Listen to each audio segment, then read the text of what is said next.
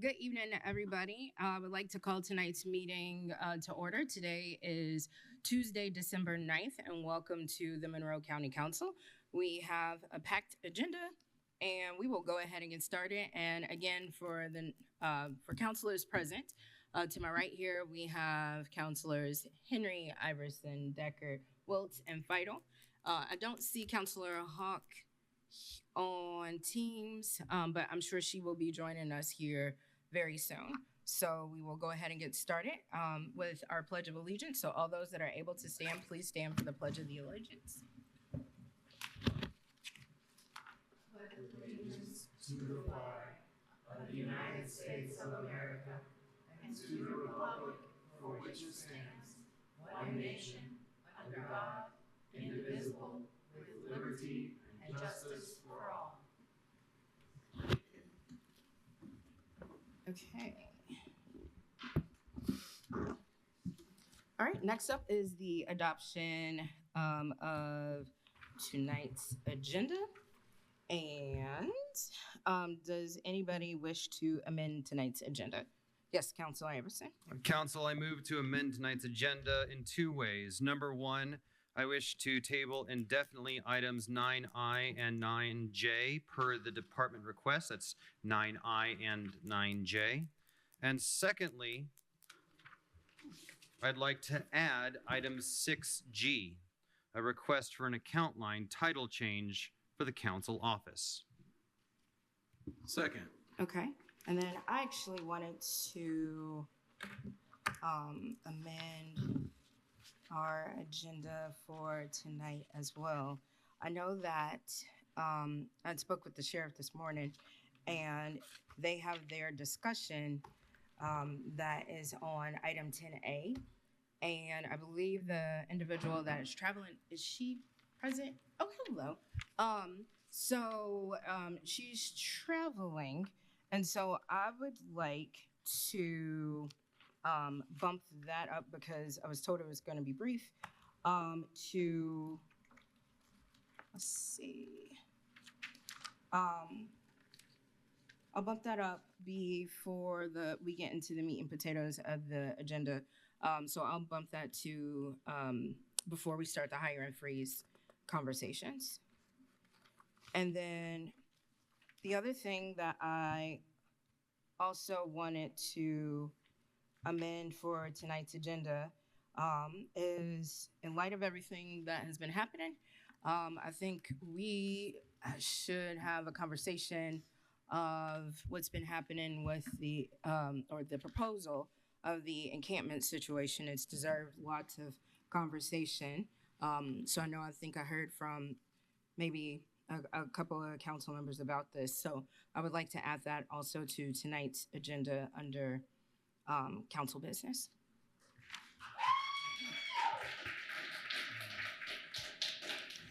Second. Will that be A or B or C or D or E? Why don't we make that, let's bump C to D, and let's make the conversation item the new C. Ask another question.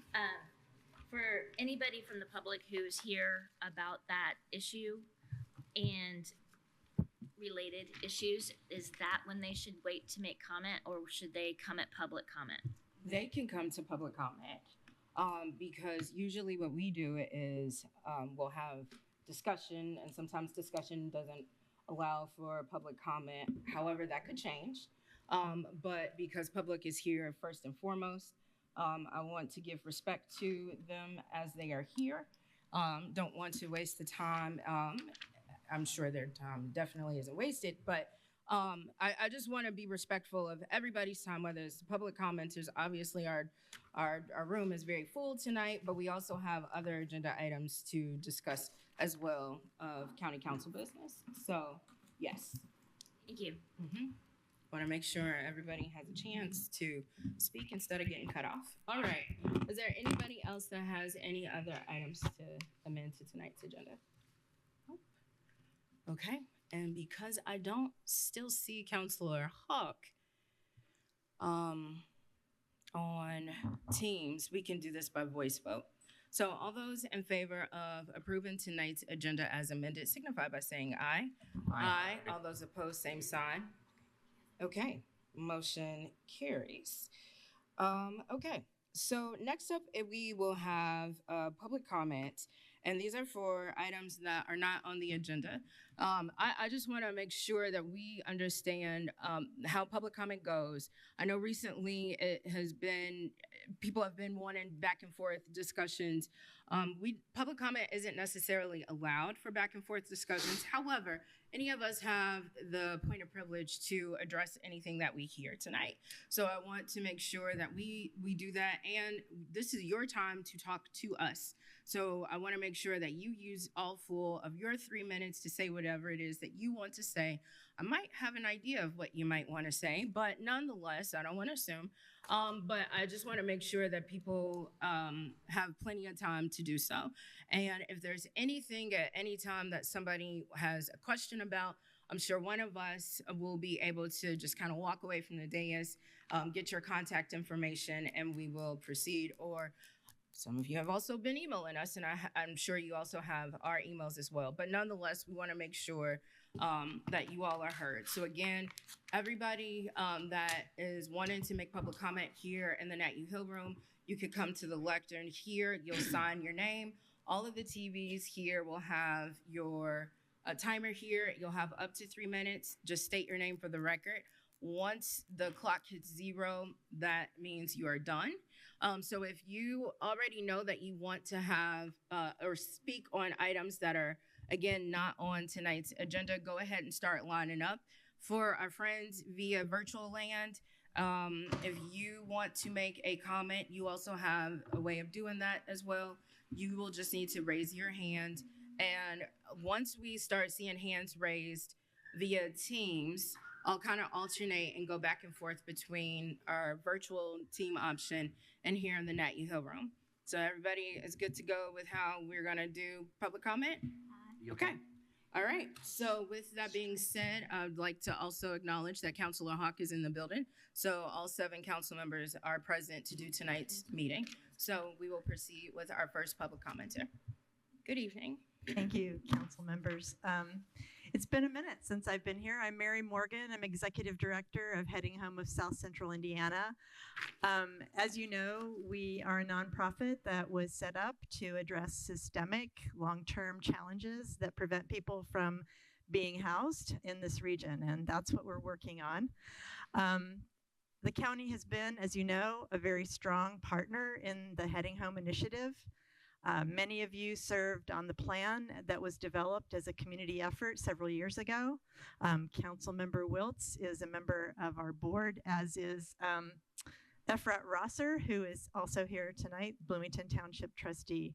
I'd also like to introduce one of our key staff, Erin Reynolds Nyland, who's in the back here. She's our Director of Housing Stability and is overseeing this new staff that we're hiring for street outreach and diversion and prevention. I guess I'm just here tonight to say that there are a lot of different partners, including Heading Home, but many, many others in this community that have been doing the very challenging and long-term work of working with people who are seeking housing. This is not something that we can solve overnight because, like all of us in this room, everyone who is unhoused has their own unique history, their own personal story to tell, their own reasons for arriving where they are today. So I hope we can all keep the individuals and their histories front and center as we talk about some of these system challenges that we're experiencing and how we can work together in partnership with the county, with the city, and our other partners to really improve and shorten the length of time that people stay homeless, or that we can prevent people from becoming homeless in the first place. I would love to come back and give a longer report about some of Heading Home's work and some of the challenges and solutions that we're working on. But tonight I'll just say thank you for your partnership, and I know it's a difficult issue, and we need to work together to improve all of the lives of residents here. Thank you. Thank you. I don't see any hands raised via Teams, but again, if there's anybody that is on Teams that would like to speak, go ahead and raise your hand. And until I see a hand raised on Teams, I'm just going to keep going here in the Nat U Hill room. So again, state your name for the record. You'll have up to 3 minutes. Hi, everybody. My name is Shelby Porteroff. My pronouns are she, they, and I want to thank you for taking the time to listen to our concerns. I'm going to move as quickly as possible. I've got a lot to say. Given that we have limited time, I won't spend much recapping the series of deeply flawed events that led us to this conversation. But if there are any concerns, I encourage you to follow up with me or us individually for more detailed discussion. I do, however, need to address a few things that have occurred today. The first of note is that we have been informed that the agenda line item up for discussion tonight pertaining to the Cumulative Capital Fund has been pulled from discussion by the commissioners. This fund is being used to pay for the eviction of Thompson property, and tonight was the only opportunity for this fund to be discussed among council members in advance of the eviction date set for 12/15. We see this tactic for what it is, and we want to call attention to it. If the commissioners cancel public meetings moving forward from this evening, we recognize that tactic too. This is hiding from the very constituency that they are obligated to represent. Secondly, is that just hours ago, I was texted by Commissioner Thomas, who informed our group that the meeting she scheduled for us to discuss this issue has been moved from its designated time. This meeting was set in collaboration with us for Wednesday at 7 p.m. via Teams. Commissioner Thomas has moved this meeting to a work session on Thursday at 1 p.m. at a time that we are not available to attend due to our jobs. Commissioner Thomas was aware of this. She also discussed in her office hours on December 4th that setting a meeting required public open door policy and must be in person if exceeded a number of attendees. When I personally pushed back against this schedule change, her response today was that this was the only time that worked for the commissioner schedules. I just want to note and go on record that all of the people here tonight who were at the commissioners meeting last Thursday have been working around their full-time jobs, their personal lives, their support of this community, in addition to attending these meetings, scheduling phone calls, and hours of informal pop-up discussion with county officials. Our time is valuable, and it is the duty of these elected governing agents to accommodate their constituents. You represent us. By this point in time, I assume the majority of the council members have been informed that the Thompson property, also called the RCA camp, was slated for evictions of the unhoused community that lives there on December 8th.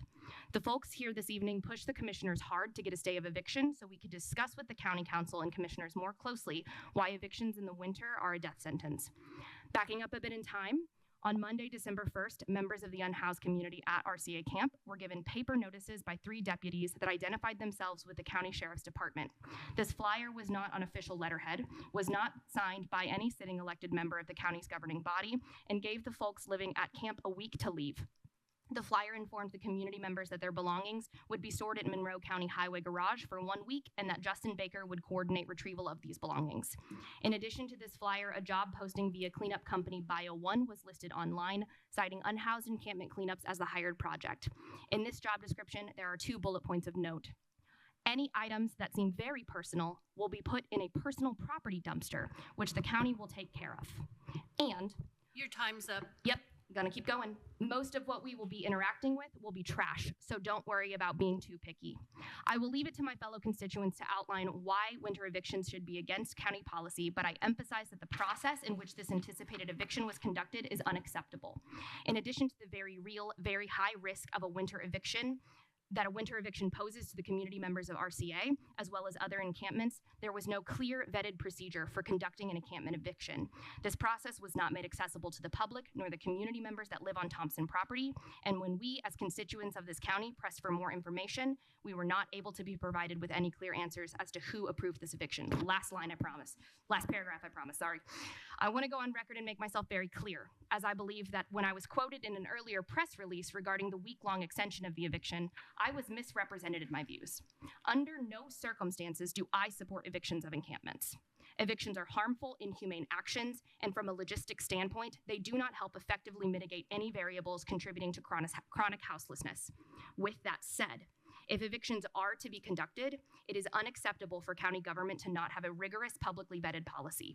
We urge and implore the council to demand the county commissioners to create procedures that are reviewed in collaboration with outreach members and houseless community members. We also urge the council to encourage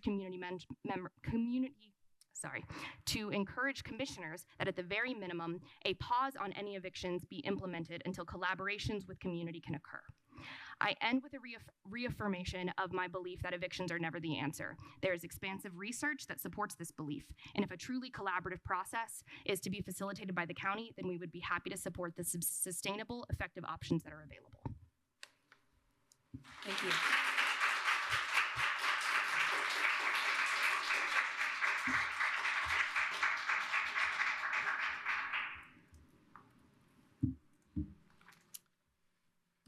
Hi, I'm Aoife Moss. I'd like to talk about the critical need to make winter evictions against county policy and encourage the council here in discussing legislation with the commissioners.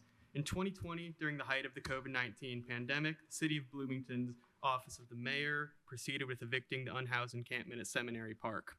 This was done against the direct guidelines of the CDC that stated unhoused encampments for public health should be left alone, in place, and undisturbed. A member of that community died just a few days after this eviction occurred. I want to bring us a closer case in time that fortunately did not result in the deaths of our friends in the houseless community, but very easily could have. Yesterday, December 8th, the City of Bloomington proceeded with an eviction of the Brown Woods property on the west side of town. Despite public reports for the city that only one person remained at that camp, I can say personally, there were 5. I was there last night. There's 5 people, 1 dog. Still calling this site home. HealthNet, an organization that has been identified as a resource employed by the city and the county, went out to this property, collected all of the individuals' blankets, clothing, and other warm belongings, told the folks they would return to help them move, and never came back. Let me be very clear on what happened here last night. HealthNet, an agency contracted by the county and the city, left 5 people without their warm gear outside in the evening, anticipated eviction in the dead of winter. The average temperature yesterday was 27 degrees Fahrenheit with a low of 18, not including wind chill. Myself and many other people of the community spent the better part of yesterday evening in Brown Woods helping those 5 individuals. One of us set out to calling the city government with just 5 minutes to spare before their business hours concluded. Their only concession that they would not evict until 8:30 this morning. They did not offer to get any of these 5 individuals' camp secured housing for the evening. That was all on us. We were able to leverage our community partnerships with Hotels for Homeless and their director, Katie Norris, to get all 5 of these people in a hotel for the night. This emergency would have never occurred if evictions were not permitted in the winter. It is with this that we emphasize not the necessity for making winter evictions a violation of county policy and encourage immediate legislative action. We ask that the council support this initiative and ask for the assistance in impressing this need upon the commissioners. Thank you. All right, thank you. Now I'm going to go to teams before I go back to here in the Nat Hill room. Person Jonathan, you should be able to unmute, and again, you'll have up to 3 minutes. All right, so I don't really have anything I'm sorry, can you state your name for the record? Sorry, that's my bad. My name is Jonathan Merriman, and I don't necessarily have a prepared statement, but I just want to express my opinion and tell everybody that I really believe that these evictions are cruel in the truest sense of the word. They will lead to the deaths of multiple people, more than likely. And there's a reason why these people are in homeless encampments. It's because they don't necessarily really have anywhere else to go. And I just think that at the very least, the county commission should stay these evictions. I believe that they should prevent them entirely, but at the very least, they need to be stayed to winter, or stay till spring. I'm sorry. That's really all I have to say. Thank you. Thank you. All right.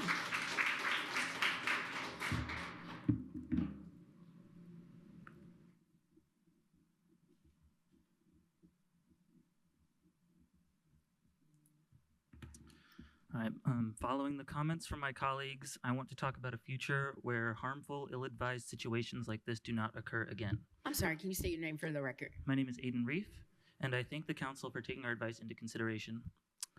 The literature regarding effective solutions to chronic houselessness supports housing first. This does not mean shelters, it means houses. Put people in houses. Right now, Bloomington and Monroe County are in a housing crisis. In addition to this, there is word circulating that Crawford is closing due to the loss of federal funding. If this occurs, the people living at the site will most likely be unhoused. Our crisis is not shrinking, it is growing. Evictions, which are a costly financial project, not only directly oppose what the evidence suggests, but sets our community even further back.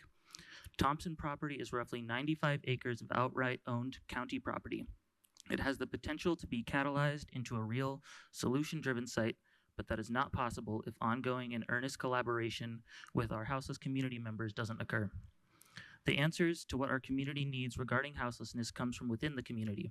Working with and talking with the individuals that live at encampments is not just recommended, it is a necessity for any success. The literature also supports this. However, in order for that to occur at all, a foundation of trust has to be built, and continual evictions have created substantial damage to any possible relationship between government officials and unhoused citizens. Another eviction, like the one set for December 15th, would cause such damage that repair may be unobtainable. Let it be stated that the first step to building trust and lasting change is not staying this eviction on Monday the 15th, it's staying evictions permanently, followed by reform and a procedure created in tandem with houseless individuals.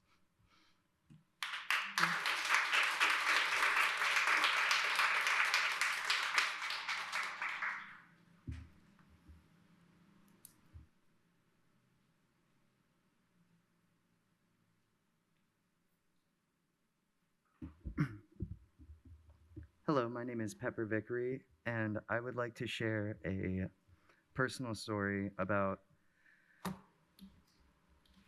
how these evictions can affect those of us that are the most vulnerable. I would like to talk about a friend of mine. I met them when they were sitting on a curb, just crying their eyes out. So I sat with them and asked them what was wrong. They told me that their bag was stolen in the middle of the night while they were sleeping. They lost all of what little they had, what little cash they had, their wallet, their clothes, their phone, everything. They were staying in a safer location, but they were forced out by the Bloomington Police Department. And the first night in the new location, this happened. They were forced to walk everywhere, even though they had a broken ankle and were in a boot. They also were diagnosed with cancer, and due to their situation, they were unable to seek treatment. I would like to remind everyone here that these policies affect real human beings. They're not numbers, they're people with names and faces, and to evict somebody in the middle of the winter it shouldn't just be illegal, it's absolutely cruel. I do not believe that I don't know what solution the city is looking for when they decide to evict the unhoused in the middle of winter. It only tends to make everything worse. And I think the city should really think about moving forward with a housing first policy. Multiple studies have shown in the few places that this has been implemented that housing first works, and it massively reduces the amount of unhoused and the dangers therein of being unhoused in the cities who have implemented this. I would also like to remind the city of the Martin v. Boise principle that cities should not punish people for sleeping or camping if there is no access to an alternative. And as the city should know, there's not enough alternatives for most of these folks. And what little we have is full and inadequate to support our growing community's needs. That's what I have. Thank you.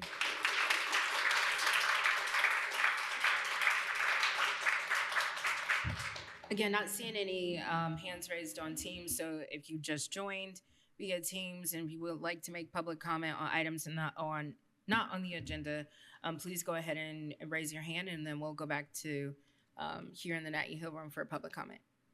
Hello, my name is Moby Jean Glazer. I'm a trauma therapist here in Bloomington, and I also live in the Broadview neighborhood.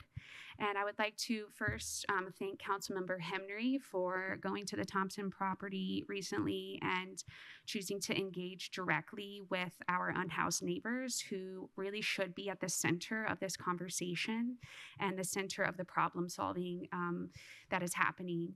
I have been in proximity with a very small, and I will emphasize small, group of neighbors who have had complaints about the Thompson property. And I think their complaints really speak to the lack of understanding of what it is to survive living outside, the lack of understanding of what resources are truly available in our community. And we are seeing a policy and a decision from the commissioners and the sheriff that is really centered on the discomfort of a small group of privileged people who live in a certain social location.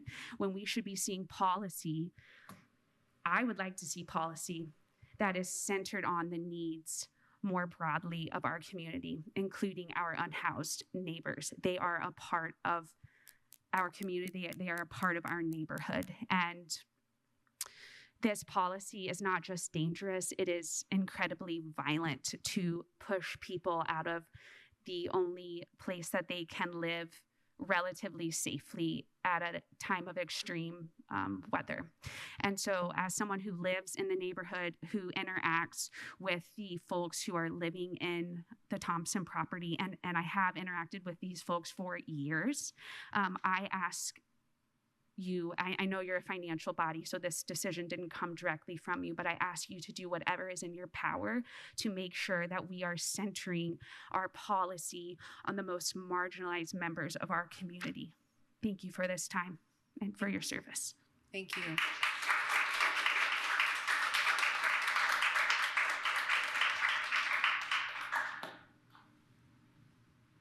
Hello. Hi. My name is Toby Robb. I came all the way here from Indianapolis. I got on a bus on the southwest side of Indianapolis at 11 o'clock this morning and traveled for 4 hours to get here. I bring that up because there aren't a whole lot of situations that would make me do that. This is a matter of life and death, and I want to emphasize that.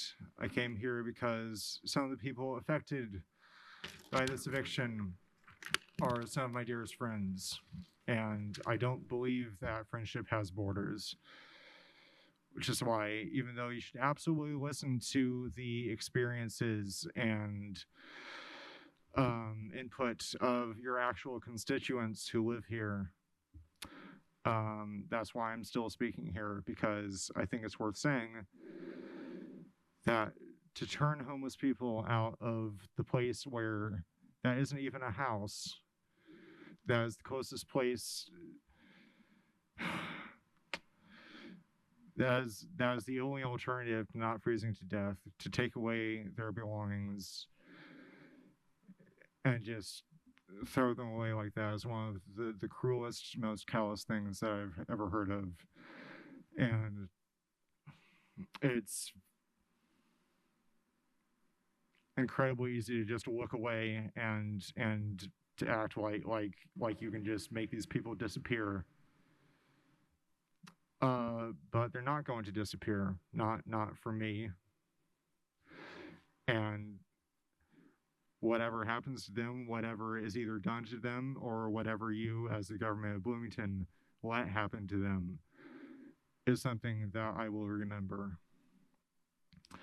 for whatever that's worth. So I would ask you in the most vehement terms possible, do not let this happen. Thank you very much.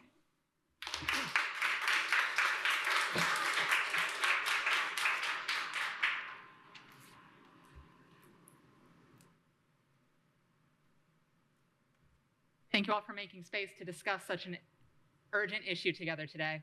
You can My say name- your name. Oh, so I'm so sorry. Keep going. Sorry. My name is Ashley Shanting, and I'm a current resident of the Thompson property camp that has been the subject of so much discussion in recent weeks. Before I was a resident of our camp, I lived in the neighborhood nearby and serviced the area as an outreach volunteer. Like others who have shared their testimony in this conversation, I became homeless as a result of a dynamic disability, an autoimmune disorder which causes brain swelling and fainting spells when I'm exposed to mold, building materials, and certain cleaning and grooming products, to name a few. Upwards of 90% of housing or employment options are unavailable to me for more than a short time as a result. Other folks I camp with have stories related to domestic violence, moderate to severe mental health disorders, old school sports injuries, and previous failures by housing services. Whatever brought us there, about 40 individuals call Thompson Woods home, and my understanding is that this has been the truth for about the past 10 years. It is also my understanding that this number is roughly half the population numbers reported to the counties by the nonprofits you pay to manage us. I've come to understand through recent research and press that sensational reports about our camp are the norm, with one source quoted as saying there are hundreds of needles littering the property and another citing wanton property damage to the infrastructure at nearby RCA Park. The whole camp was grateful to Councilor Henry and Commissioner Madeira for taking time to visit on Saturday and see for themselves that these reports are categorically false. I was grateful for the opportunity to show them my reinforced tent with its contained propane heat, hardly the critical fire or freeze risk cited in other available reports. Not to speak for anyone, but they seemed pleasantly surprised to meet my neighbors and hear firsthand how motivated we are to maintain our camp to a comfortable standard and encourage the least obtrusive, most pro-social behavior possible in one another. Councilor Henry seemed quite sheepish at the end of our visit for having to ask about our restroom habits because he hadn't seen any evidence of the prolific human waste that had been reported to him. One point my housed colleagues have made many times in the campaign to save our camp is how visitors to homeless camps rarely find the reality matches the sensationalism. They cite how welcoming we are to them, how we've adjusted to navigating the world with good humor and care. I've heard them say several times that one might be surprised, but the fact is that no one in my camp is surprised. We understand the limitations of the services available to us, and we understand the intense weight of having nowhere else to go. When every other option fails, Thompson Woods and our neighbors there give us shelter, safety, care, and agency. What's that saying about home is the place when you have nowhere else to go, they have to take you in? By this definition, Thompson Woods is fully our home, and I urge this council to do everything in your power to delay our eviction as long as possible into the spring and beyond. Thank you. Thank you.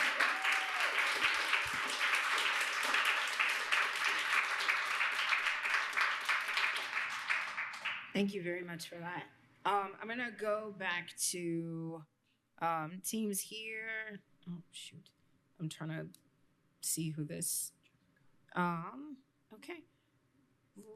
All right. So Jessica, if you can unmute yourself, state your name for the record, and you'll have up to 3 minutes. Yeah, sorry, I'm Jesse I'm Kagi. so sorry. And I'm sorry. yeah, no, you're fine. You're fine. I want to thank you all for being here. Like I said, my name is Jesse Kagi, and I'm a Monroe County resident in District 1. And I want to take time to talk about the concerns this eviction has raised in terms of funding and the transparency around tax dollar spending. Specifically, I want to question how the commissioners can put the funds behind this eviction into use without your oversight as council members or that of their constituents. After digging into previously documented meeting minutes, public record, and conducting meetings with county officials, it has been made clear that the money being used to fund this eviction has come from the Cumulative Capital Fund Contract July 2024, number 1198, which is broadly defined in its use for services and contracts. While this fund does not encapsulate, what this fund does not encapsulate is emergency management, law enforcement support, or health and social services, all things the commissioners have already committed or plan to commit to this operation. As you all know, this fund is most often used to support general property maintenance, including landscaping, hauling away old furniture, or bringing in electricians and plumbers. It does not expand, even with this loose definition, to work that requires detailed collaboration between multiple agencies, each bringing their own approach to the execution of this camp clearing. This will be a massively expensive undertaking, far exceeding the $35,000 contract already signed with Bio1, and we have no idea where that money is coming from or where it is going. I'm sure we've all seen the argument that supporting the needs of unhoused people in our community is an unnecessary expense on the part of the taxpayer. While I vehemently disagree with this position, I can sympathize with the frustration of seeing taxpayer money going straight down the drain. And this is what we are seeing every year with these rinse and repeat evictions. These expenditures are not only incredibly wasteful and ineffective, but represent an inappropriate use of county funds. I urge the council to push for a stay on the eviction at Thompson property until the spring to ensure that this funding is not only accounted for, but that this type of overreach into county funds can never occur again. Thank you.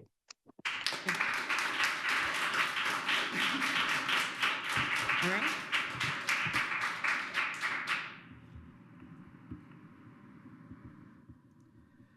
All right, my name is Sid Doss, and firstly, I'd like to reiterate all of the points that have been made by everyone before me. And I would especially like to emphasize all of our collective stance that we do not support any forms of evictions at any point, regardless of season, regardless of location. This has never proven to be productive at all and has only caused more harm than anything else. The main thing that I'd like to share, though, right now is focusing back in on the slated evictions coming up within a few days, within the week. I'd just like to reiterate that as anyone who is working for the state, city, or county, it is your responsibility to oppose the upcoming evictions by whatever means that you have, regardless of the stated responsibilities of your roles as either council members, commissioners, mayor, or anything else like that. These evictions have been deadly for people in the past, and it will result potentially in even more deaths if it is carried out. So given that alone, we demand that this is discussed fully and all options of postponing this eviction and preventing all in the future is discussed and carried out by any ways that y'all are able to. Thank you. Thank you.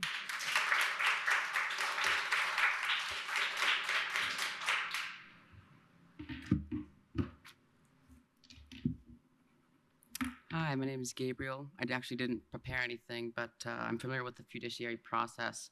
I wanted to ensure that my colleagues were able to get the humanitarian angle across before I came at you with some policy recommendations and steps moving forward because you are the fiduciary body, you are in charge of process. I would like to highlight the egregious process failure of the Commissioners Board. It is the first step of evictions to make sure services are rendered unto the unhoused community. The Commissioners have chosen Health One and the SSOs to facilitate that, as we have seen both yesterday in the failure of Health Net services and the repeated experiences, lived experiences of the unhoused folks, the lack of access to services, process has broken down. The first step to evictions, which is the ensuring that services are rendered on these sites pre-eviction, has not come to fruition. If nothing else, this is grounds to stall. Secondarily, process fails when funds have no oversight. These funds came from the Cumulative Capital Fund. They were okayed through administrative processes. These funds were not allocated from elected officials, but staff members, two of which are in this team's mission, this team's meeting. It is my opinion that the fiduciary body would have some form of oversight over these cumulative capital funds, that funds don't go silently into the night into contracts that do not cover the full breadth and scope of an eviction project. This is a massive interagency undertaking involving LEOs, emergency medical services, and contracts with cleaning companies. That has not been established. And as a taxpayer, I would like to know where my money is going. At the very least, your body should be investigating both the financial and non-financial processes of eviction and seeing that the county does not currently have any, establishing those before moving forward with a property eviction at the Thompson property. Accountability is incredibly important in government, and we as voters cannot hold accountable staff positions. It is absolutely incredibly callous that those who we do not elect have the opinion-making power to make life or death decisions for our most vulnerable neighbors. I would like to reiterate process failure on part of the commissioners, process failure on part of Health One, process failure on part of the city in communicating with the county. I'm not sure if these numbers were reiterated. I don't know if any of you know how many beds are in the city for homeless folks. Total, fixed number, it's 259. as of the 2025 January census, which was 11 months ago, there were 305 individuals noted as homeless. We know that there are more. Many places don't disclose for their own specific and valid reasons. That means that there's a deficit of over 45 beds. And so when, Counselor Thomas or Thompson guarantees us that every person at this camp will have a warm bed this cold winter week when that eviction happens, it's not that she's lying, it's that the process has not given her the correct numbers. These numbers were pulled from your Monroe County white flag procedure. So you have these numbers, they're accessible. Clearly there was a miscommunication in resources, in supply lines, in interagency, cooperation. All these are grounds to stall this eviction. This will lose a life. And I think there's plenty of policy that you can put forward and procedure that you can iron out that could prevent this until spring. Thank you for your time. Thank you.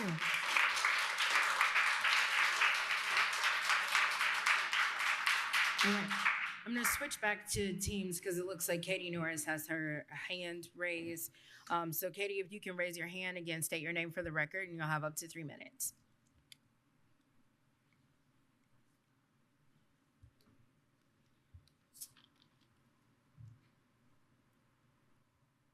Able to hear me? Yes, we can hear you. Okay, I couldn't figure out how to raise my hand again. Hi, this is Katie Norris. I'm Executive Director of Hotels for Homeless. I also do not have something prepared. I scribbled a little bit down, so I kind of jumped in here impromptu. We did take 5 people and 1 dog last night from the camp that had been evicted on the west side. Because we had to do that, we had to raise emergency funds to be able to do so. These were community donations that people in our community decided to share their funds, their money, to be able to make this happen with a quickness. These funds could have been used for others who have not found and worked hard to make an unused area of land into a safe and survivable home. People who live at long-term camps are the last to use our emergency survival services at Hotels for Homeless, if they even use them at all. And the reason I believe for this is my own personal opinion, is that they have created a place that they are able to survive. These are not the people in our community experiencing homelessness who are sleeping on the sidewalks or in abandoned cars or buildings. They are not the ones that get turned away at the end of the night by the shelters once they have been full and go into full-blown panic mode because they have no idea where they are literally going to lay their freezing cold bodies at night to sleep. These people have found an unused piece of land in our community and created a safe and survivable home. It is their home. They have a place to take their food. They have a place to store their clothing. They have a place to keep their medicines safe where they won't be taken or lost or destroyed. They have a place for their beloved pets who may have lived with them for a decade and are elderly. And, we don't know. That dog could have lived with somebody for 10 years in a safe and stable home before a medical condition caused them to lose their job and be evicted and yada, yada, yada. We all know how it goes. But these people are not using valuable community resources that others who have not figured out this way or have not been able to make this happen for themselves could be using. So we are very happy to provide our services to anyone in the community who needs them when we have the available funding. I just feel like our services would be put to better use for people who have not already found and figured out a way to survive living outside in a community where they feel safe and they have the supports of the others who are living in that community with them. That's pretty much all I have to say. If anybody needs to reach out to us for help, or if they also would like to help us, they can reach out to us at h4hbloomington@gmail.com. Thank you. Thank you.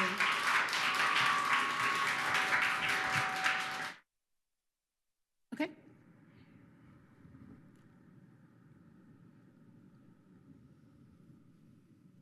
Hi, my name is Mo. I just wanted to speak to something that some other people have spoken on, the fact that while an eviction in winter is incredibly hard, evictions at any point of the year are just unacceptable.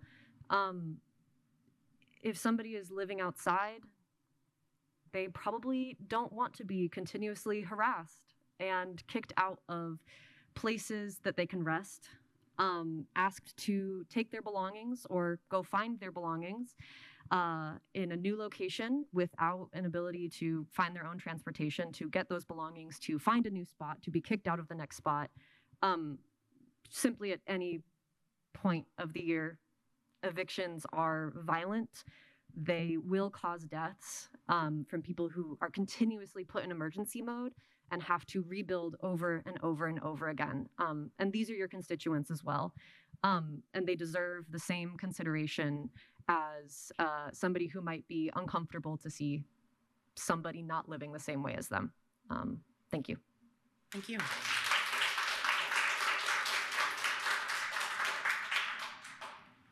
Okay.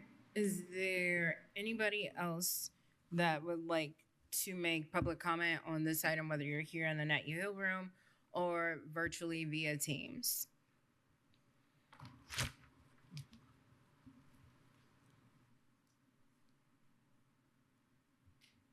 Hello, my name is Maureen Langley. I have lived in Bloomington all 28 years of my life. I've never been to a county council meeting before today, just because I think this issue is an important one, and I just want to publicly speak on the record to say I do not support the evictions.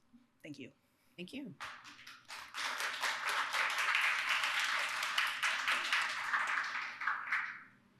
Okay. Hi, my name is Anjali Biswas, and I just wanted to say I think people did a really good job in like showing that the bureaucratic process to stop anything when we say that like any negative outcomes of these evictions, we can see like very clearly that that is not working. And we know that in many ways that this is a death sentence for people. And I think that I just wanted to really bring to the forefront that these people in many ways, as like evidenced by someone who spoke earlier, are doing what the state has in many ways failed to do, which is find safety in a time of extreme crisis. And their safety that they've found, these evictions will do nothing other than take away that safety. It does not give anyone else in the community safety. I do not feel safer knowing that my neighbors might freeze to death. And I also I imagine too that people get into local government because I think people here, and like all of us in this room, know how important these decisions are, and like really how important it is. These decisions in these moments. I think it's been very obvious. People don't get into local government to become executioners, and I think that this is a death sentence. I think that knowing that especially in this moment of this extreme cold, although of course I think evictions again are never the right way to go. Evidence by literature is not the option. This is especially, capital punishment is especially a harsh crime for the crime of not being able to pay rent. So I really hope that we can realize that in this room, we all care about these decisions. We know these decisions are going to have that impact, and to choose safety over violence and fear. So thank you. Thank you.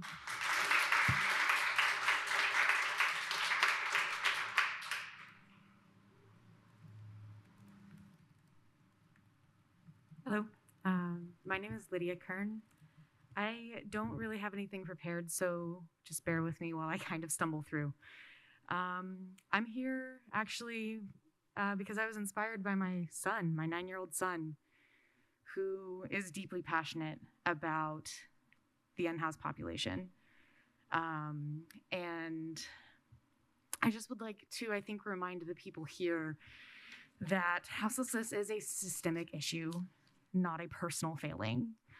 And that any one of us in this room is far closer to being without a home and sleeping on the street than we ever are to being rich and powerful. And I would just beg for, towards your humanity and towards seeing these people as people and not different from you in any way, fundamentally. And that the harm of evicting people from a place where they are not causing trouble, they're just trying to live peacefully, that is doing so much more harm than the slight discomfort of people around them that maybe have a lot more privilege and a lot more comfort.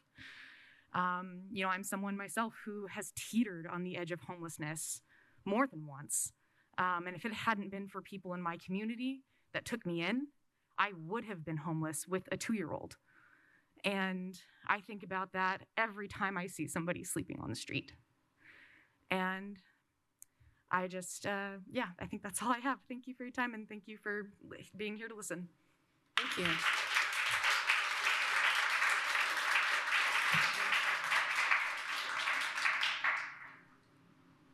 Okay. Last call for items not on tonight's agenda.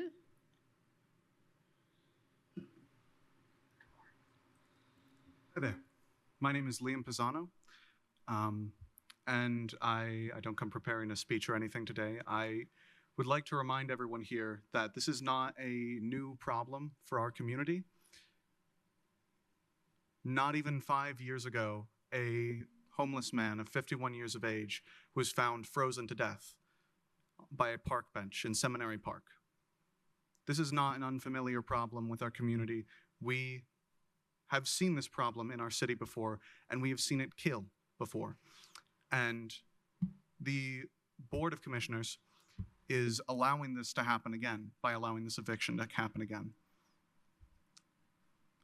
And I think every one of us has a duty here as members of any civilization and as humans ourselves to protect these people, because these people are, through neglect, being killed. I yield my time. Thank you. Thank you.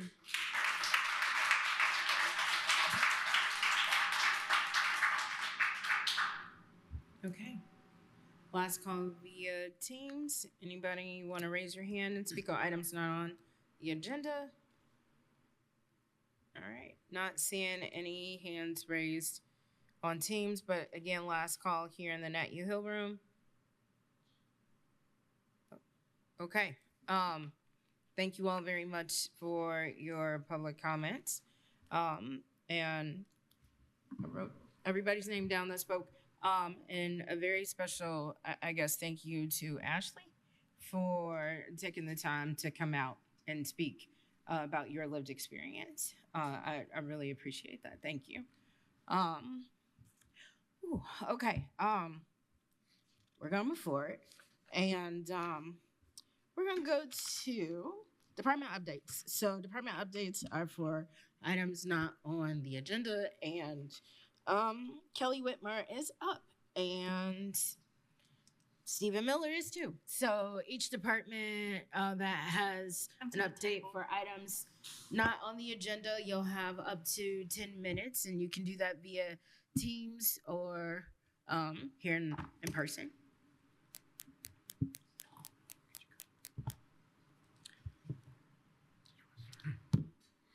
We're both here together because Steve came to me with a brilliant idea, or I thought it was a great idea. We bought 40 benches from the Pendleton Penitentiary, and on the benches are on the benches are are QR codes for the 988 suicide prevention hotline. With these 40 benches, they may seem simple, but they carry a powerful message that help is always available. Each bench serves as a quiet reminder that someone in crisis can reach out by dialing 988, then pressing 1 to be directly connected to a service provider who's trained and certified to help veterans in crisis. Most of the benches are going to be located at the Monroe County Nature Preserve, but others will be at Karst Farm Park, the Karst Farm Greenway, the Flatwoods Park, Limestone Greenway, Will Detmer Park, Jackson Creek Park. And I want to offer a heartfelt thank you to Kelly Whitmer and the whole parks team for making this happen. It's really incredible to see the community come together to help veterans. And what we did also with Pendleton is that we had to take 2 staff members up there with our trailer and our truck, and they had to go through tight security and get all the benches loaded. And what our park superintendent, Andy, mentioned to me earlier was that the inmates, the gentleman who built the benches, signed their names on the bottom, and that they did take care. These benches are extremely well made, and I believe it is a sense of pride to them knowing that they're going to parks around the state of Indiana. I wanted to also mention that Wreaths Across America will be happening this weekend on Saturday. In Monroe County, there'll be 10 different locations where we're having celebrations and honoring our deceased veterans. There's going to be a ceremony at the Elks Lodge 446 at 400 North Walnut at 10:30 on December 13th. There'll be a wreath laying that follows directly after at about noon at the Rose Hill Cemetery. Additionally, there will be wreath layings at White Oak Cemetery, Gosport Cemetery, Unionville Cemetery, Shiloh Cemetery, Valhalla Elks Rest, Burgoon, South Union, Prairie Chapel, and Dog Island. I wanted to thank you for supporting these efforts, both the 988 benches that provide hope and the wreaths that honor our veterans' service and sacrifice. These initiatives reflect our community's commitment to remembering, supporting, and caring for those who have served. Thank you. Okay, thank you. Does anybody have any questions for them? All right, Councilor Henry, and then I'll go to Councilor Iverson. Thank you both for being here, and thank you for that good news. I guess my only question is more about claiming one of the benches for Courthouse Square. Is it possible for us to get one here, or is it really just designated for the parks? No, I mean, I'm sure the commissioners would, I can't speak for the commissioners. Of course not, but... But you can ask them yourself. We would be more than happy to drop one off. Yeah, I may do so. I mean, just given the information on them and just the foot traffic downtown as well. I mean, it just seems like a wonderful opportunity to take advantage of what you all put together. So thank you for all that work. Yeah. Mr. Miller, you riddled off a long list of events for Wreaths Across America. For those watching, or for those of us that want to attend one of those many ceremonies, where can we find that list or more information?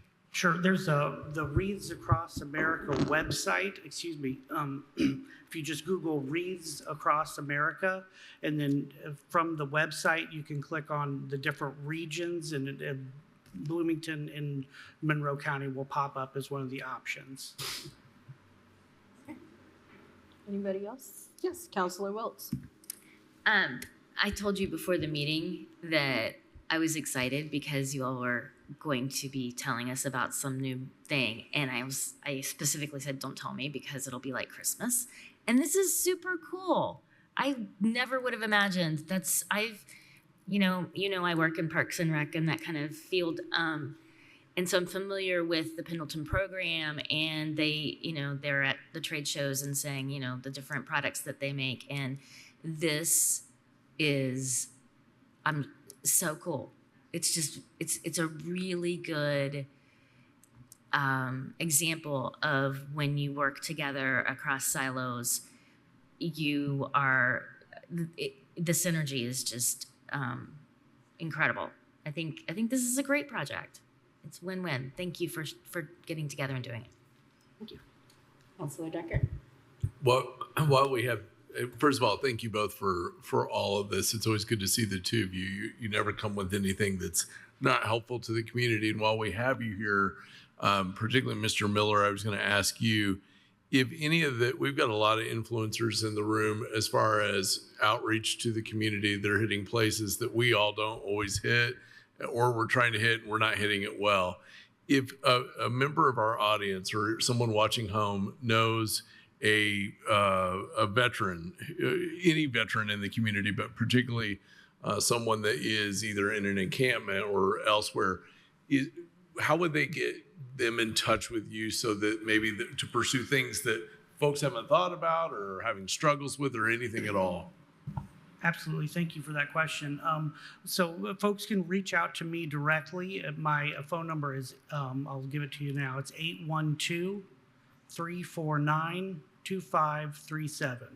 I do a lot of work with unhoused veterans and veterans who are at risk of homelessness. So if any veteran or family or concerned citizen wants to talk about a veteran or what have you, please reach out to me. I'm happy to help get the ball rolling, if someone who's at risk of homelessness, we can help get them passed on to some social workers and Heading Home and other organizations like that who can help get them back on their feet. I appreciate that very much. And I know sometimes people are meek about, well, I'm not sure that's for me. But this office with Mr. Miller is beyond approachable. Every time I pass by there, they are literally assisting somebody who served that we made a lot of promises to as a country. And on the back end, Mr. Miller and the team really helped to get that done for them. So thank you. Welcome. Thank you. Any other updates or questions? All right. Well, thank you very much. We appreciate it. All right. Next up, we have an update for our. Did she leave? Oh, hi. One of our township trustees, Efrat. Oh, look at that. That's unheard of. Please proceed. Is this a quorum of township trustees? No, not quite. Yeah, read it right there. Yeah, she's. You can bring a chair up another chair. Yeah. The microphones move around, so if you need to pass microphones, you can do that. Yep. Thank you so much. Yes, you're it's very good to see everyone. Efrat Rosser, Bloomington Township trustee, and also here as part of the Monroe County Trustee Association with some of my esteemed colleagues. If you want to introduce yourselves real quick. I'm Rita Barrow, Van Buren Township trustee. I'm Joan Hall, Salt Creek Township trustee. Michelle Bright, Benton Township trustee. There are 11 townships within Monroe County, and I want to pause for a minute and just acknowledge we planned this date some time back, not realizing what else might be on the public's mind, and just thinking about the threat of eviction prevention. This is kind of timely. So I did have a presentation. Thanks for pulling that up. I'll try to, I don't know, do I tell someone when to move to the next slide? We'll try doing it that way. Okay. So yeah, just by way of introduction, we thought we'd overview just the townships a little bit, what we do, the impact we have in the community, and the challenges we're facing, along with many of our colleagues and other governmental bodies as we move into the next couple of years here. So there's a map up there of Monroe County and the townships. There's also a website at the bottom there. If anyone's unsure of what township they live in, that's a really good way to look it up.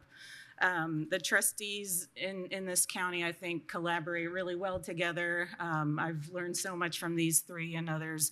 Mr. Combs sends his regrets. He was supposed to be here. I have a memo from him instead I'll share with you. All right, and on to the next one. Just to talk a little bit about townships, we are each independent government units. We each have a board that we answer to, and we're all independently elected. And townships are the oldest form of government around here before the state, city, county came along. We were here, and so a lot of our duties kind of go back a couple hundred years, and we continue to evolve what we do to meet the challenges of today. I put your tax dollars at work because I say that often in my office when I hear from people who walk in that maybe never needed help before, but something happened. Saw this a lot with the federal shutdown recently. And a lot of people struggle to ask for help. And I just remind everyone that these are your tax dollars at work. If you've been here, whether you actually own property or you just reside here and consume here and work or play or any of that, your tax dollars support the townships, and so don't hesitate to come to us at a time of need. we are charged with providing for the health, safety, and general welfare of our residents. And next slide, some of the ways in which we do that. I think most of you know we provide a large amount of financial assistance for emergencies that households and individuals face. Every year we help thousands prevent eviction for thousands, and we keep the utilities on, the lights on, we keep the water running. For a lot of folks, we provide food in either a pantry form or a voucher. We assist with dozens and dozens of burials and cremations for individuals each year. Medical assistance, transportation, a lot of information and referral and light casework. So we really attend to the most urgent needs. People come to us usually on their worst day, possibly with that eviction letter in hand or that utilities disconnect. Next slide. We also have other roles that help maintain our community and help mediate neighborly disputes, we'll call them. We care for historic cemeteries, and I think between us, I don't have the data aggregated. It's kind of laborious to go to 11 townships and pull all this together, so I'm making a lot of generalizations. But I know that it's dozens of cemeteries, weed complaints when there's rank and noxious vegetation being unattended to, fence line disputes between neighbors. Some of us operate parks, community centers where people come together. And next slide. And we do a lot of other things. We support a lot of the nonprofits in our community. Again, I didn't add it all up, but I do know that between your two largest ones, Perry and Bloomington Township, we grant out over $200,000 a year to local nonprofits that support the work that we do and we make referrals to. Special events, notary services. We have a representative payee program now where we can assist anyone who receives Social Security or Veterans Administration income and has been deemed unable to care or manage their own funds. And we've had some great grant-funded programships with the county that I thought would be worth highlighting. The ARPA funds that you all shared with the townships during COVID times helped get so many households through some really tough times and allowed the townships to do that work efficiently and effectively and help get our community through some really hard times. The home repair program that was launched in the last couple of years for rural homeowners, also in partnership, has allowed us to work with really some of our most vulnerable to maintain and preserve their housing. That we're talking roof repairs, leaky roofs, insulating broken windows, water lines that are leaking and costing them hundreds and hundreds in water bills and so forth. So we can go on the next slide. We are, as I mentioned, independent government units, each of us, so we're fully tax funded. If you own property in Monroe County, you're paying a levy to some township, and we heavily rely on that. We also get a little bit in the way of distributions from a wheel tax, a gasoline and excise tax, and then we get the lit shares that you have generously shared with us over the last couple years. And for some of us, that's a significant part of our revenue picture. I know personally that's 25% of mine. I think higher for some of you. Yes. Yeah.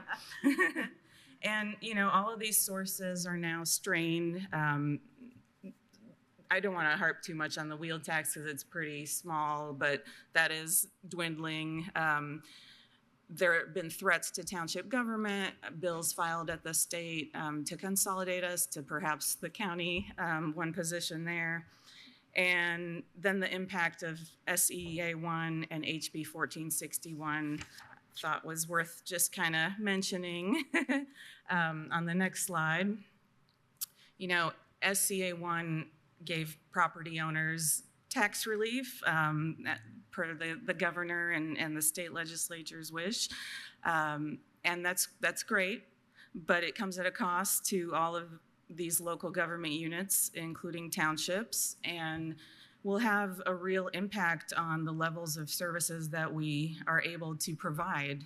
We're barely keeping up some days. I think this year will be my township's busiest in terms of a lot of numbers, the pantry and assistance, and I think others will say the same. Yes.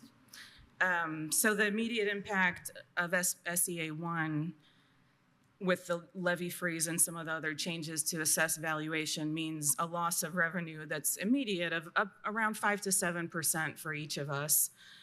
The sunsetting of the LIT in 27, 28 will have that greater impact if not replaced locally. And that total between the 11 townships is almost 1.5 million on average for those next 3 years after it sunsets. So I know you're being made to be the bad guys by the state if we want to maintain levels of service in this county. And we're not here to press you hard. We're here to just start a conversation about this and what we want to see in our townships moving forward, right? HB 1461 also had a big effect on us and our ability to operate a healthy organization as it's taking our any unrestricted funds, so mostly our rainy day funds. And on the next slide, all of these cuts, of course, come at this time when we've got this housing crisis in our state and our community, and safety programs like SNAP and Medicaid that have been cut. Not even talking about the shutdown. And so, we've been asking ourselves, and I think a lot of the community is also starting to ask how we do foresee, moving forward with all these challenges. So. Again, we're just here hoping to just start that conversation.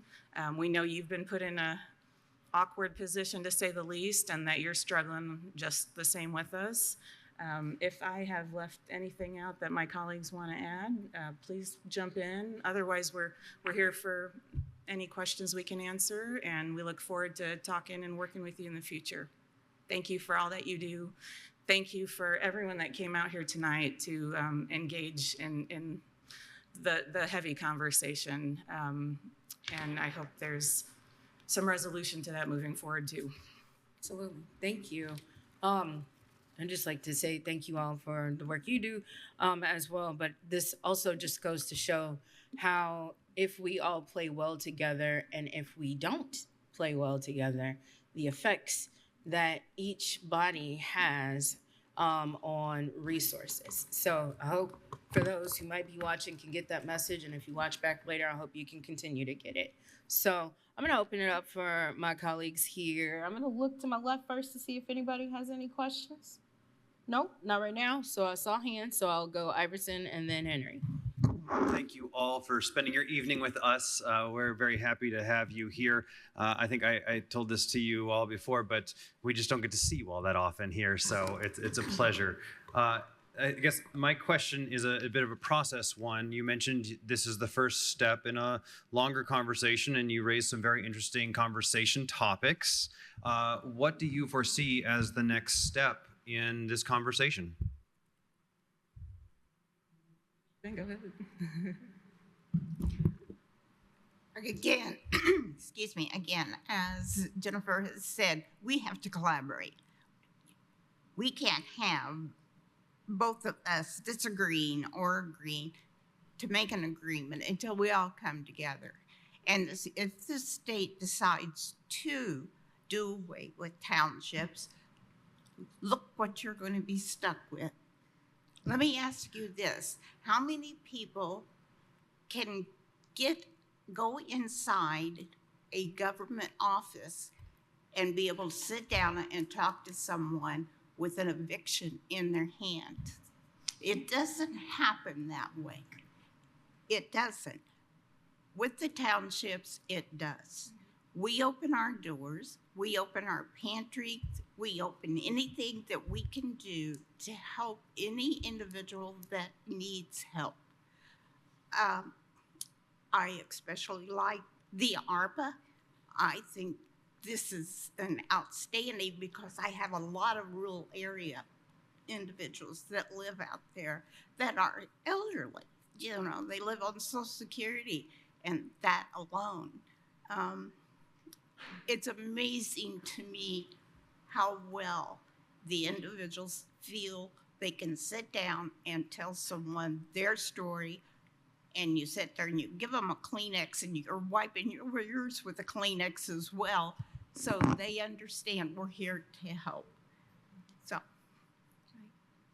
And just to add on to that, we were able to help people the same day. You know, I had an experience yesterday.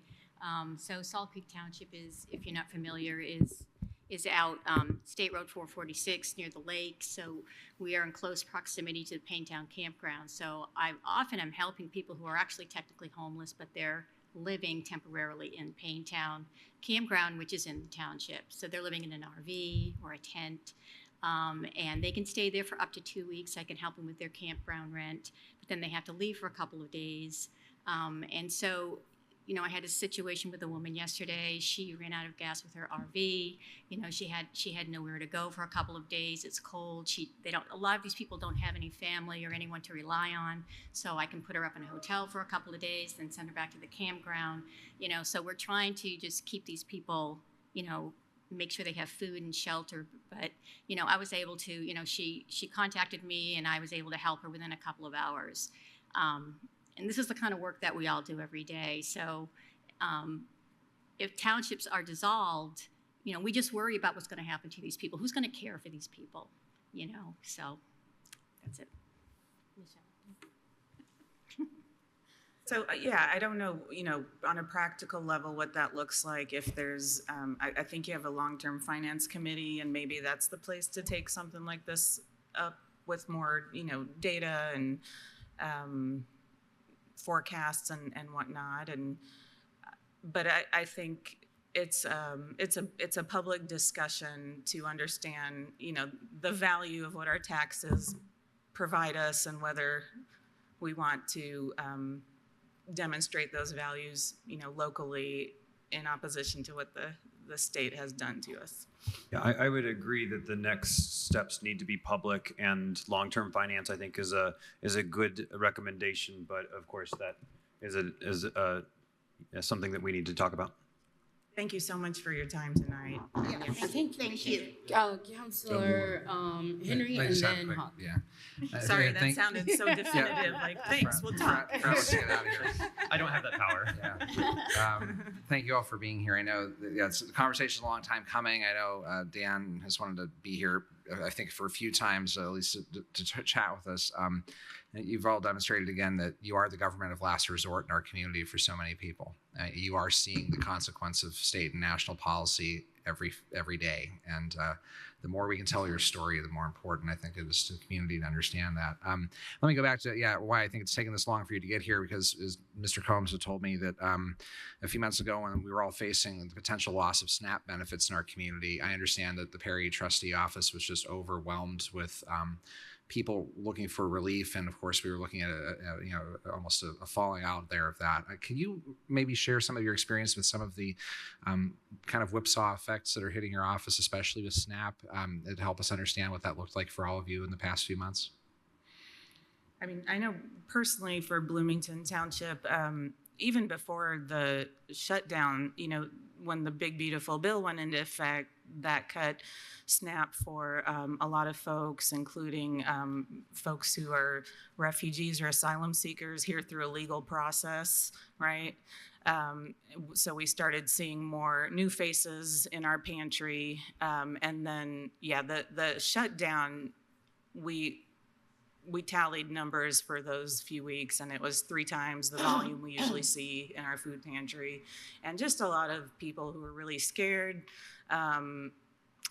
There's just a lot of uncertainty, and it still, you know, has that ripple effect, right? They may have spent more of their own funds in those days that will now come to bear as the rents due in January.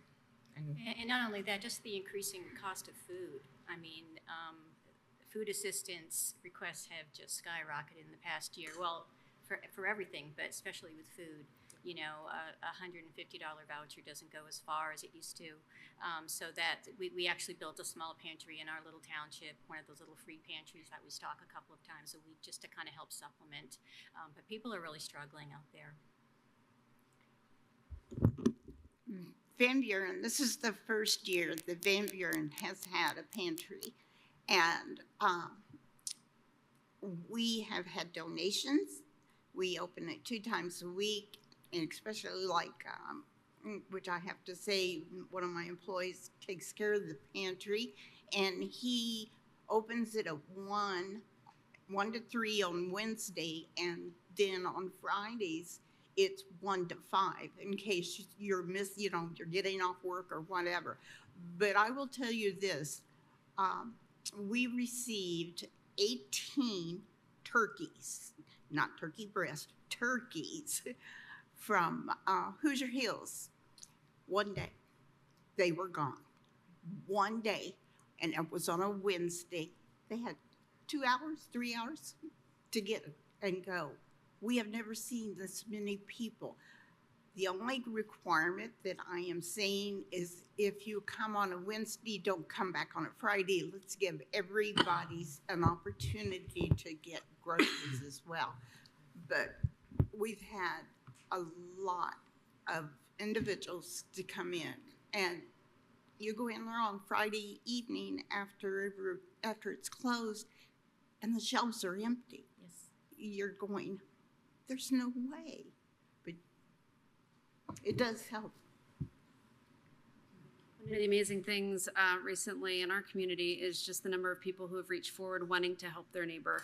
That became very busy trying to coordinate those efforts. And we also have a food pantry, and I would go there. It would make my heart so happy because it would be just busting at the seams.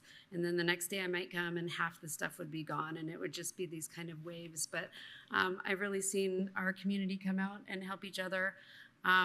Another thing we've struggled with this year is just the amount of benefits and the amount of time to get benefits for someone that's in a hard spot is just been a real challenge with funding being cut, SNAP benefits decreasing, and it's just been very frustrating to feel a pinch from the state about wanting to potentially eliminate governments, or eliminate townships, but also, we might be the only people who can immediately help folks in their time of need as well. Thank you. Councilor Hogg. Yes. Moving away from the pantries, we've got a great one over there in Richland Township, and people coming from all over, and they show pictures of everything they have, and I'm thinking, wow, that's quite a grocery store there. So kudos to them and all of their volunteers and all of you for making sure that you have it available a little closer to home, because not everybody can walk to the pantry, even if some people think the children should walk there. I had to throw that in. But what I wanted to talk about, which is something that I've heard from some of you about, is the legislation tied to road funding. And so while that's not been part of our conversation right now, I think it is one that we need to have. That's what I'm hearing from you, that you're concerned about this. And I would not want the highway department to think that they can rely on all this extra money that's going to be happening, because I just don't see how that's going to happen, because you're not going to be getting the same amount in your income tax, that local income tax, as you've had in the past. So maybe somebody at the state didn't understand that, or they just thought, they thought, and rightfully so, that there were some townships in the state that had quite a bit of cash saved back. And Van Buren did that at one time so that they didn't have to run up a bond and pay back interest on money to build that community center. But I just wanted to say it has not gone unnoticed by me that you're concerned about that. And I welcome a conversation about it because I know that's a concern of the townships. So thank you, council member. Just at any time you wish to share that or send me information or let's have a conversation, about it, just for the public to know. The legislation was saying depending on where those funds are setting, that money could be used for highway repairs is so right inside that own township. In other words, you wouldn't use Bloomington Township money to fix potholes in Richland Township or the other way around. However, this is not a part of your funding to cover. And so those of us who are elected understand if we don't have a fund where revenue's coming in to cover somebody's request, then how do we do it? So please understand we're in the same situation where people come and say, well, county ought to do X, Y, and Z, but if we don't have funding for it, specifically for that, then it's not always workable. So I've been studying the legislation, as you probably all know, and I know that you are. So stay in tune. And I think you probably all have your 1782s back, right? Yep. We don't have ours back yet. I thought we might get it today. I think you're right, Councilmember Hawk, about the state legislature maybe seeing, some cash reserves from some townships. And I think it's just important to note that a lot of townships run fire departments and, have to save up for that big truck.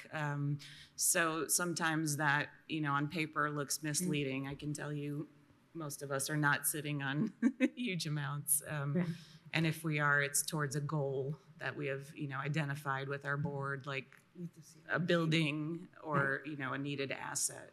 And you know that the part that is that we are allowed to put in a tax rate for it to assist the townships by when we get to the 2028, that the amount of that can only be a 0.2%. However, they've said, but you can't use the 0.2 for that and the 0.4 for fire and the 1.2 for county because then you're 0.1 over. So one of those is going to have to lose one. Yeah. And so I think you're going to have to be talking to the fire departments or something if you expect them to take less so that you can have some of it. And the part that you could have under that 0.2, if we took it to 0.2, that also goes to the public library, and they're counting on that money. And that also goes to Bloomington Transportation. They're counting on that money big time. And that also goes to our solid waste district. Library, am schools, I leaving somebody? And the townships. So did I leave anybody out? So that it just simply is, we'll have to collaborate, work together well, but we don't have a money tree in the backyard either. So. We understand the tough position you're in now and will be in, absolutely. Thank you. Yeah, Councilor Decker. Thank you very much. And I want to thank you all for coming here and talking to us. Anytime the trustees come in and educate us a little bit on what's going on, I think that is a true gift because you're seeing everything directly. We will never be able to replicate the countertop that you have, whether it's your tabletop at home or otherwise. I did want to say, I have a couple things I made an outline of here.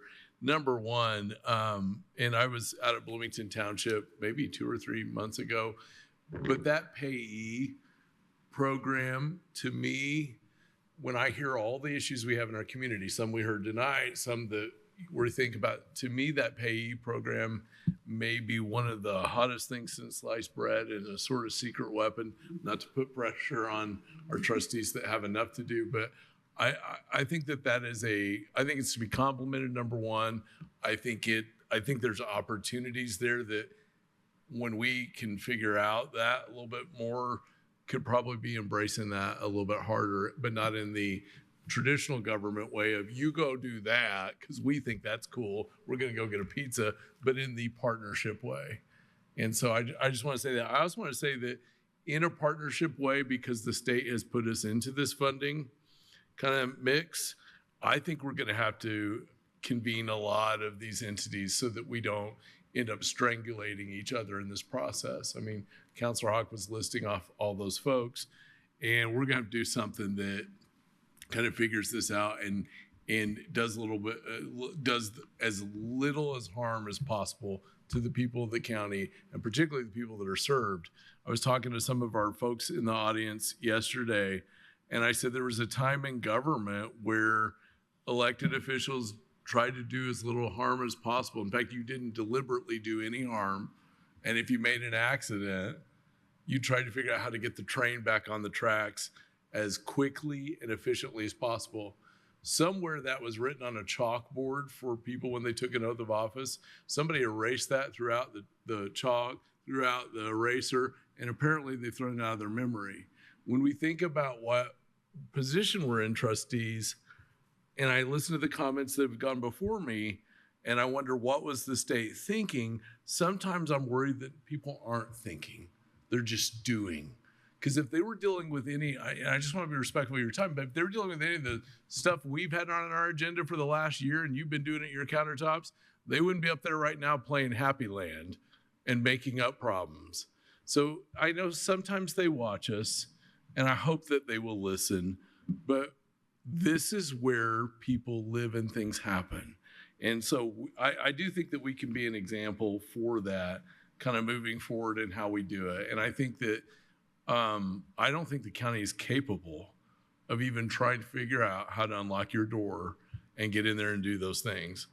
I don't know that we can get that pantry stocked. We certainly don't have one downstairs that I found. And I don't know that everybody can get down to the Nat U Hill to get that. And again, if anyone's listening, I know they don't always listen to me up there. Nothing new there. But if anyone's listening, I wouldn't mess with that. And there's a lot of powerful people from both sides of the aisle in this community that represent us, and we shouldn't look at it. And I do think that you're wise to be here now. We're now in a position that nobody ever wants to talk about, which is now we will have to raise revenues, AKA raise taxes, because we've got these services have to be provided. And I think some of us have to keep saying it like that, because that's exactly what this is going to be, because there's no free services. So anyway, I'm sorry to go on so long, but I want to thank you, and I just appreciate the opportunity. Councilor Fido's hand will go up, and then after that, we'll move on to the next. Okay, first of all, thanks for being here. I always appreciate hearing for all the groundwork. But I'm also wondering about, I know there have been numerous attempts over the years about trying to eliminate township trustees, and I can't remember, maybe you can remind me if there is a State Trustees Association. Do you have an organization that looks out for you all statewide? And I'm hoping that that can be helpful in working with the State House to make the case to show how important it is to have this one-on-one service firsthand, right? When people come to you that are so close. And so I would be interested to know how this goes. Do you know if there's any legislation already proposed for next year? Yeah, okay. House Bill 1233. Yes. 1233. And the Indiana Township Association, I think we're all pretty active in that. Yes. Very. Where we all go up there, like in February, to the State House. Can you move? Right. I think we're Just move your concerned. microphone next to you so we can pick it up for people in the back. And, I'm not later. sure that they're listening, but we're trying. Collectively, we're trying. I think it's probably going to come up again in January. One of the things that I think the Township Association is proposing is that instead of just saying, oh, we're going to dissolve township government, let's really look at the different townships. There may be opportunities where there could be some consolidation and more efficiencies, and maybe do kind of a scorecard for each township, and if the ones that are active should remain, the ones that are not active, maybe those are dissolved, but don't just wipe out the slate clean without doing some closer evaluation, which makes sense to me. So, I mean, even in Monroe County, it's possible that the two smallest townships are Salt Creek and Polk. And even though for a small township we're very busy, I mean, there is a possibility that maybe some of the township, we could look at something like that even right here in this county. So. I want to go further. What scares me is if we merge these townships and they're in rural areas. Yeah, that's true. How are they going to get there when they don't have a car? Right. They can't use a computer. They have no idea how to even get to us. So how can we go get them all the time and bring them to the office or take the application to them? That just means hiring more people to do more work. I don't see the merging working. I really don't. Okay. Fair enough. Councilor Waltz. No, I just want to reiterate that point. The townships are the government definition of meeting people where they are. And we can't pull back from that. And the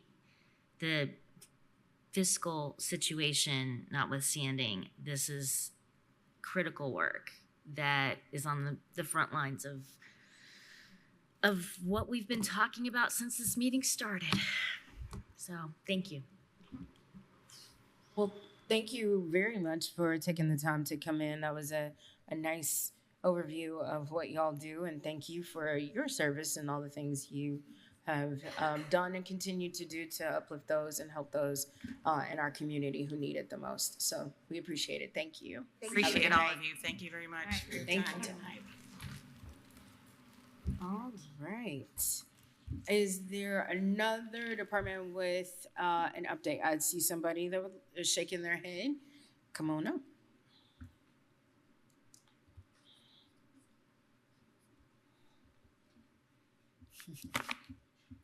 Hang on a minute.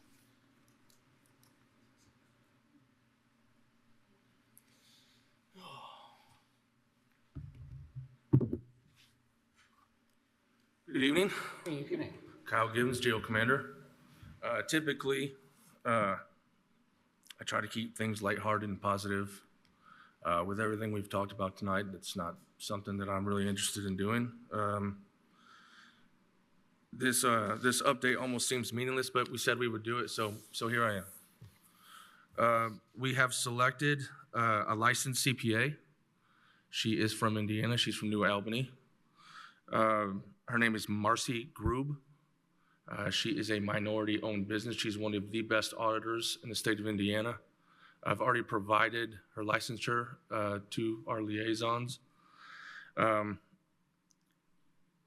She has prior experience working with the commissary. This is something that we're looking to start in the next week or so. If you have any questions, I'll answer them now. Thank you very much. I'm gonna look to my left. Councilor Wiltz has her hand up. Thank you for moving so quickly and coming back and keeping the communication going on this. You said she has experience with the commissary. Can you expound on that just a little bit? Yeah, she's a forensic auditor as well. She's, like I said, she's one of the better auditors in the state. It's why we selected her. But one of the primary reasons, Ms. Wiltz, is because she has worked with sheriff's commissary before. So she has experience. We've got kind of a unique issue with creating the in-house commissary and the external commissary. So she'll have full knowledge on how to navigate that process. And that's primarily why we selected her. Thank you. Right. Looking to my right here to see if anybody has any questions. No? Well, that was fast. Thank you very much. Thank you. Appreciate that. All right. Last call for any other departments that would like to provide an update for items not on the agenda. I see Ms. Kelly. Yes. Hi, Hello. good evening, Council. I don't have a whole lot. I just wanted to give you a brief update. So for the 3 new nursing positions that you recently approved, again, thank you for that. Those have been posted. We have started receiving applicants and started scheduling for those interviews at this time. So just wanted to provide that update. Appreciate that. Wonderful news. Thank you. All right. Last call for department updates. All right, seeing none. Thank you all very much for providing those updates to us. Next up on our agenda is the consent agenda items. Council, I move to approve the following consent agenda items for December the 9th. A, the sheriff request in Fund 1000-0005, County General Sheriff, the creation of account line 30190, promotion and advertising. B, the sheriff's request in Fund 1170-0005, Public Safety Lit Sheriff, the creation of account line 36013, Services Law Enforcement. C, the Highway Department's request in Fund 1176-0000, Motor Vehicle Highway, for a category transfer of $120,000 from the supplies category to the services category. D, the Commissioner's request in Fund 1000-0068, County General Commissioners, for a category transfer of $41,680.52 from the personnel category to the services category. E, the prosecutor's request in Fund 2503-0000, diversion prosecutor user fees, for a category transfer of $50 from the services category to the supplies category. F, the County Council summary minutes of August 26th, Budget Session 1, August 27th, Budget Session number 2, September 3rd, Budget Session 3, September 4th, Budget Session 4, September 10th, Budget Session 5, September 11th, Budget Session 6, and September 16th, Council meeting. G, and finally, the Council Office's request in Fund 1000-0061, County General Counsel, and amend the title of account line 30031 from Sophia Travis Service Grant to Sophia Travis in order to encompass all expenditures for this account line. Second. All right, we got a motion and a second. Is there any questions or comments from council? Yes, Councilor Iverson. Just real quick, thank you so much for doing the minutes. I know that was a big burden, so thank you, thank you, thank you. Anything else? Yes, Councilor Wiltz. Yeah, item D. Is there any more explanation about the reason for the category transfer? I read what's in the agenda, but typically when we see these types of transfers, they are coming from the account, they're reflective of what the nature of the expenditure was. So I guess maybe, do the liaisons have more information, or is there something that maybe I missed because I've not been great at my email the past couple of weeks? So. Yeah. I'm gonna look to Kim Shell, and I do know that looks like Ms. Purdy is online as well too. Okay, if Ms. Purdy wants to start first, but I know that earlier in the year, they came in and they had done some in-house transfers to meet some bills. So that is, so one of the lines that they had used was Centerstone. And so they have an account line called Centerstone. So that line is going to be short. They got to make that payment here at the end of the year. So they're asking to do an in-house transfer or the category transfer so that they can make that payment for the end of the year. Do you have anything else to add? No, that was very good. Thank you. Okay. Did I see a hand go up over here? Oh. All right. Yes, Councilor Wiltz, you had another question?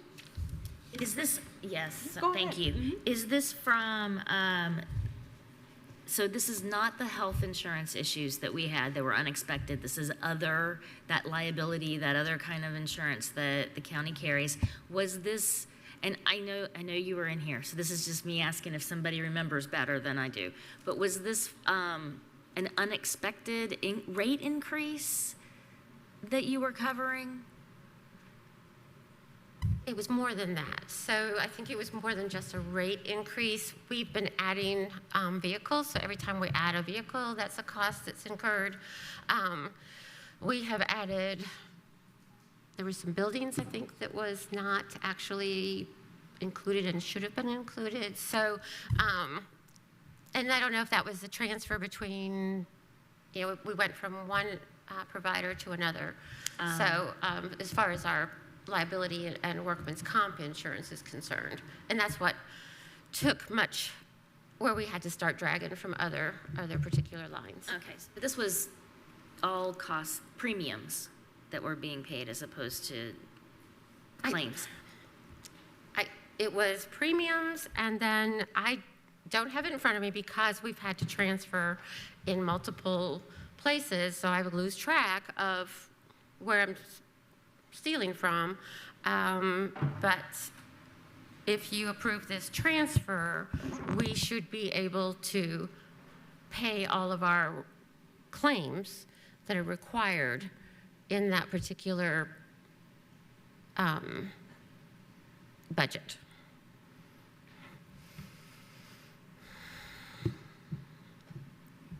Okay.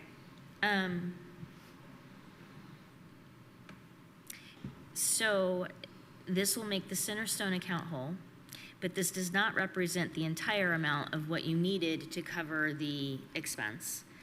And you're pulling from the financial manager line because that was the only line that we have available to do an in-house transfer. The only line that had enough extra funding. Yeah, I mean, the other option, because when I realized that we were down to $50,000, I went down to the auditor's office and was like, I don't know what we do. It's too late for an additional, and we have to make this payment. We have someone in that position, right? No. We do not have anyone in that position. Which office manager? You've got office manager. Yeah, It says- office manager. Does it No, it say? says financial you manager. have financial manager, but you don't have anybody in office manager. Yeah, that's the wrong. Yeah. That's the wrong. Go to her. Should be office manager. Got it. That starts to make a little bit more sense. Okay. Can you confirm that the fund number is correct? The fund number is The correct. phone number is correct, the account line is incorrect, so, Okay. Carly, are you able to pull up Blau for me, please?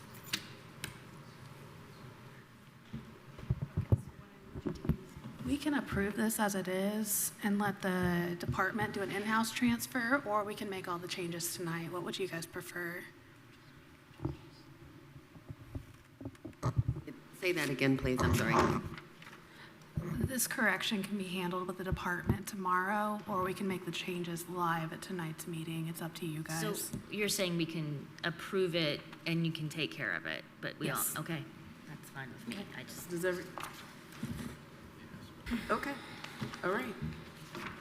Does anybody else have any other questions?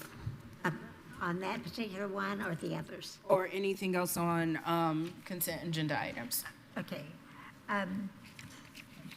I heard somebody said, anybody have any more information on it? And on the sheriff's office, what we really need to look at is if they're creating an entire new line for something that we hadn't included in the budget. And so when I spoke with them about it, and because you know I'm always curious, I want to know what we're doing, and because once you give them the new line, then and they're saying they can do a transfer then within that category. So then I asked what category they were paying for it out of now and just exactly what it's for.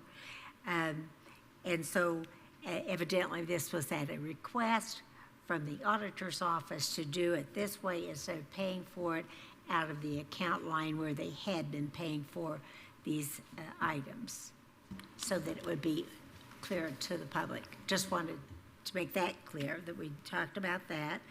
And then also the new account line under public safety lit for the sheriff's department. That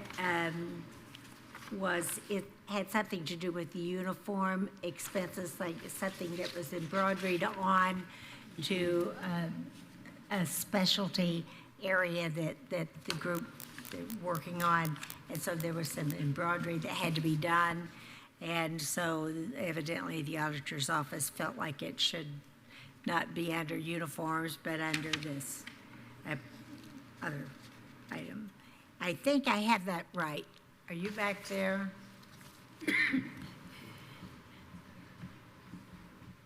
Did I get all that right? Yes, you got it all right. Okay. So, but I think it's appropriate that we talk with them, because anytime somebody puts in, oh, I want a new account line and I'll just move it around, well, then we want to know, is that something we're already doing and we're just paying for it in another line? We're just going to call it something different? Or is this a whole brand new something we're going to be doing that we didn't include? You're already doing this, just paying for it out of different lines, and the auditor's office requested that it just makes it cleaner by creating these new account lines. Right. I just wanted to make it clear that we have done our due diligence. We did have a conversation about it. Thank you very much, Council Hawk, for that. Okay. Anybody else have any other questions on anything related to consent agenda items? All right. And I'll go to public comment. If anybody has public comment for consent agenda items only, you can raise your hand via Teams or come to the lectern here in the Nat U Hill room. And seeing none, and seeing that we can also vote by voice vote for consent agenda items, all those in favor of approving consent agenda items as presented signify by saying aye. Aye. All those opposed, same sign. Okay, motion carries. Thank you for that. Next, we'll go up on the amendment part of our agenda item. We're moving up the sheriff's presentation regarding the required pension reporting. And so I'm just going to ask for the sheriff's office to come on up for this item. Thank you. I'm ready for this. Yeah. I'm leaving. Sure. Did you give them, everybody one? Yeah. You and the probations. Oh, okay. You get one? How many did you get? Did you get one? Wait, you and I all have one. And then there's two extra. Everybody get one? Okay.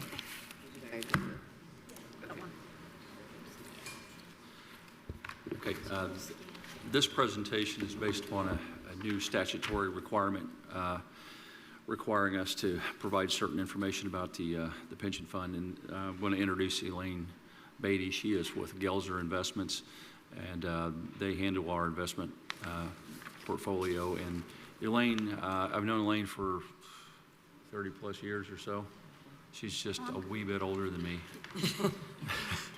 But actually, she's not. I just tease her about it. But she spent an awful lot of time with Mercuridian Keene, who is the actuary for nearly all the sheriff's pension plans, and also the state police. So she has a very broad knowledge in the things that she's going to discuss with you. So I'm going to turn it over to her, and she's going to fulfill these statutory responsibilities and take any questions that you might have as a result. Thank you, Phil. And I even noted in the minutes that there was a bit of an overview as to what this was about. And as Phil even said, Senate Enrolled Act 144 was passed and signed into legislation effective July 1st of 2025.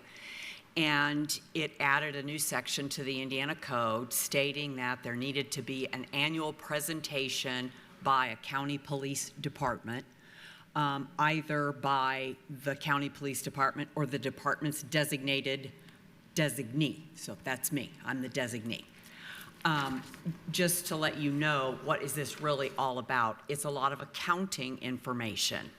Back in 2013, the state started reporting and requiring reporting on the gateway system, where adopting units that had pension plans and obligations made that would be a source of government revenue had to post information, supply information for legislative review.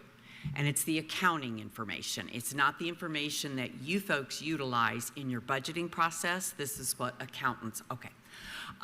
So 2013, well, as it has evolved, more information has been required to be reported, and the General Assembly took this under their, I guess, arm of responsibility by the Pension Management Oversight Committee, is an off-session committee, and they said, well, what is it we're supposed to see? Well, INPERS has an actuary on staff, and the actuary, Andy Blau, said, well, these are some of the things we should probably look at as important.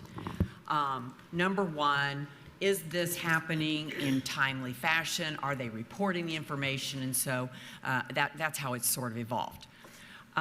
As Phil noted, the actuary, McCready and Keene, does all the calculations, sends all the information to the auditor's office to enable them to meet the deadline of posting to Gateway the first part of the year. And all that we have done here in this presentation is taken the information that McCready and Keene does provide, a copy of which is in the back, and put it into a more readable or understandable format. If you do have a second to look back at the appendix, when they provide the information, they go line by line, step by step, what has to be entered into the software reporting system. And so what we're trying to do here is just make it a summary, just to let you know what it is that does in fact represent. So we start with the retirement plan, and it talks about who's eligible. These are the merit employees and the sheriff. This is a pension fund that does not cover the other staff members, like the jail staff, support staff, but by statute, just the merit employees and sheriff. What are the requirements for vesting? 8-year cliff vesting. Benefits that are included under this program by Indiana statute: disability, death benefit, and retirement income. Who is the administrator? That again was many years ago established under the old rules of Indiana Code. It was going to be the sheriff and his merit board. The number of employees that are participating, it shows on page 4. We've got some employees, half of them are not vested, half of them are vested, some separated, and you've got about 30 people drawing pensions right now from the program. Things that might be relative to what you do with your budgeting process is what is the contribution rate. The numbers that you receive as a line item to say this is what the contribution needs to be, when it is related to a percentage of payroll, it's about 26.5% of payroll. That really is meaningful so that you can compare a department that only has 10 employees to one that has 150. What do the members have withheld from their paycheck as mandatory contributions? They pay in 4% of their pay through payroll deductions. Annual covered payroll of these officers covered by the program is about $3.8 million. Then on the next pages, there is a little bit of information, of which this is my bailiwick, the assets. How are the assets invested? There is an investment policy statement that is in effect, and that has been through the process with the merit board and the sheriff and our governance group, our compliance. This is certainly something that is adhered to. That portfolio is to be strategically allocated long-term with this allocation. About 60% equity, sometimes a bit heavy, but in that range. Fixed income, about 30%, and then cash and other cash equivalent of 4.8%. You can see a little bit more information on there as how that relates to dollar amounts. And then some additional information here about what's the funding percentage of the program is 73.7%, et cetera, which might be something that you are interested in as you report those on your financial statements as well. The next page, pension report, again, more of how those numbers are calculated, relating it to service cost, what the actuary said is required contributions, et cetera. So all this information was being reviewed for all of the 92 counties and some of these other adopting agencies that had programs for their libraries or something like that. And then the General Assembly said, okay, so what? What should we be concerned or not concerned? So more recently, they have looked very closely at, well, okay, is everybody doing what they're supposed to be doing, kind of in a big brother role? And they came up with two things that they felt were very important. One, is the minimum contribution being paid? When the actuary says, here's what you got to pay, there's no pension police. These guys enforce laws, but there is no pension police. So is it happening? And so they said, if it's been happening and it's consistently been done in the most recent preceding 5 years, they're good. And what you'll see here on page 7 is in those 5 years, most recent, you have met or exceeded the minimum, so you're fine. So what's the other thing they said? What else should we be worried about? Well, what if obligations are being made at a local level that they really can't afford, in essence of increasing an unfunded obligation? And that is where I said sometimes that's important to you folks as you want to get your bond rating so that you can issue bonds. Okay. So they said, well, anything over 50%, any program that maintains funded status 50% or higher, we're going to say that they're okay. So those are these two exhibits in here is what we're tracking again, just illustrating for you that they're on page 8. For the last 5 years, the plan has not at any point fallen below the 50% funded range. And that means you're in good graces with the General Assembly. There is further statutory language that says what happens if you fall below on either one of those. You are issued a letter and you are told to come and give a presentation to PMOC of how you're going to fix that problem. You guys are not in that position, and really most of the counties in the state haven't been and are not going to ever be in that position. So just resting assured. That's really the content of this presentation. There is a separate report that is identical to what I just went over. And for the benefit plan, by state statute, there are 2 programs to be funded through the one appropriation. It is the retirement program, and statute defines what those obligations are for that program. And that's really the heavy lift because that's the retirement pensions. Those are the most costly. But there is a separate program established to be called a benefit fund that is to be similar to almost a checking account. Now that's been expanded, but a checking account for what purpose? To pay life insurance for the officers while they're working, and to pay widow benefits in the event of a death of an officer, and long-term disability insurance premiums. Those are very minor in comparison, therefore they don't have the financial commitment or obligation, and it's just a much smaller program. I mean, it's less than $1 million, and it's funded completely adequately, but it's just not the biggest target in terms of the finances. We do show, though, on page 13 and 14 that tracking those 5-year contributions, they have been met or exceeded what the actuary said needed to be made. And the same thing true for the funding of that program.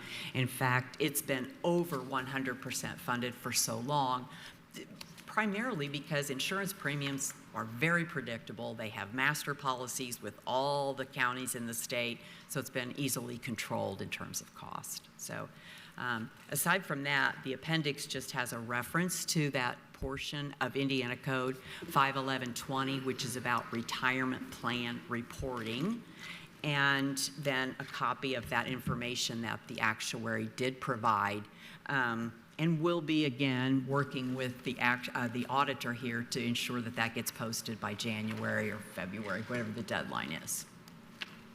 If anyone has any questions, I'm happy to answer it. Okay. Looking to my right here to see if anybody has any questions. Councilor Iverson. Let me get things started. Thank you so much for being here. Thank you for your patience. Oh, certainly. Really appreciate it. The two points I want to make, and then I'll ask my question. Number one, it is fantastic to see that we have 22 active employees that have hit that 8-year cliff vesting. So that's really good news. We always like to see that.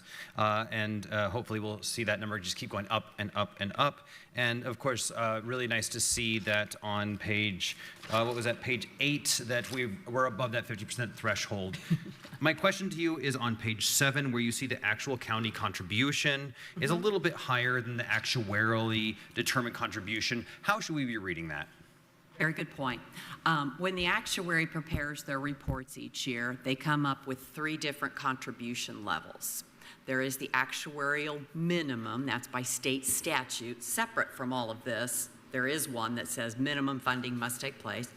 And then there is a recommended contribution and an accelerated contribution. The difference between the 3 is the time frame that the unfunded liabilities are amortized. So think of it as it's all the same house you buy, but you could do a 30-year payment, a 20-year payment, or a 15-year payment. That's what the different ones are. They encourage paying it off a little bit faster because what you're doing is paying off with less interest. That's really it. And so that can help the funded status go up a little bit faster than if sticking with the minimum contribution. Nothing wrong with that, just like there's nothing wrong with a 30-year mortgage either. So that's why the difference is on this illustration. Great, thank you. That was a helpful analogy. Yeah, thanks. Councilor Hawk? I was trying to follow along, and I wasn't looking at it. I was just trying to hear what you were saying. But you said there was like 2 things that they look at, and did I understand you right? One of the things would be if we can't meet the funding that we had, and that means for every fund in county government or just this fund? Just this one. So if we're spending more than we're bringing in, they don't care about that as long as we're funding this. You could say that. That makes no sense. You could say that. They are closely reviewing this, which is an obligation of the county. You've got many more obligations. This is just one isolated area that is attacked or at least addressed by this portion of the code. Right. Okay. Okay. Anybody to my left here have any questions? Okay. Well, I'm sure we will dive into it a little bit more, but we appreciate it. And safe travels back. Okay, tonight. thank you very Yes. much. Thank you. Thank you. We appreciate it. All right. Next up on our regularly scheduled programming here, we'll move to item 7. Council, I move to open for discussion and possible approval the auditor's request to be exempt from the hiring freeze and be allowed to hire in Fund 1000-0002 County General Auditor, the internal auditor position. All right, we got a motion and a second. I see the auditor is on, but I see Carly is here, so who is presenting this? Good evening, Council. Hello.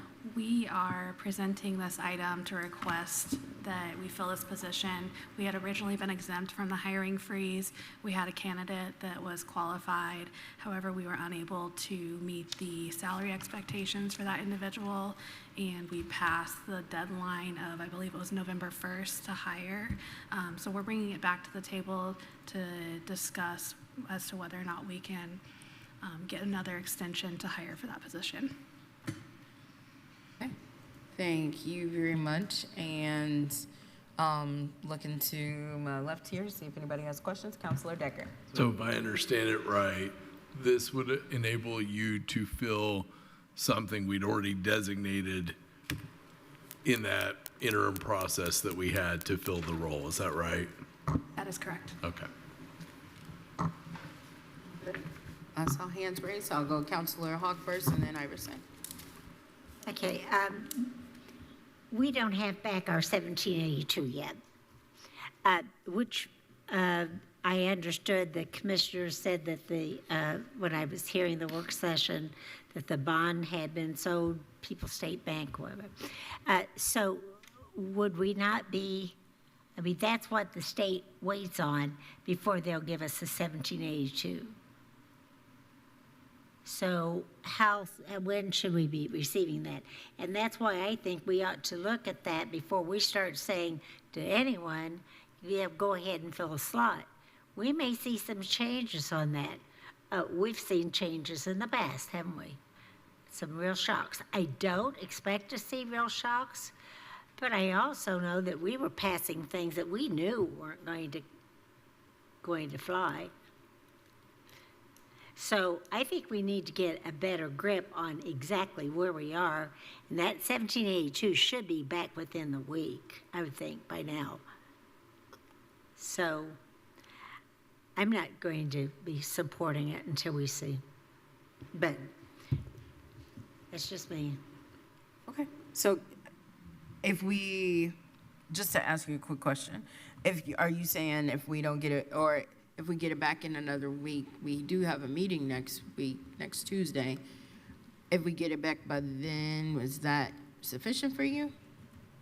Well, it would seem to me, once we get the 1782 back, we have a time to look at it, see where we are.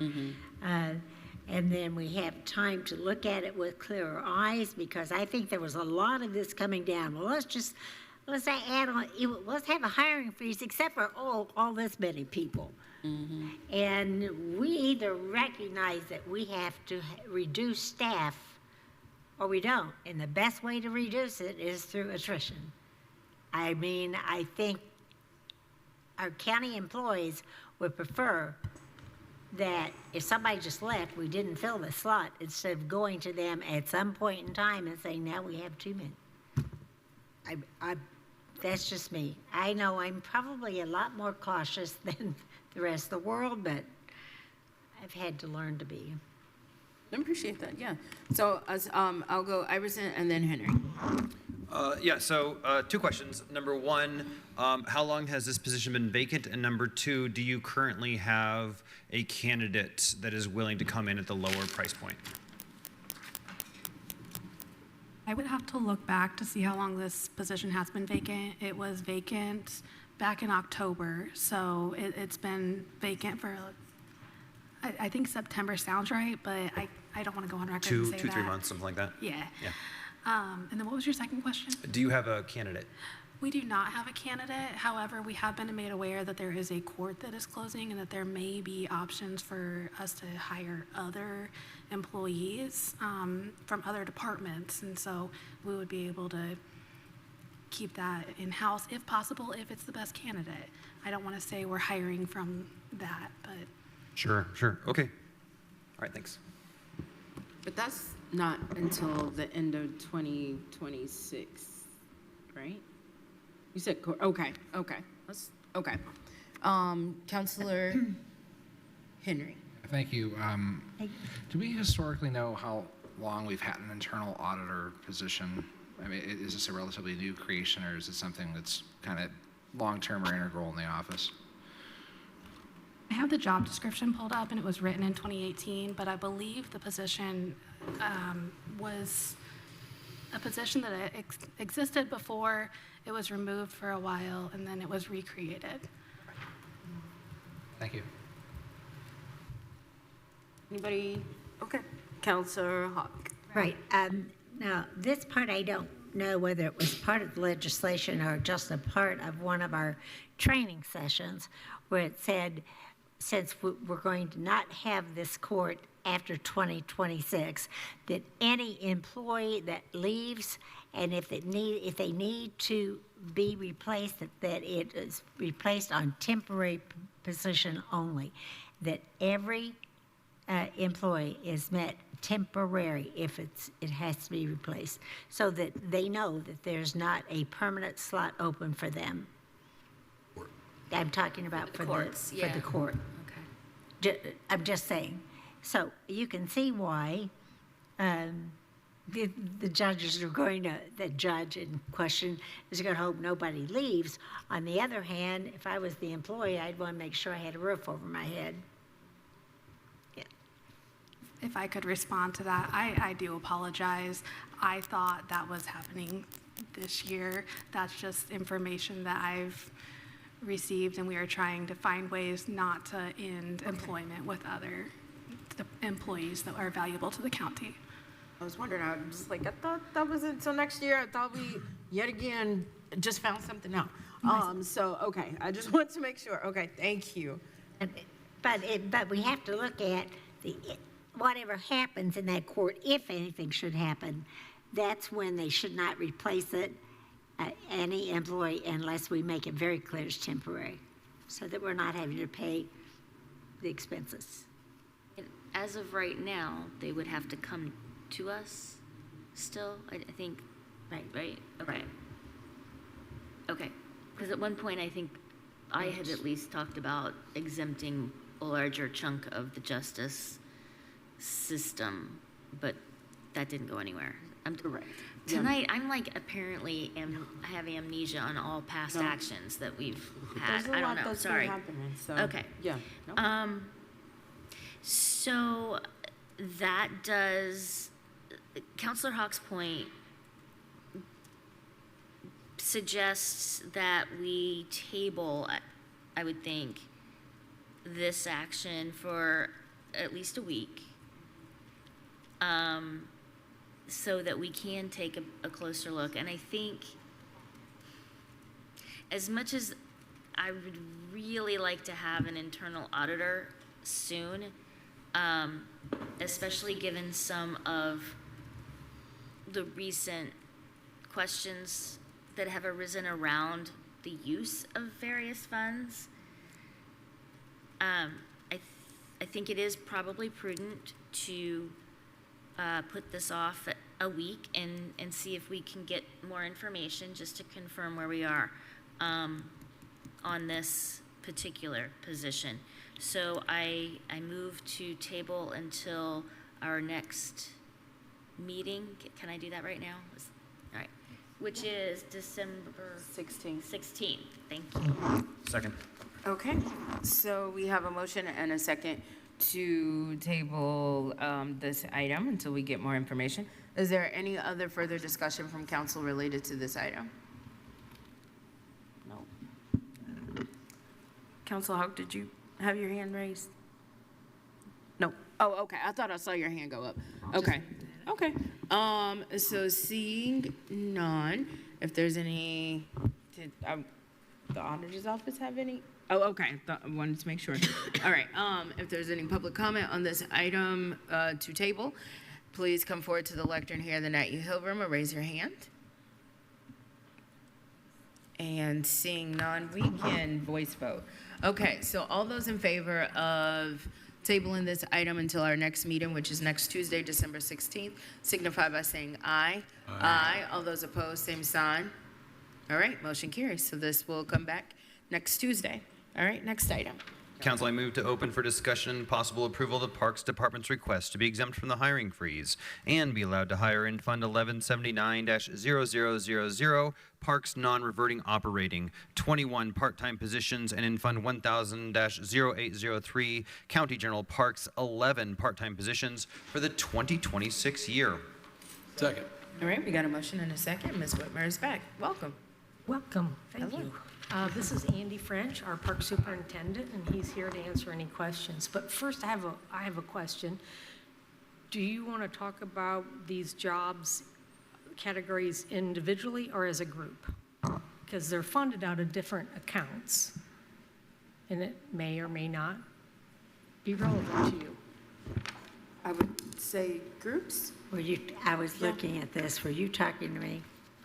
I can always talk to you, Marty. You were looking at me. I just Well, I sat here so I could see you. I think it would be best if you talked in groups, and then if anybody else had any questions, then we can kind of dive into the specific ones. Okay, if you would like to talk about day camp counselors. Sure. That is paid by non-reverting. The parents pay for the counselor's salary, the registration fees, the program fees, pay for their salaries, so it does not come out of county general. It's at Cars Farm Park. We have had our day camp for almost 40 years running. It's very popular. We have around 350 children each year. The parents rely on it. We start programming now. So if for some reason we do not have day camp any longer, we need to inform the parents. So they need to start looking for other child care. So it's very simple. If there's no counselors, there's no summer day camp at Karst. So I don't know if you have any, I know you guys understand what day camp is. Just keep going.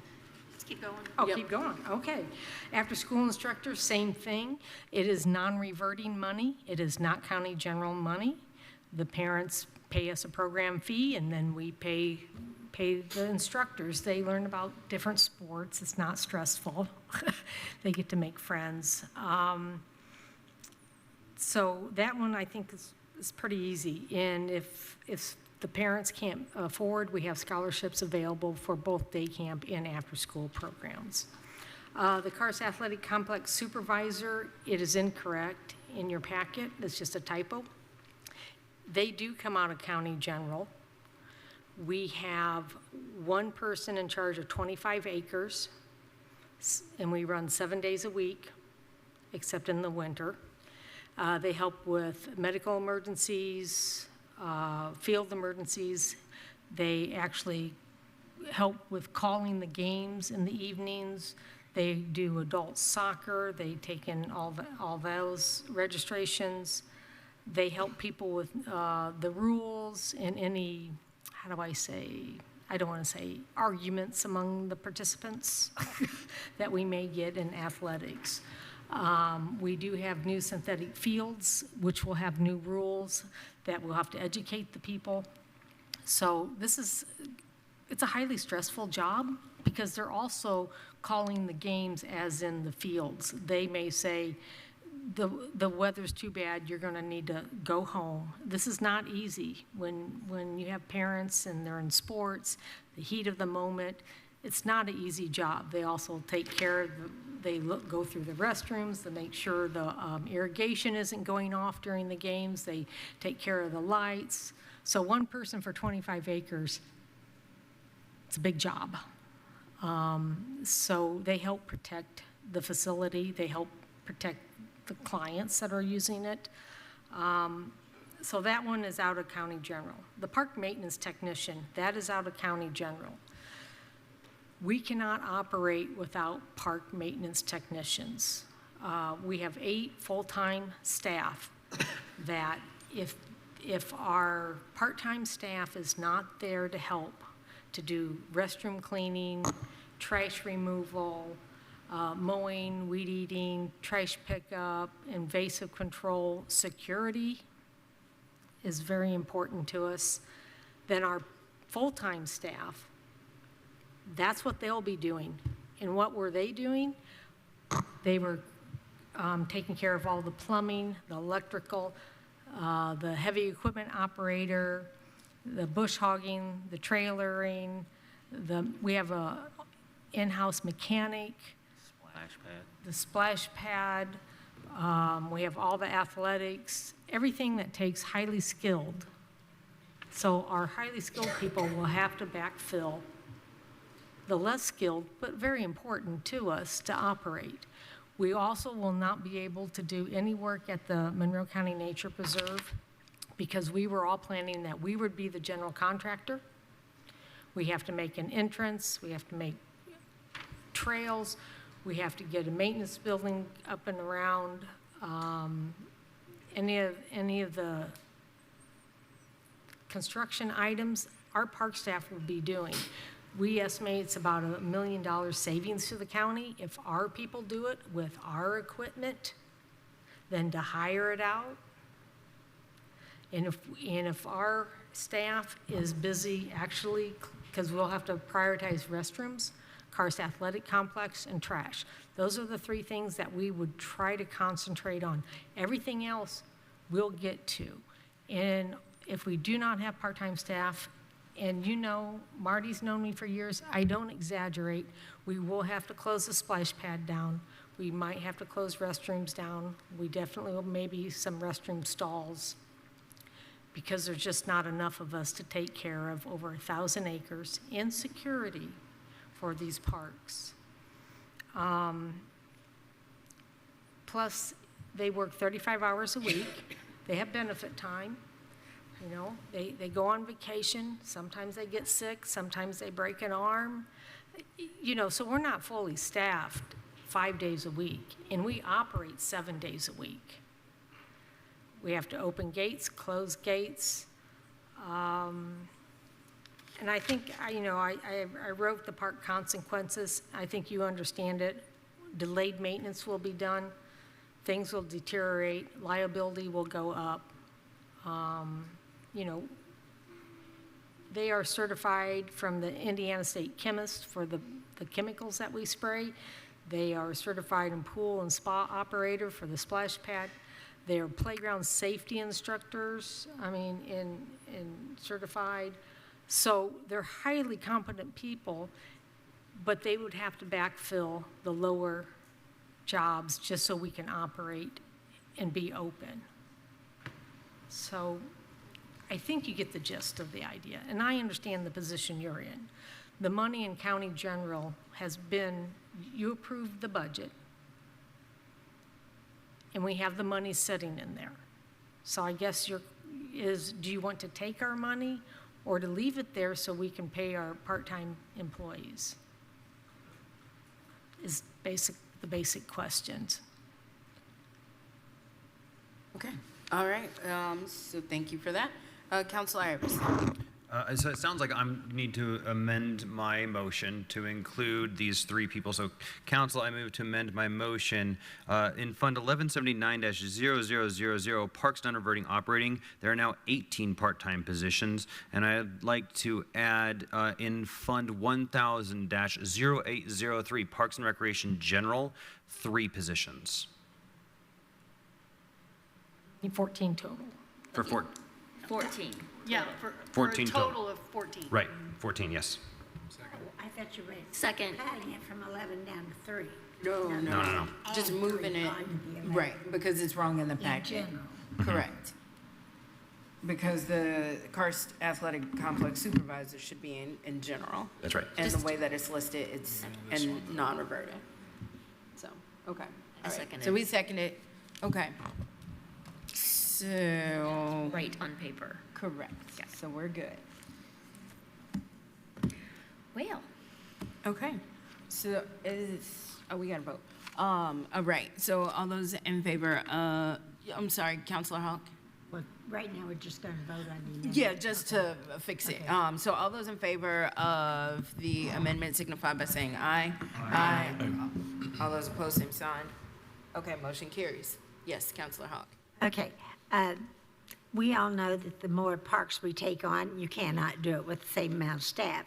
However, recently there was this discussion about whether or not the nature preserve would take precedent over the quarry park, which did seem, so I don't know how that ended up. I know that when Commissioner Thomas went to the food and beverage people, she was asking for money to be used for the quarry park, and then she was questioned by one of the members, well, what about the nature preserve? And she said, well, that was already taken care of.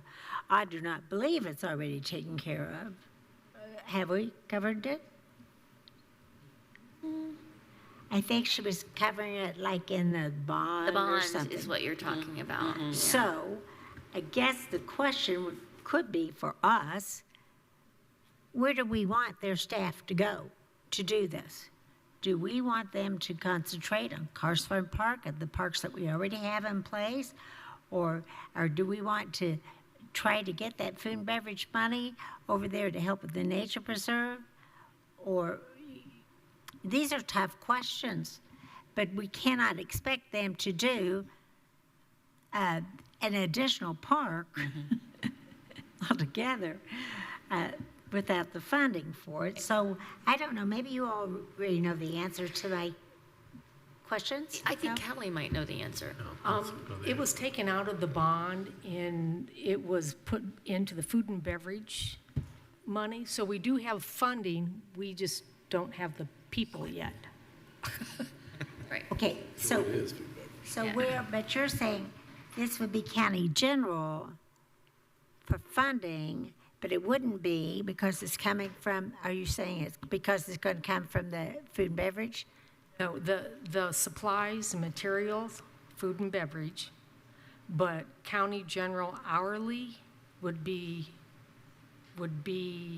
our staff hourly, which would then put our full-time staff, 2 to 3 of them, at the Monroe County Nature Preserve to build it.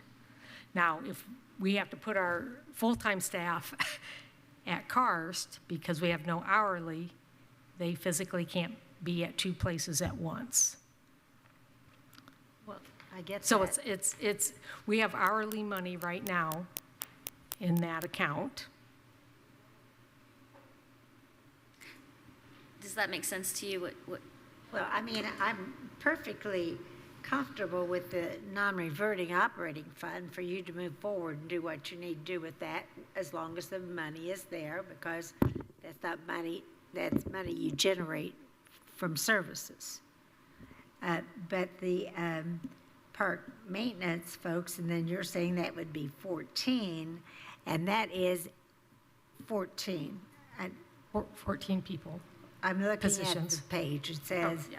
park maintenance technicians, 11 positions, and then we just changed it to adding 3 on there, so it'd be 14. Is that right? Well, that's the Karst Athletic Complex supervisors, 3, park maintenance technicians, 11, Right.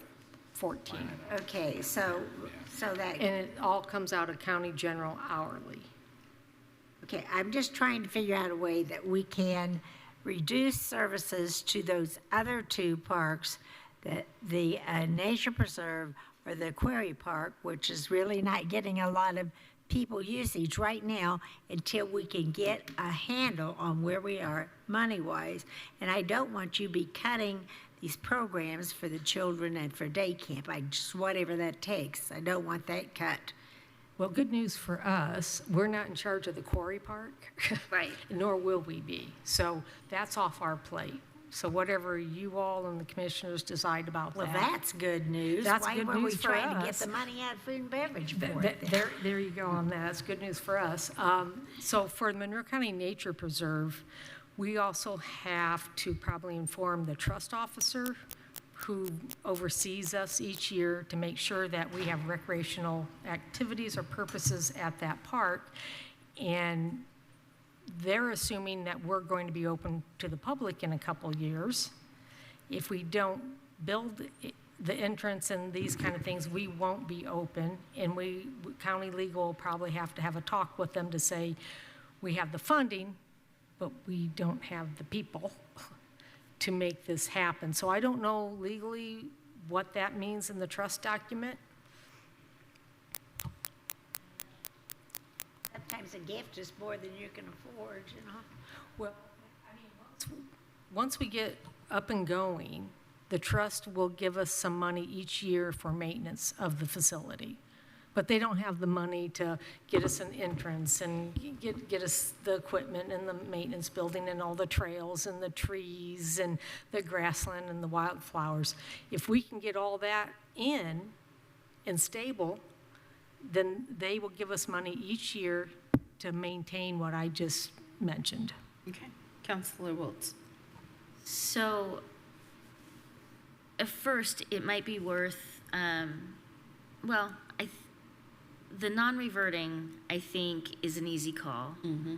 So, just kind of removing that from our discussion, looking at the other positions, what I am hearing is that we have a project because of the new property that we will not be able to do if we don't Fund the hourly. hire these hourly folks to do things in the manner in which you've already laid out the structure of how your whole operation works. And we have some legal obligations around this trust. Correct. And that's been adjudicated, I believe, where recreation was defined and what activities could take place, and a timeline was also defined, right? They said that our farming will cease after next summer, once the crops are out, which means we will have 150 to 170 acres that if we don't start maintaining it, we're going to have invasives like you wouldn't believe. I'm not going to say we'll never have an invasive plant there, but, we want to plant trees, wildflowers, grasses, prairies. All these things would also actually be a tourist destination. If we do it right, people will come to look at the beautiful thing that we made. But we need a park entrance because we cannot have the entrance where it's at because it's off of a highway. We need it to come off of Night Ridge Road, which does not exist. We have to build it, or there's no entrance. If there's no entrance, you can't get into the preserve. So if we don't have part-time staff to do the less skilled task at the other parks. It will not free up our full-time staff who are heavy equipment operators and trailers and mechanics and these kind of things to go to the Monroe County Nature Preserve to create it in 1 or 2 years, which is lightning fast. Because we're trying to do what the trust asks us to do. I mean, to build the park in 1 to 2 years is lightning fast. Yeah. But if we don't have our full-time staff there, it can't be done, because if we go to hire people, the money will be gone in a heartbeat, and we probably have nothing built hardly. Because every dollar for supplies costs $1 in labor if you're hiring it out, basically. So if we have X amount of dollars, we can make it go a very long way. But if now it's cut in half, you only have half. I want to see if anybody else has any other questions as we wrap up. No? Okay.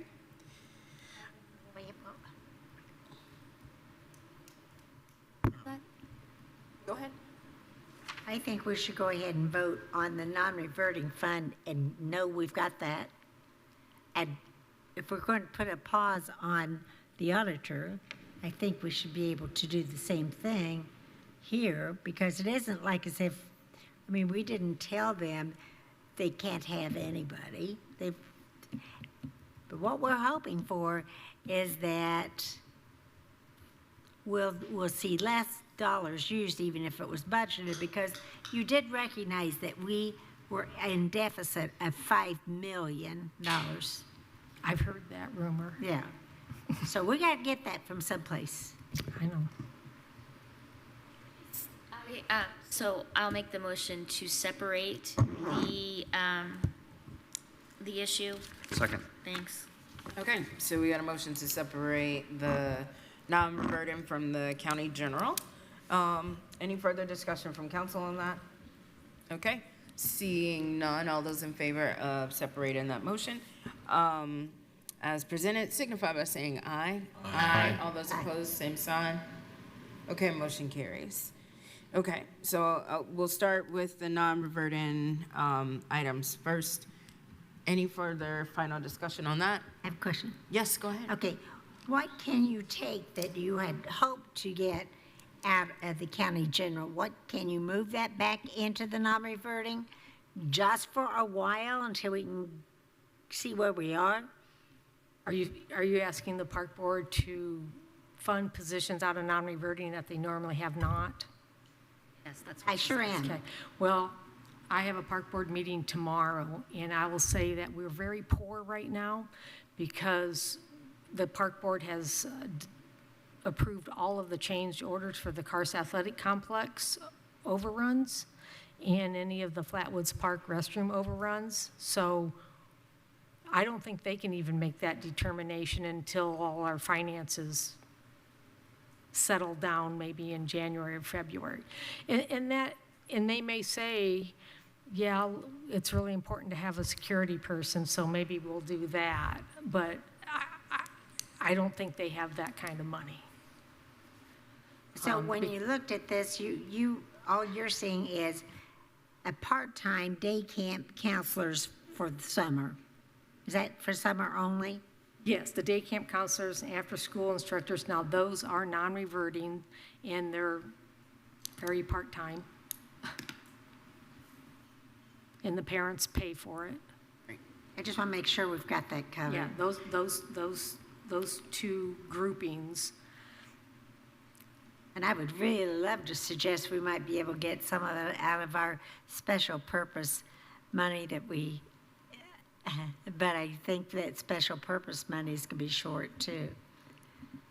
So as we think about the motion of the non-reverting here, is there any other further questions or discussion on this item? Okay, seeing none. If there's public comment on this item, you can come forward to the lectern here in the Night Hill Room or raise your hand via Teams. And seeing none, may we please have a roll call vote? Counselor Feidel? Yes. Counselor Wiltz? Yes. Counselor Henry? Yes. Counselor Hawk? Yes. Counselor Crossley? Yes. Counselor Iverson? Yes. Counselor Deckard? Yes. Motion passes unanimous, 7-0. Okay, and then coming back to the other question about the county or the general, the positions in the county general, I had a quick question. So when do you start, I know these are, when would you start, when would they start officially? Some of them work 12 months out of the year, actually, and others start in March. Late February, early March, till October, November usually. Okay, and so then it sounds like, so if majority of those start in the very early beginning of the spring, would you, in normal years, you advertise that start in like January or like now? Right after Christmas. Got it, okay. Because the competition to get these employees is rough. Okay, okay. Yes, Councilor Henry. Thank you, and thank you for the whole conversation. I would maybe just make one editorial that's not really aimed at the Parks Department, but this is what happens when department heads come to us and ask for additional appropriations for things. It's not hard, and I'm glad you're here to do that with us tonight. I think my only heartburn is around what Councilor Hawk was pointing to, but it's the gift with a really long tail, right? I mean, what we have is all this induced cost after we get the gift that just, I think, and obviously we're growing increasingly sensitive up here to hidden costs or costs that keeps coming at us for things that we're trying to juggle. And so I guess, is there in the master plan for the development in terms of short-term, long-term, are some of these costs chunked out that I could get to or take a look at to try to understand, because I think you painted a good picture of it, right? We got the gift, but there's an obligation to get it open in a certain time frame because the trustee is waiting for it. There's now induced costs to the county or someone to improve the entrances, to staff it, to secure it. Do we have some of those projections so we can get our head around what getting a nature park up and running is going to cost over a 5-year period as costs that we are not getting from the trust, but we're going to have to find a way to do? If we are able, we have the food and beverage money that has been promised, and if we can still have our hourly that you all gave us in August, that's all we need. We don't need anything else from you. We will be able to maintain it on our own with the trust help. We will not ask you for any more money. That would include like the annual general obligation bond as well, because we saw some initial, because we initially tried through the GO bond and then we moved it to food and bev, but, right. Okay. We are allowed with the food and beverage money and our hourly that we were planning on, we will build out what we can with that money, and that's all that we're going to do. We won't do anything for, could be a decade. We will be able to manage that with the money from the trust each year. And because it's just very basic items. Grass, trees, road, utilities, porta toilet. And that's all we're planning. And we're not planning on anything else. And if someone wants a shelter someday or this or that, we might be able to get a donation for that. Or in 10 years, you all decide, oh, yeah, let's get a shelter there. Other than that, this is not an athletic complex. This is not one of those major parks that has all kinds of bells and whistles. It's grass trails. And we will not be coming back for you for help because the trust will help us if we can get started with the seed money and with our hourly that we were planning on normally having. We haven't asked you for any more money. Can I have a follow-up there? I appreciate that, but I'd say the trust does allow for that kind of recreation if the county chose to go that way. There are like 10 items. The trust has no problem with what you all want to fund. Yeah, there's a perception out there that's not been said by anybody in the room right now that it's only for nature. But there are at least 9 other options we could go with in that trust. You enumerated some of them, but right now none of those are being considered like an indoor facility, outdoor facility. Right. Yeah. Okay. Yeah. And the reason why it was written that way is because we were trying to write it for the next 100 years. We don't want someone in year 89 say, gee whiz, I wish they would have put this word in it. You know, there might be hoverball, there might be a future something we don't know about. So the attorneys tried to write it as broad, but that's not really what's going in the next decade. It's grass trails. And more grass trails and trees and wildlife. Okay, and we're gonna wrap up because we got more items on the agenda here. So Councilor Deckert? Of the options, is the grass trail option pretty much the cheapest option you could have, right? It is, yes. We will have one. By far. We will have one ADA trail that will be solid surface that will go to the back of the park. That's very important to us, but the grass trails we're very good at growing grass. And I appreciate you talking about an ADA trail because that's always the first that goes when these things start happening and people say, well, we get a really good deal if we just didn't, and that's. We have ADA parking and ADA trail, going to the ADA restroom, to any ADA facilities, but mostly grass trails. My fear on our present condition, which is what I'm going to start calling this process by which the state has induced local government to begin to eat each other and fight. My fear on that is we will, if we're not careful, we'll either screw up something like this that in 20 to 40 to 50 years looks a certain way, and then we lose a karst or the trails. I mean, look at the trails. When I was born here, I wouldn't have envisioned any of those trails. Now it's literally a pathway and a corridor for all these things. And essentially the trust is asking us to do I'm sorry. Marty was just, okay. Don't worry, Trent. I think I still have the floor for a second.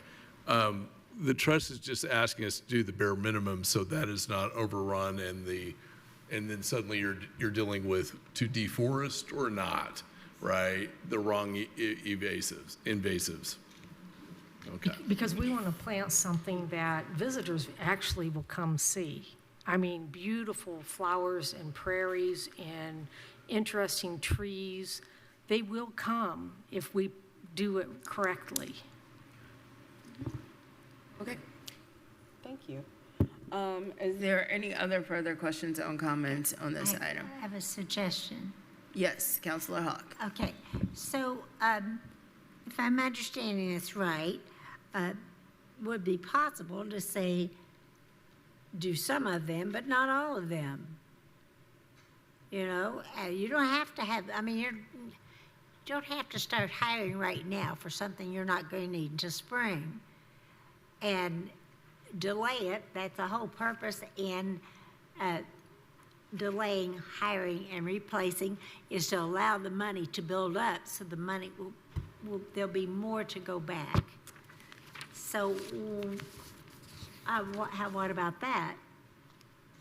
Just throwing a suggestion out there so that you know, sometimes a crust of bread is better than no bread.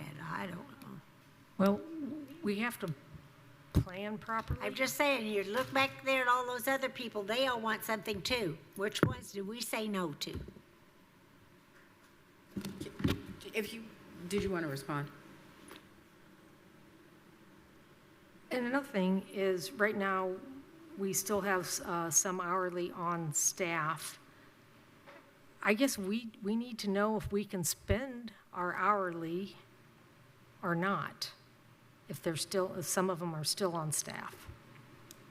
Because I don't know, we can't plan if we don't know month to month if you want to take our money back, which is totally your prerogative, but we can't not plan. Okay. Yes, Michelle. Okay, so our part-time hourly is divided up. There is permanent part-time hourly, and that are part-time hourly people that work 28 hours or less all year long. And then we have the seasonal and the temporary. How many permanent part-time hourly do you have in your general fund, and that's the ones that work all year long, because Well, you said that you've got. We have two that provide security. Now, we also have people, that work February to November. So we've never been in those categories very well. County legal's always been trying to put us in these categories, and we never seem to fit very well. May I?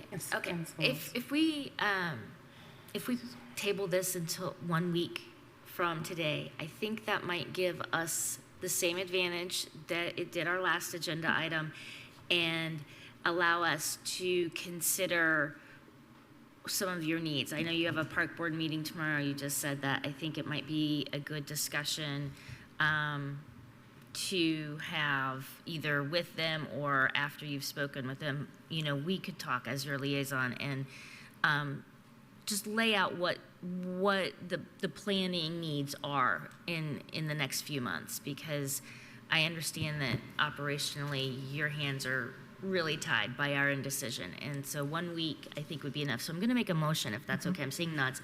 I move that we table the general fund part of this agenda item to our next meeting, which is December 16th. Second. Everybody in unison. Okay. Any other further discussion on this?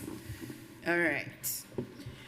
If there is public comment on this item, raise your hand via Teams or come in and speak at the podium. And seeing none, may we have a roll call vote on this? Oh, since you're tabling, it can be a that's right, voice vote. vote. Okay, so all those in favor of tabling this item to next Tuesday, December 16th, signify by saying aye. Aye. All those opposed, same sign. Okay, motion carries. Thank you. Are we trying right now? Are we what? Well, I Oh, yes, okay. Well, we got, you know what? I'm just going to take a moment to recess for a second. And so before, sorry, Ms. Kelly, I know you're up next. But I'm just gonna take a moment to recess here so we can kind of gather ourselves and get ready for the rest of the agenda.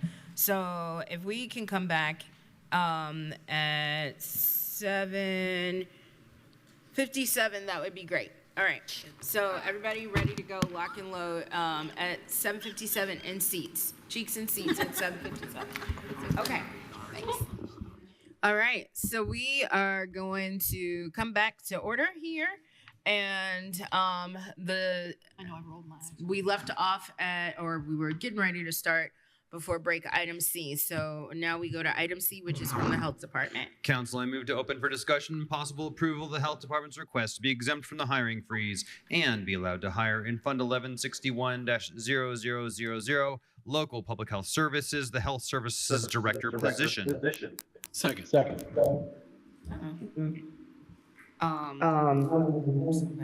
needs to be.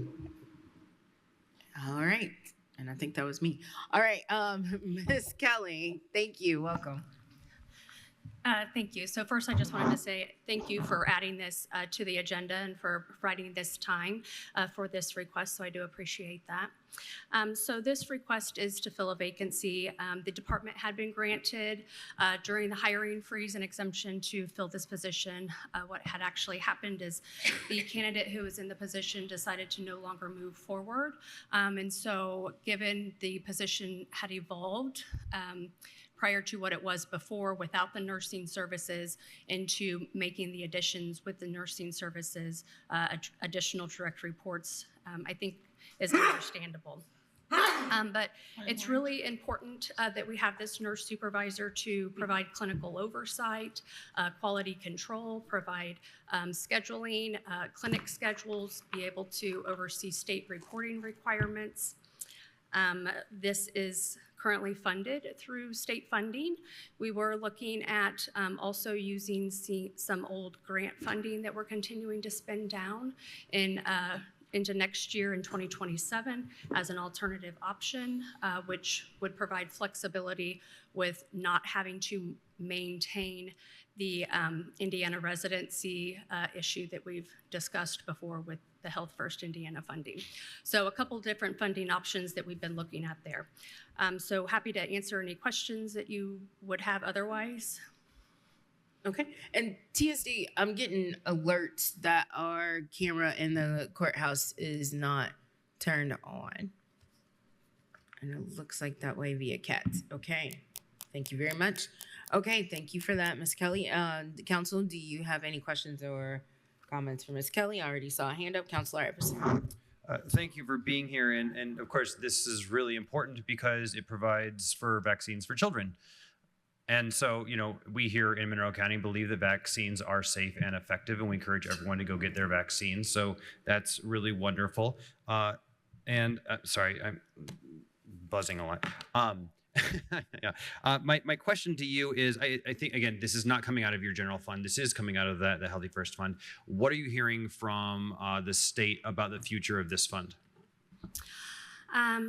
Well, not a lot, except for really just trying to put together plans to advocate to get the funding headed back up towards where we originally saw.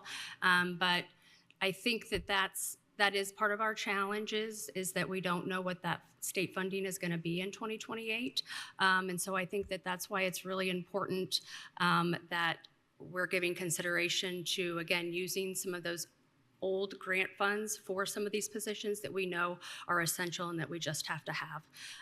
And as I think that you all have stated, is that there are probably tough decisions that are going to be coming in the future about what's really essential to run departments versus not essential. Yeah, thank you for understanding that. And I guess, yeah, thank you.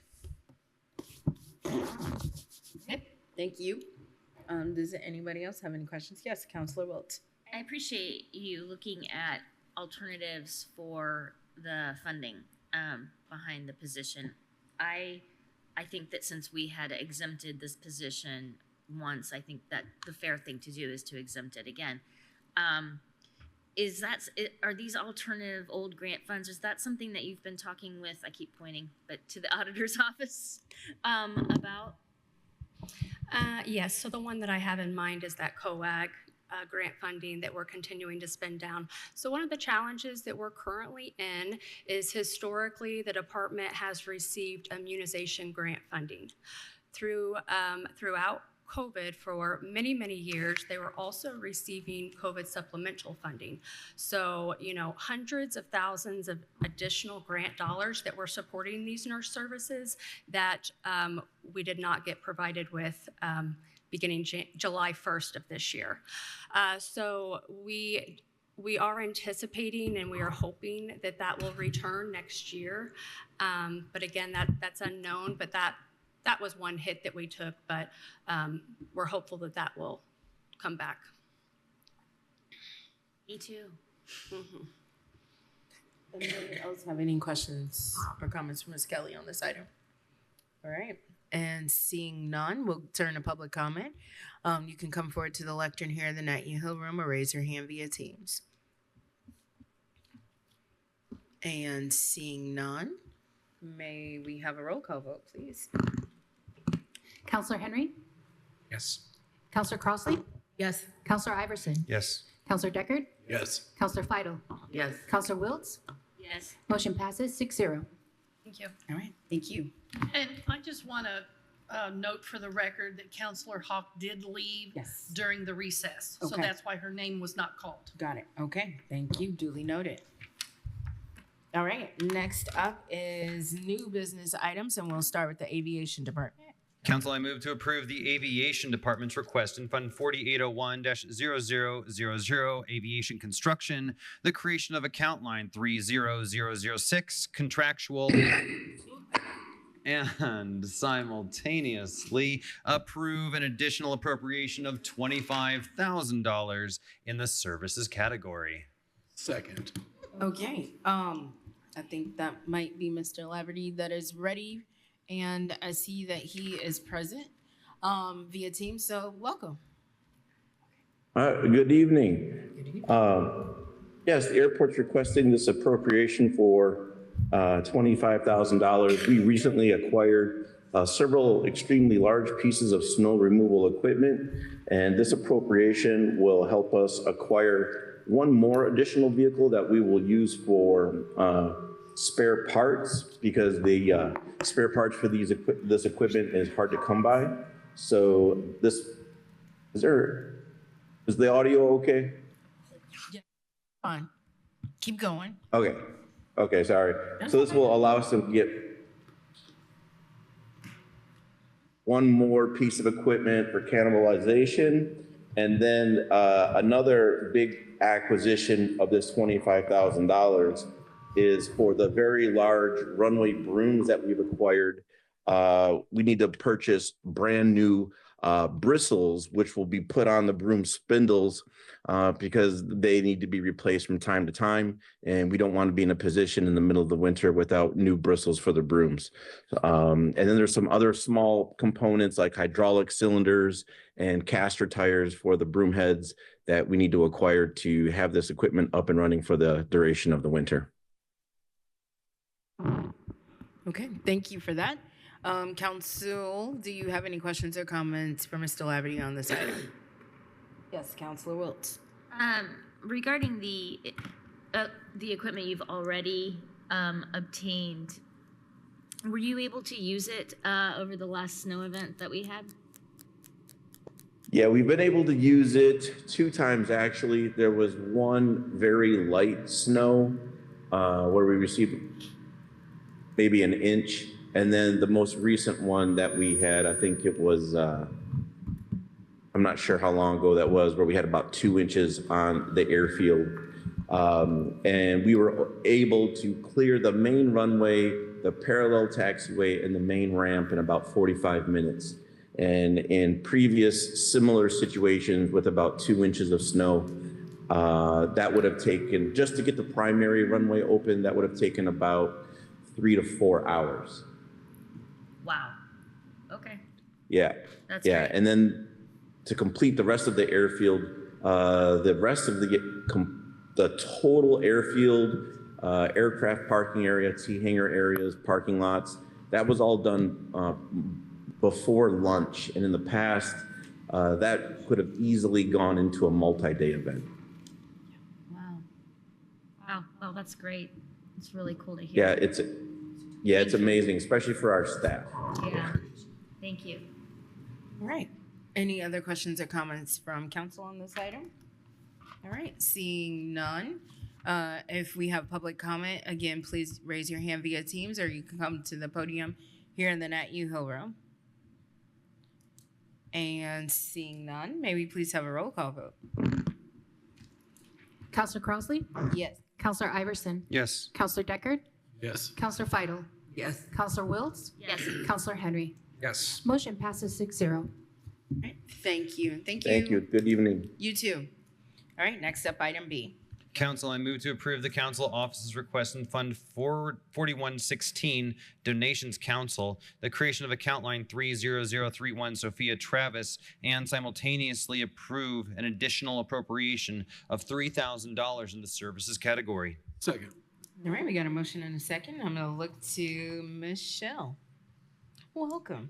Hi, so we got a donation fund, and because of all of the budgets and everything, this item just slipped off the radar to be appropriated. So this is to appropriate that donation fund that was collected in honor of Counselor Munson.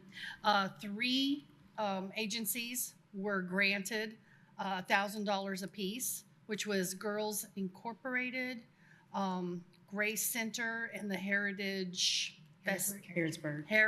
Heritage Festival. So this is just going to be able to appropriate it so that we can move forward with cutting a check for them for that total. All right, thank you. Council, do we have any questions or comments on this item? All right, just doing some housekeeping stuff. All right.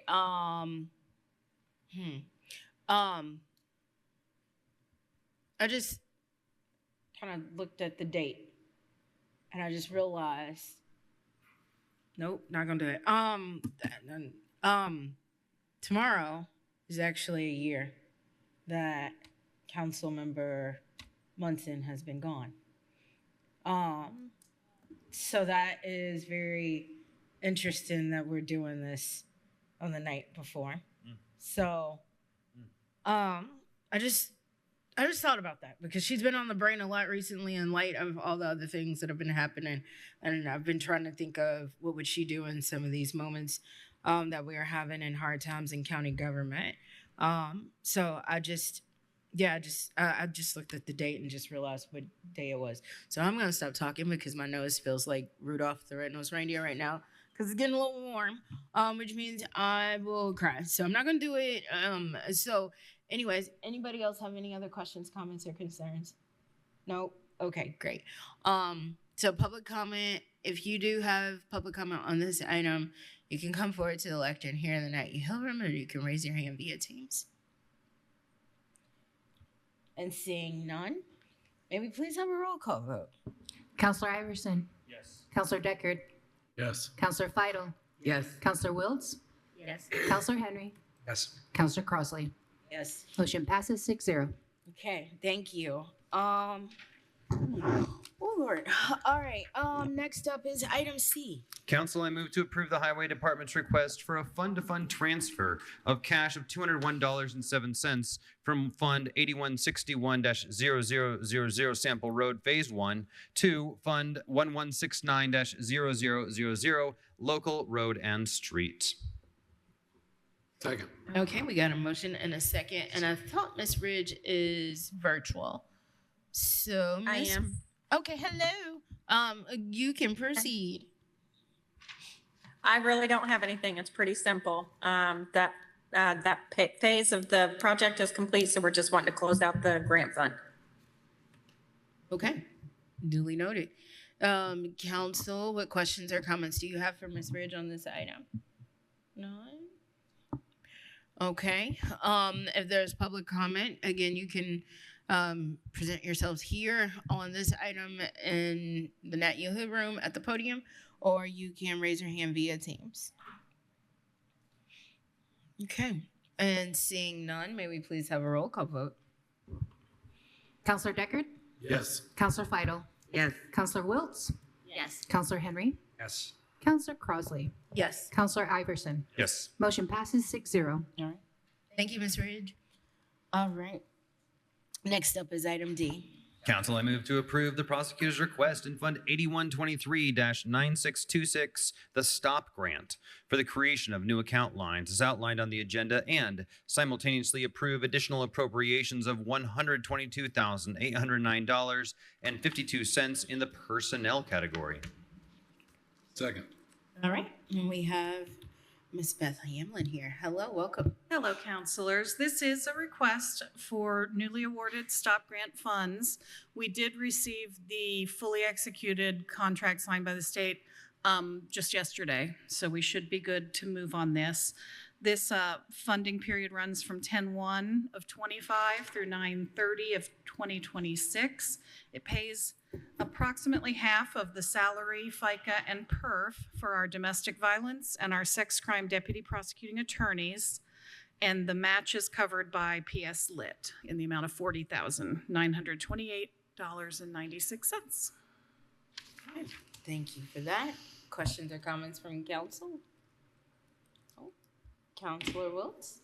Just, as always, this is great, and appreciate the work that you do to maintain these funds. Congratulations. Oh, thanks. Just out of curiosity, because we see the lovely things that are happening in federal government, and I say that in a very sarcastic manner. Do you think, is there any belief that you all think that this might not get renewed next year?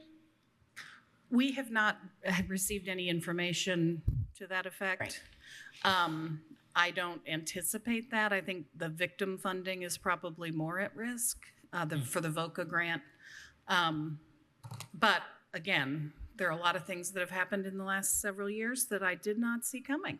Yep. So let's buckle up. I know. We can say the same for local government too. All right. So I'm full of zingers tonight. Anybody else have any questions or comments?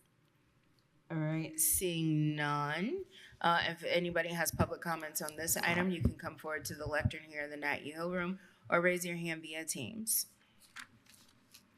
And seeing none, may we please have a roll call vote? Counselor Vital? Yes. Counselor Wiltz? Yes. Counselor Henry? Yes. Counselor Crossley? Yes. Counselor Iverson? Yes. Counselor Deckard? Yes. Motion passes 6-0. All right. Thank you. Next up is item E. Council, I move to approve the prosecutor's request in Fund 2503-0000 diversion/prosecutor user fees to amend the 2025 salary ordinance and add account lines 13031 APS case monitor 35 hours Pat A exempt and 15115 APS director 35 hours Pat C exempt. Should be doing. Second. That was F. You missed E. Sorry. Do you want me to read the right one? C. Yes. Yeah. Sorry, Beth. You're good. All right. Council, I move to approve the prosecutor's request in Fund 2503-0000 diversion prosecutor user fees for the creation of new account lines as outlined on the agenda and simultaneously approve additional appropriations of $14,043.58 in the personnel category and $2,525.36 in the services category for a total appropriation of $16,568.94. Second. Okay, thank you. This request is necessary, and I'll be honest, it's extremely frustrating. It's due to the refusal of the State Division on Aging to reimburse the final claim for our adult protective services expenses the month of June 2025. As you recall, the state decided to privatize adult protective services throughout the state and take it out of prosecutors' offices. Our contract ended on June 30th. We had employees employed until June 30th. We submitted our final claim on August 29th. We had clear instruction that we had until the 30th to submit those claims. Additionally, they stated they would not reimburse expenditures made after June 30th, even though we had vacation time that was incurred prior to June 30th. I could go on. Anyway, we have requested an appropriation in our pretrial diversion fund so that we can make corrections so that the APS fund can end at a zero balance and not in the negative. Thank you. Okay. Anybody have any questions or comments on this item for Ms. Hamlin? It's a shame.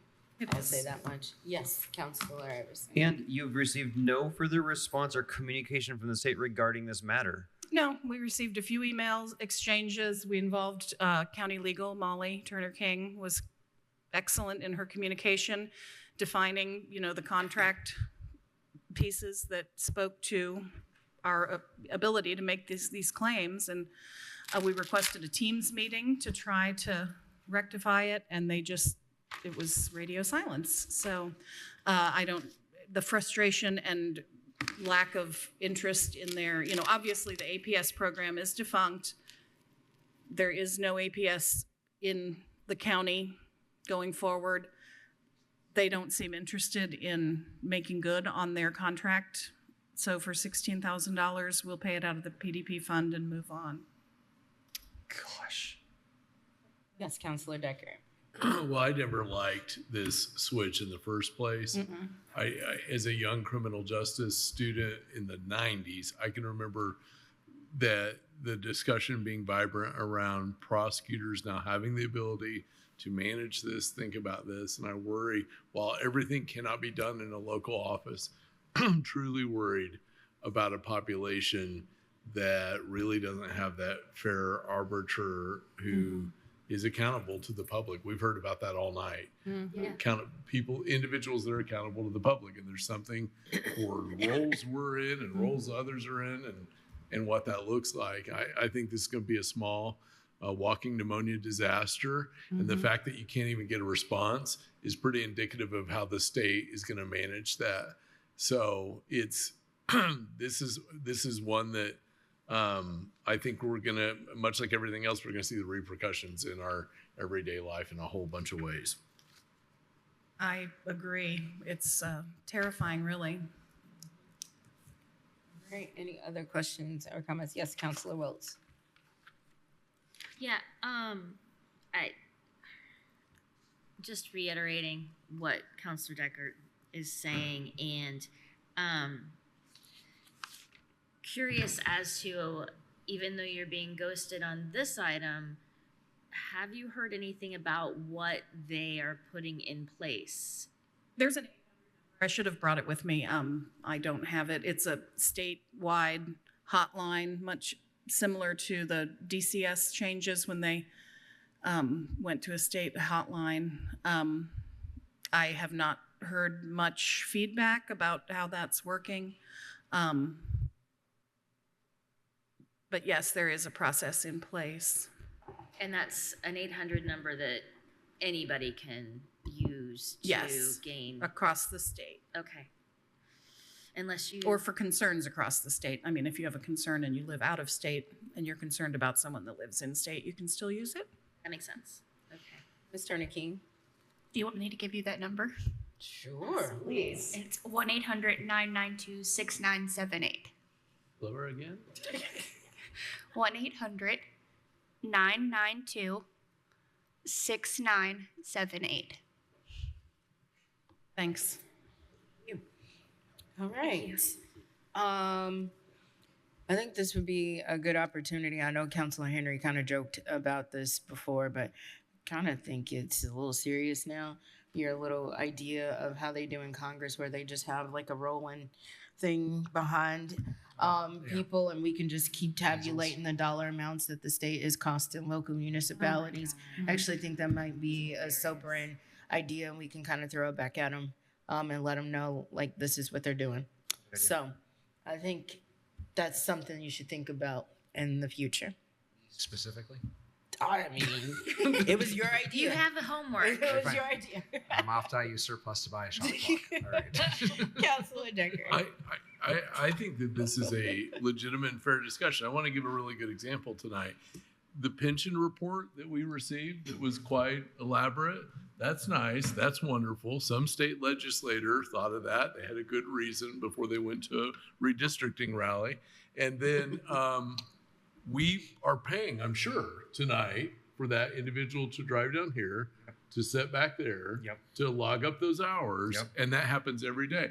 Literally, that whole row of tables of staffers are devoted to making sure that we're compliant with XYZ, but if not, but for October 15th, can't get into your own penny bank.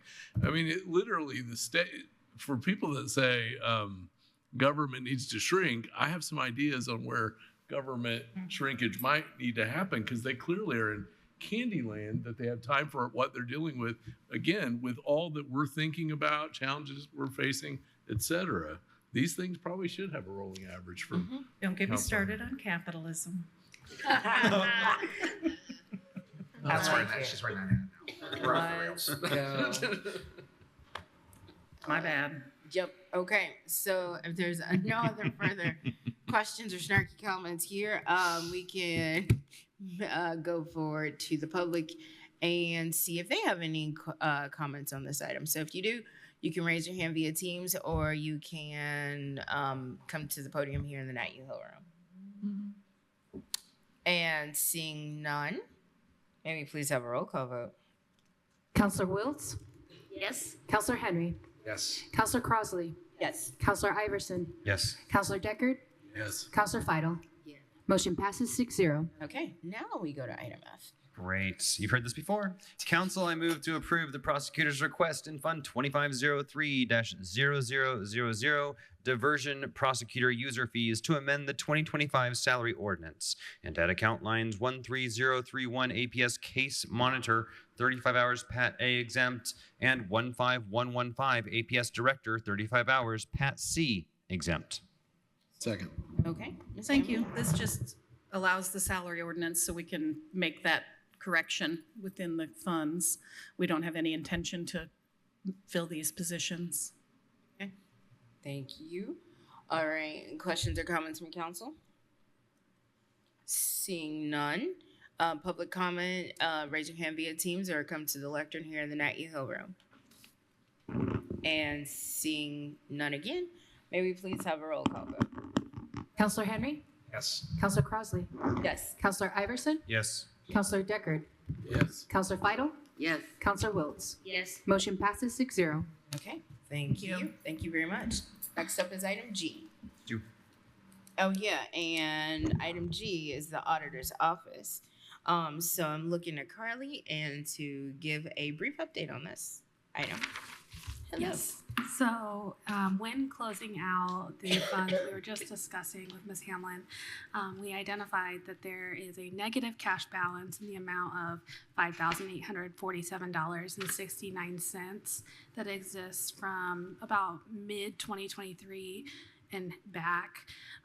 We've discussed this with the state. The state has agreed that we should establish our period of due diligence and decide how much this would cost to reconcile these dollars.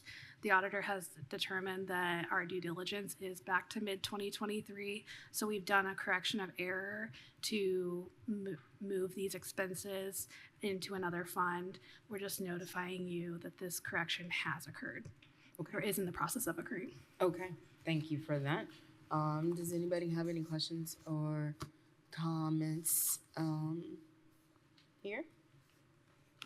Okay, and then I would assume, just like you're doing today, that you just give us an update once it's all completed.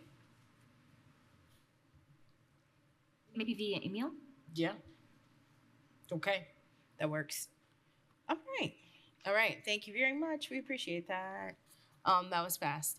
All right, next up is item H. Council, I move to approve the Emergency Management's request in Fund 8178-0000 National Priority Com for a deappropriation of account line 30006 contractual in the amount of $100. Second. Okay, we got a motion and a second. And it looks like Mr. Baker is virtual, so you should be able to unmute and you should go ahead. Good evening, Council.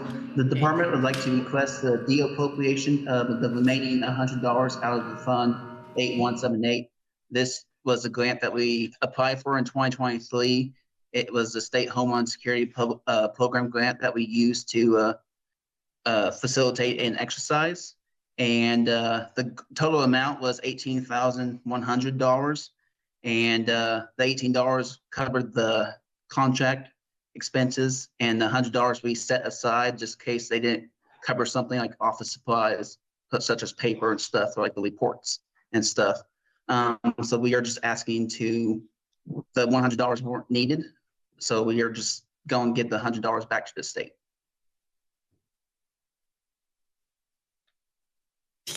Yeah, right. I know. We just, thank you for that. That was, all right. Any questions or comments from council on this item?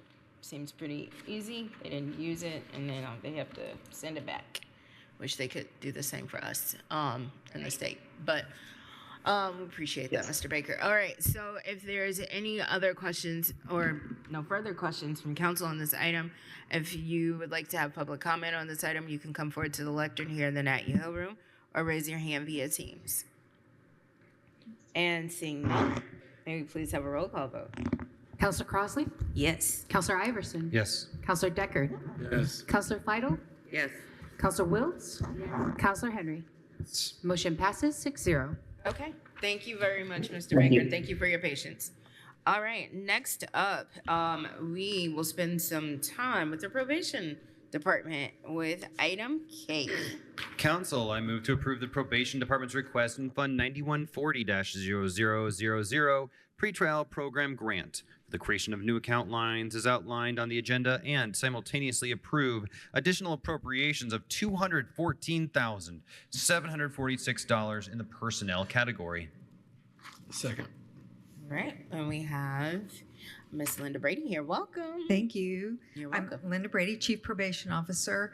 I know I have a lot of agenda items, but I do want to just kind of give you a brief overview of what I'll be going over tonight.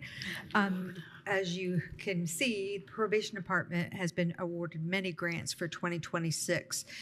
10 will be appropriated tonight, and they total about $1.86 million. So it's significant for our department. 30% of our department is funded by grants. So it's a very important funding source for the department. For tonight's grants, the three funding sources are the Indiana Department of Correction, which is the largest portion, Indiana Supreme Court, and Monroe County CARES. We also have an additional grant award that won't be here tonight, just to let you know it's coming, the Sequential Intercept Model, the SIM grant. We've been getting that from opioid money from the feds funneled through the state, and we haven't gotten the award yet for 2026, so we don't know when we'll hear, but supposedly sometime really soon. Tonight, we'll also be setting up the 2026 budget for the Community Transition Program, or otherwise known as CTP. The CTP funds are not grants, but are funds paid by the Indiana Department of Correction as reimbursement for the court accepting inmates early from prison onto early release through the Community Corrections Program. And we have always set the annual CTP budget at the same time as our Community Corrections Grant budget because it's supposed to supplement the Community Corrections Program. So we never know until we know what the grant is going to be, what we should be asking for CTP. So just a summary of all the grants for 2026. Any grant that pays a portion of staff salaries, excuse me, pays, first of all, only partial salaries. All of the grants, excuse me, require matching funds. And so the matching funds are used to pay for partial salaries, COLAs, step raises, and the accompanying FICA perf for the COLAs. Excuse me, asthma. Also, the FICA and PERF and longevity, if it's allowed by the granting entity, we put longevity, counting longevity for the employees that are eligible into the grants. But all grants had a hard cap on how much they would fund for the fringe benefits. So we all want to make it easier for the auditor's office. So excuse me, make it easier for them. So any grant money that pays for a salary also pays that corresponding FICA and PERF. Thank you. I appreciate it. This is what you get when you get asthma. And that's also community. Good job. Thank you for taking care of me. Good story. Health insurance. So for 2026, all the positions that are grant funded have had their self-insurance budgeted in the Employee Services County General budget.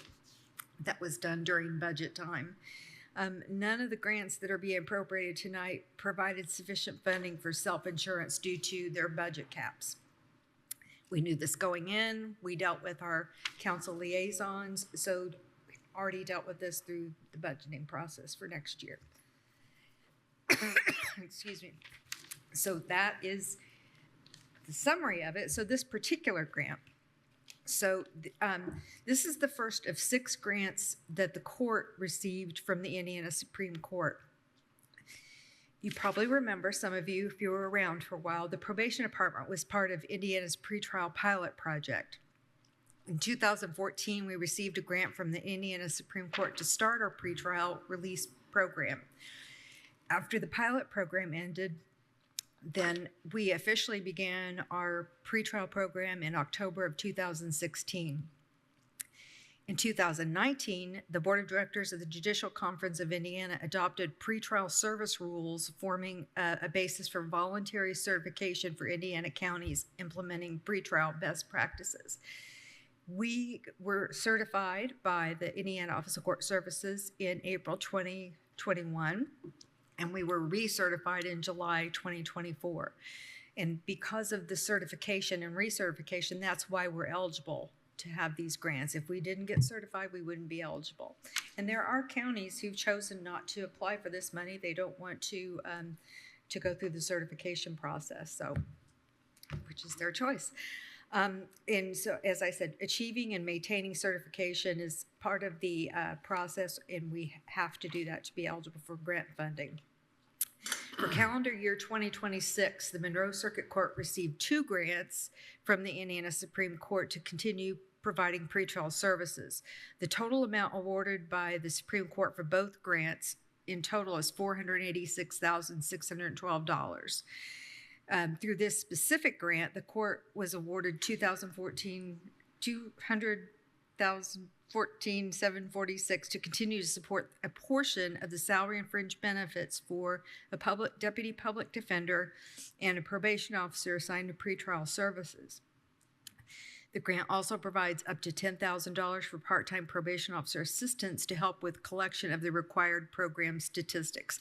We have a lot of statistics that we have to collect. Excuse me.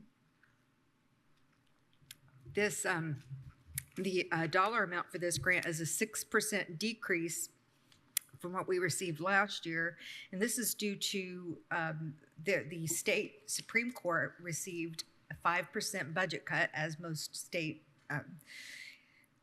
departments did. And also they had more than double the amount of grant requests than money they had to give out for pretrial programs. And that's hence the caps. And there are no grant funds allocated for supplies, services, or capital expenses. It's all personnel.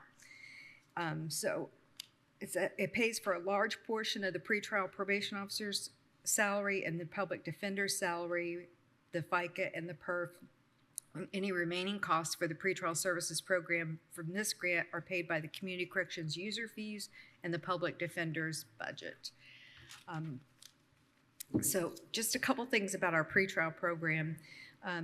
We follow national best practice that maximize release, maximize appearance to court, and maximize public safety. Those are called the 3 M's of pretrial. And while it's not a primary purpose of pretrial services, maximizing release of individuals from the jail does impact the jail population by reducing the number of individuals in the jail awaiting resolution of their case. And for some people, they might not think it's important, but research has shown that pretrial detention has a criminogenic effect, meaning that being detained longer increases the likelihood a person will be arrested for a new crime and arrested for a new violent crime.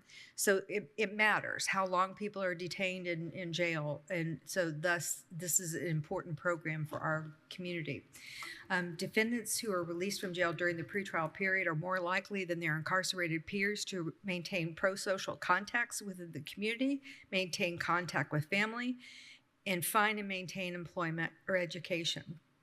In Monroe County, all arrestees undergo a state-required validated pretrial risk assessment to assess their likelihood of appearing for court and not being arrested while their case is pending. There are some people that pretrial detention may be appropriate. We have this risk assessment tool and also the pretrial services report prepared by our probation officers that help the judges make the informed decisions about bail. So this is the risk tool is just one of the tools. The probation officers prepare a report with more information for the court.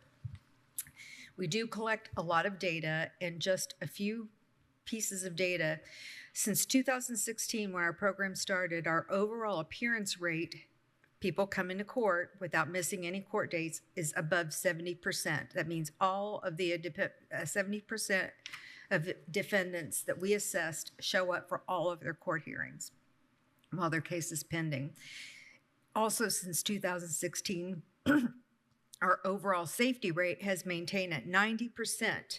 That means 90% of assessed defendants were never rearrested for a criminal offense while their case is pending. That's significant. Excuse me. Also, since 2016, our overall success rate has maintained over 60%, which means 60% of defendants have not been rearrested and also do not fail to appear for court. So it's a very successful program. We've had very good outcomes, and it's our program is considered one of the best, if not the best in the state. I don't mean to be bragging, but that's what we hear from the Indiana Office of Court Services and the Supreme Court. We're really proud of our pretrial program. So that's basically it. So if you have any questions. And we're gonna give you a minute so you can chug some water. That was a lot. So we appreciate that. So you just take, you are good. So I have one. Thank you. Thanks. So I appreciate everybody taking care of here. We should have take a had it out. moment. Nope, you're totally fine. We will take a moment. Okay. Thank you. As we allow Ms. Brady to catch her breath there, and is there any questions that we are thinking of? Yes, Councilor Anderson. Let me wax eloquent. Okay. No, I'm kidding. I won't do that. This is, I think, the second time that we've had something like this come to us because the Indiana Supreme Court did grant these dollars to literally save the pretrial diversion program. So whenever I think we have the opportunity, we should look into the cameras and say, thank you, Indiana Supreme Court, for doing this. Absolutely. We've had so many conversations about the value of pretrial diversion, and it's just an important tool we have in this community. So just congratulations on getting these grants. It's such an important thing for our community that really keeps people out of jail. Thank you. Thank you. And correct me if I'm wrong, but this is the items that we found out at towards the end of the budget cycle that you were So awarded. that's the next one. Okay. That's the next one. So this one is the one that we have been getting every year since we have been certified as a pretrial program. But it got cut a little bit because of the state budget line getting cut in the Supreme Court's grant. Okay. All right. Any other questions or comments from Ms. Brady? Yes, Councilor Henry. Yeah, thank you. I think maybe that's where I'm focused is on that 6% right now, or just that cut. So as you've heard tonight, we've talked about thinking through the future and the contingencies of what happens when these grants get to a point where we start to really impact services. So as I understand it, because of the match, you've structured your staffing with a general fund contribution or from the county, and then the grant to make a full FTE. So just thinking ahead, if it gets to a point where those 6% cuts continue, how have you have you had to adjust in the past for what happens when we lose that funding for an FTE? Does the county absorb all of the person's salary at that point, or what has been some of the thought that contingency wise looking ahead?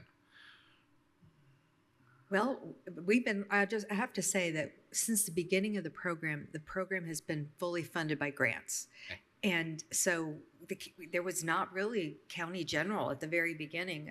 It's been over time, there's been a little bit of county general here and there.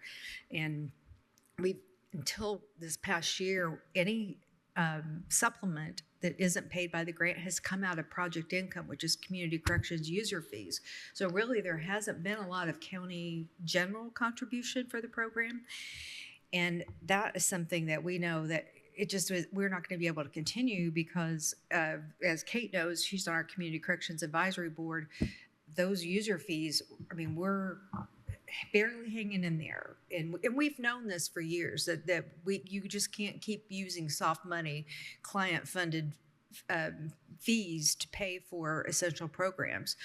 And so this is something we worked with back to when Trent was council liaison to our department. And Peter, you've been twice. We've been working on this for years, trying to make those funds sustainable. And we've hit a wall. The perfect storm, I think you would say, with these. So if at some point there isn't state funding for the grants, this is something that would need to go to our local JRAC, Justice Reinvestment Advisory Council, because it would have a system impact. If we didn't have this program to get people out of jail, what would that do to the jail population? And also, what would it do in terms of the people who aren't going to be able to get out, to their recidivism rate, to their ability to succeed if they get put on community supervision after they get out of jail? So it would have a system-wide impact that would have to be analyzed, I think, by all parties, all branches of government, and the local JRAC. Yeah, you brought up the J word this evening with the jail and justice piece. This is one of the threads in the tapestry, right? And when we think about buying a building versus the system that's built around it, I'm glad that we have this model today for this fiscal year, but it's easy to conjure, as we've heard all night about the cuts coming and the impacts here, how we might need to reimagine how we provide these services, because you touched on Absolutely. it. I mean, this keeps our jail population low, and how much does that cost versus X amount of buildings? So thank you for indulging the question there. I appreciate it. I hear from the community, a lot of the community commenters talk about, we need to be doing things to keep people out of jail, and that this is a thing we do that keeps people, gets people out quicker, and also if the judge isn't comfortable with somebody not being under community supervision while they're in a pretrial, we have different levels of supervision that we can provide so the judge feels comfortable letting them out of jail. So it's a really, really important program, and it has a big impacts. So thank you. Thank you. All right, looking to my left. No? Okay. All right. So if there is public comment on this item, you can come forward to the lectern here in the Nat U Hill Room, or you can raise your hand via Teams. And seeing none, may we please have a roll call vote? Counselor Feidel?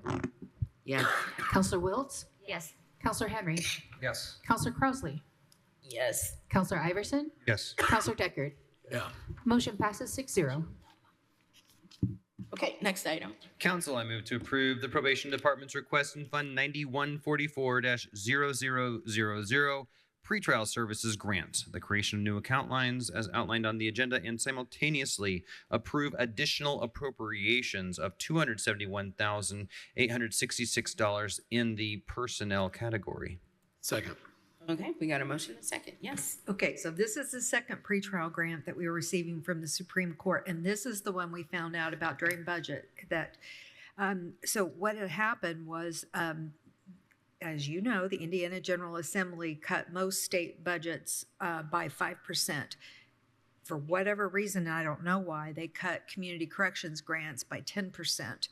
And so the DOC, Department of Correction, had to make some decisions of what they would or wouldn't fund.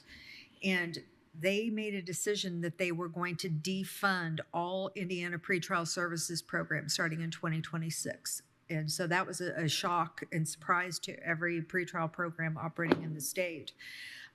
So that was after 6 years of it being flatlined, because again, state budgets were flatlined. So the Supreme Court, out of their own budget, they wanted us to be able to continue operations with our pretrial program. So they gave us this one-time grant for 2026, and it's specifically to make up for the loss of the DOC funding, and they gave us the exact dollar amount that the DOC did, and that funds the full salary, FICA, and PERF for 3 probation officers assigned to pretrial services, and then also it's a partial salary, FICA, and PERF for 1 additional probation officer assigned to the pretrial services program.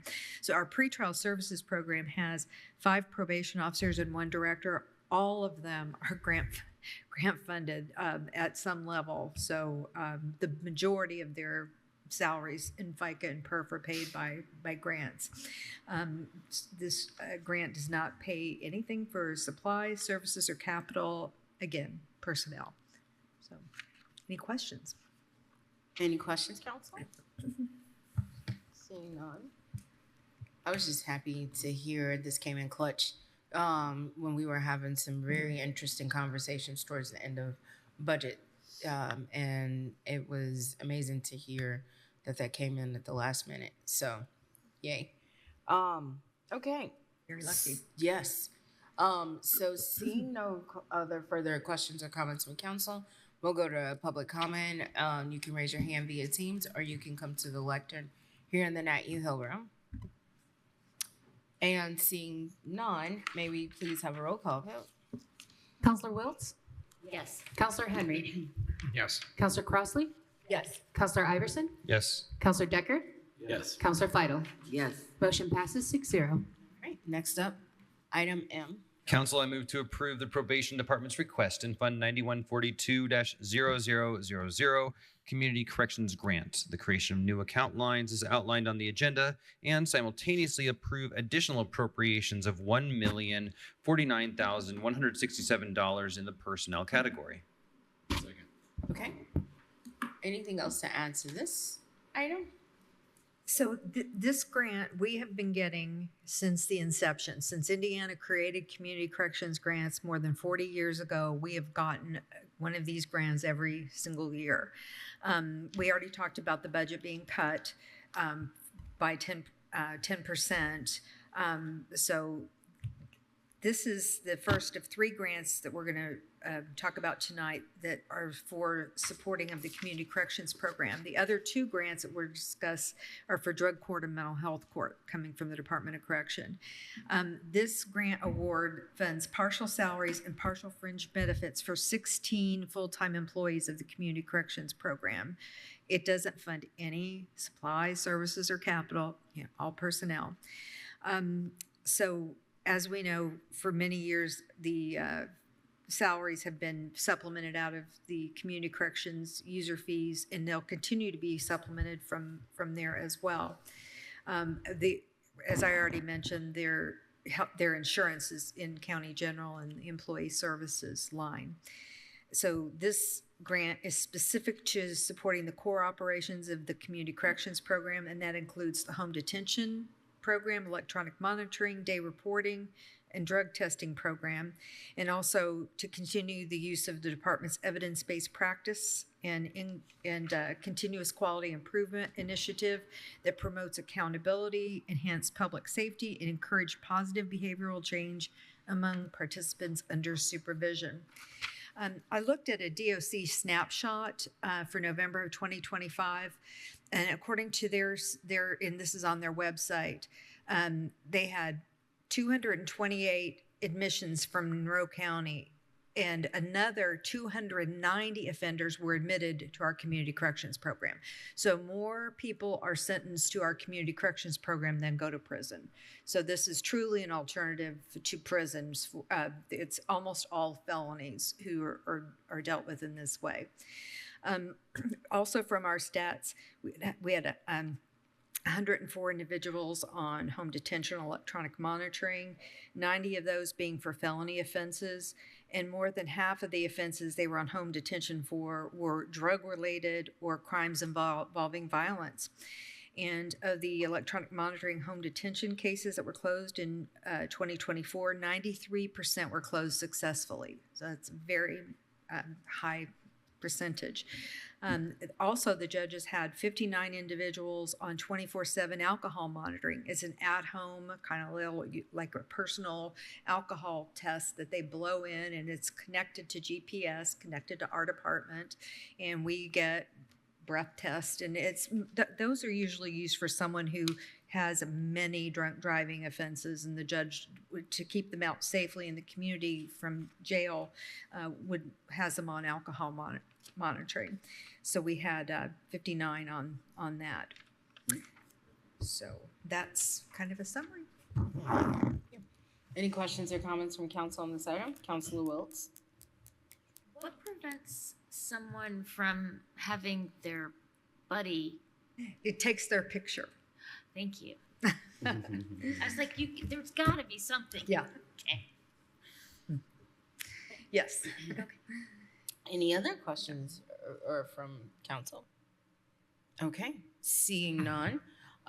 If there's public comment, either raise your hand via Teams or you can come to the podium here in the Nat U Hill room. And seeing none, but I do believe that I see Councilor Hawk virtually. So now regardless, we would still go roll call vote, but just wanted to acknowledge that. And can we please have a roll call vote? Counselor Henry? Yes. Counselor Hawk?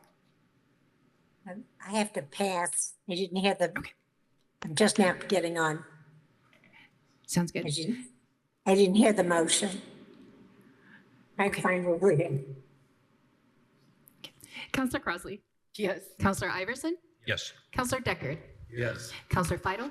Yes. Counselor Wiltz. Yes. Motion passes 6-0-1. Next up is item N. Council, I move to approve the probation department's request in Fund 9148-0000 Drug Court Grant.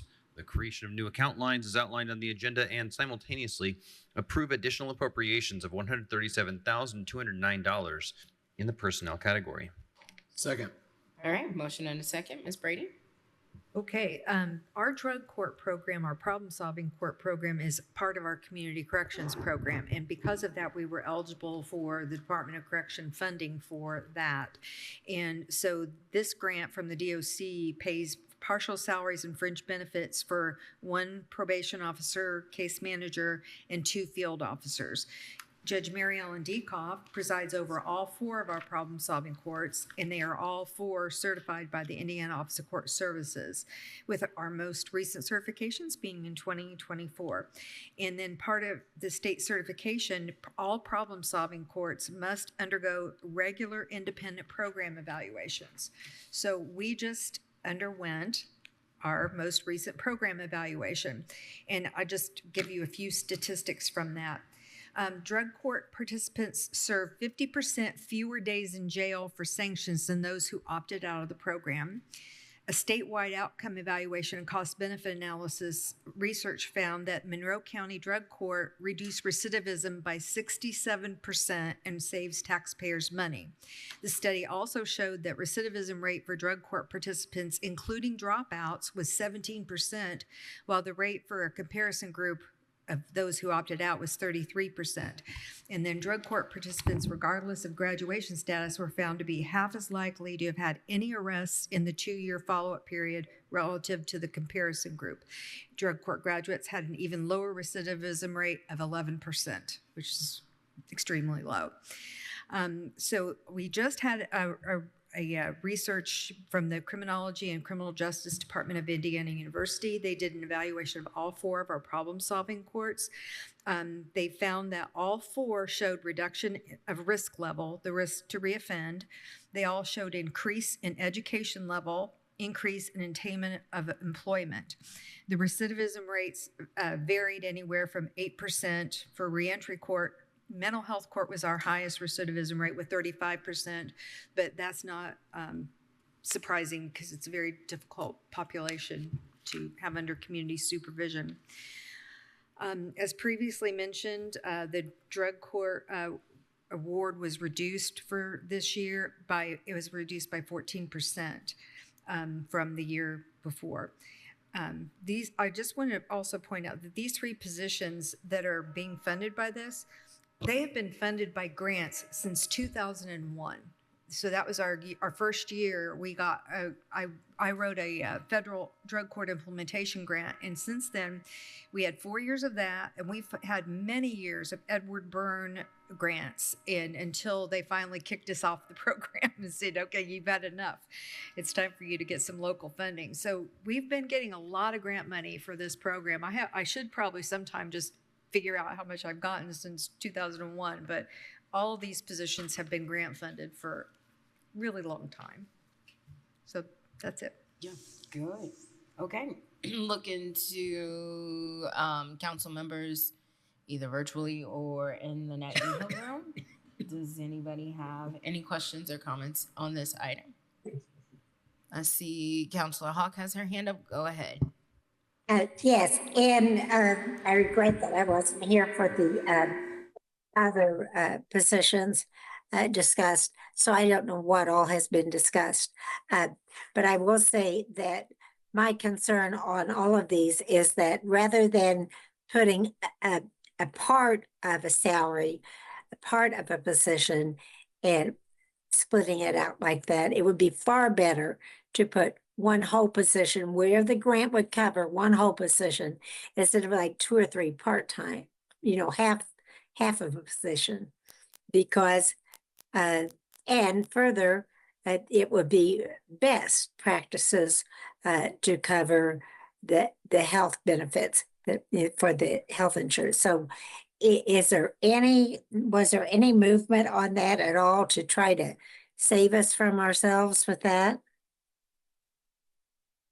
Because I may be looking at this wrong, and I acknowledge it could be, but it would seem to me that what we have is if we've always said when a grant goes away, the position goes away. But if you only put a fourth of a price of that position in the grant goes away, and the general has to pick up the difference.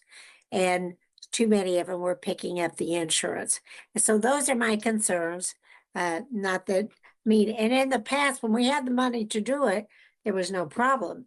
Now we're going to be looking at not enough money to do everything everybody wants. So those are my concerns. I don't think there was a question. Okay, the question is, which of these grants could you have moved one person, one whole expense over into the grant instead of several different ones? Could you have moved just one? Or however much grant, whatever the grant could hold and cover all the benefits rather than splitting it up. I'm not really sure what you're saying, Marty, but I have to say that the DOC funds partial positions. They don't fund a particular percentage they just give you, here's how many dollars I'm giving you for this position. Here's how many dollars I'm giving you for this position. And so the rest of it has to come from somewhere. So we don't have any say over how much money they give us per position. They just decide it. And it's not based on a formula. It's not based on a percentage. It's just an amount that's given. And then we have to make it up. So let's say, well, no, we don't really. We could just reduce the amount of the number of people, right? That's what we've been, let's say, are they saying when you get and I don't have a problem with community corrections, we have to do that. But with the probation, a lot of probation budgets, you've got a lot of split positions, part in a grant and part in general. Do you agree with me when I say that? A lot of the grant funds, you've got part of the grant position covered under the grant and part of it covered under general. Right, and I'd say that that's not unusual with, I know I've talked to Counselor Henry about this before, that it's really not an unusual situation for grants to require match funds. And so that having them ask us to pick up parts of salaries or benefits that's a pretty normal thing for grant entities to do. Well, but are we doing whatever they require for match funds, or are we doing more than that? And I'm just saying this because we have to overall look at how hard this budget was hit because of the insurance funds. I'm not just saying your department, but throughout. And so I'm just trying to figure out how can we get a better handle on it. But if you're saying, no, we just have to do this or what, I know that the Indiana County Council Association statewide is really protesting the fact that the state courts is saying probation officers should be paid for entirely by the state. And whether or not that's going to go anyplace, but they're pushing hard for it. So that's something to look at too. Anyway, thank you. It's late in the day, so move forward. Duly noted. Okay. Any other questions or comments from council? Okay, seeing none. Excuse me. We'll go to public comment for this item. If you have public comment on this item, come to the lectern here in the Nat Hill room or raise your hand via Teams. And seeing none, maybe please have a roll call vote. Counselor Hawk? No. Counselor Crossley? Yes. Counselor Iverson? Yes. Counselor Deckard? Yes. Counselor Fidel? Yes. Counselor Wiltz? Yes. Counselor Henry? Yes. Motion passes 6-1. Okay, next item. Council, I move to approve the probation department's request in Fund 9150-0000 Mental Health Court for the creation of new account lines and simultaneously approve additional appropriations of $42,958 in the personnel category. Second. Okay. Okay, another grant from the Department of Correction. And this is a 13% decrease over last year.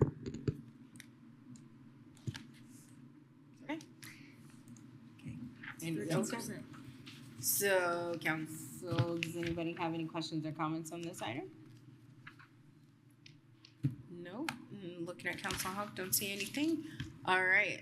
So public comment, come to the lectern here in the Nat Yeho room or raise your hand via Teams.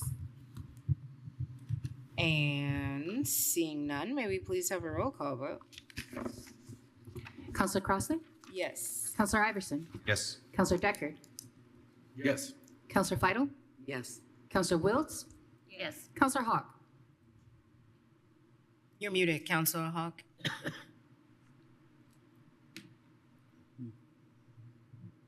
Yep, you're still muted.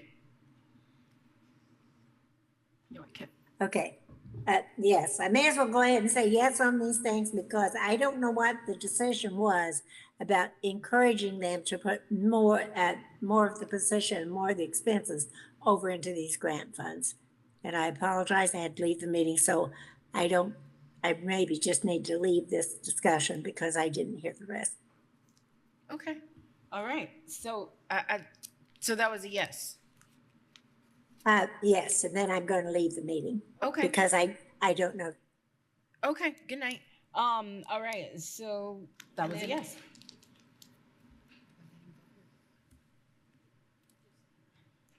Chancellor, you want to vote on this since you? I'll pass. Okay, thank you. Thanks. So motion passes 6-0-1. Okay, thank you. Next item. Council, I move to approve the probation department's request in Fund 9172-9626 Drug Treatment Court for the creation of new account lines and simultaneously approve additional appropriations of $9,920 in the supplies category and $2,500 in the services category for a total appropriation of $12,420. Second. Okay, we got a motion and a second. Ms. Brady? Okay, these next four should go pretty quickly. They're all four grants that are from the Indiana Supreme Court that because we have separate problem-solving programs, we were eligible to apply for a separate grant for each of these programs. So 3 of the 4 received the same amount of money, and we'll get to the last one, which will be Veterans Treatment Court. That's the only one that includes personnel. All the first 3 that we're talking about, the Drug Court, Reentry Court, and Mental Health Court, it's all of them received a 3% cut over last year, and what they pay for in this grant is outreach materials, supervision incentives, which is usually bus passes, drug test supplies, which helps to reduce the cost of drug testing for our participants, and travel training for the training of our drug court staff and team. And so again, this will be the same for this one and 2 more. Thank you. Thank you. Any questions or comments from Ms. Brady on this item? Seeing none. Public comment, please raise your hand via Teams, or you can come forward to the lectern here in the Nat Yeho room for this item. And seeing none, may we please have a roll call vote? Counselor Iverson? Yes. Counselor Deckard? Yes. Counselor Fidel? Yes. Counselor Wiltz? Yes. Counselor Henry? Yes. And Counselor Crossley? Yes. For the record, Counselor Hawk has left the meeting, so we are at 6-0, motion passes. Okay, thank you very much. Item Q. Council, I move to approve the probation department's request in Fund 9168-9626 Mental Health Court for the creation of new account lines and simultaneously approve additional appropriations of $9,920 in the supplies category and $2,500 in the services category for a total appropriation of $12,420. Second. Okay, Ms. Brady? Nothing to add. Thank you. Okay, since she has nothing to add, does anybody else have anything to add on this? No? Great. All right, public comment time for this item. Come to the podium here in the Night Yeho room and raise your hand via Teams. And seeing none, may we please have a roll call vote?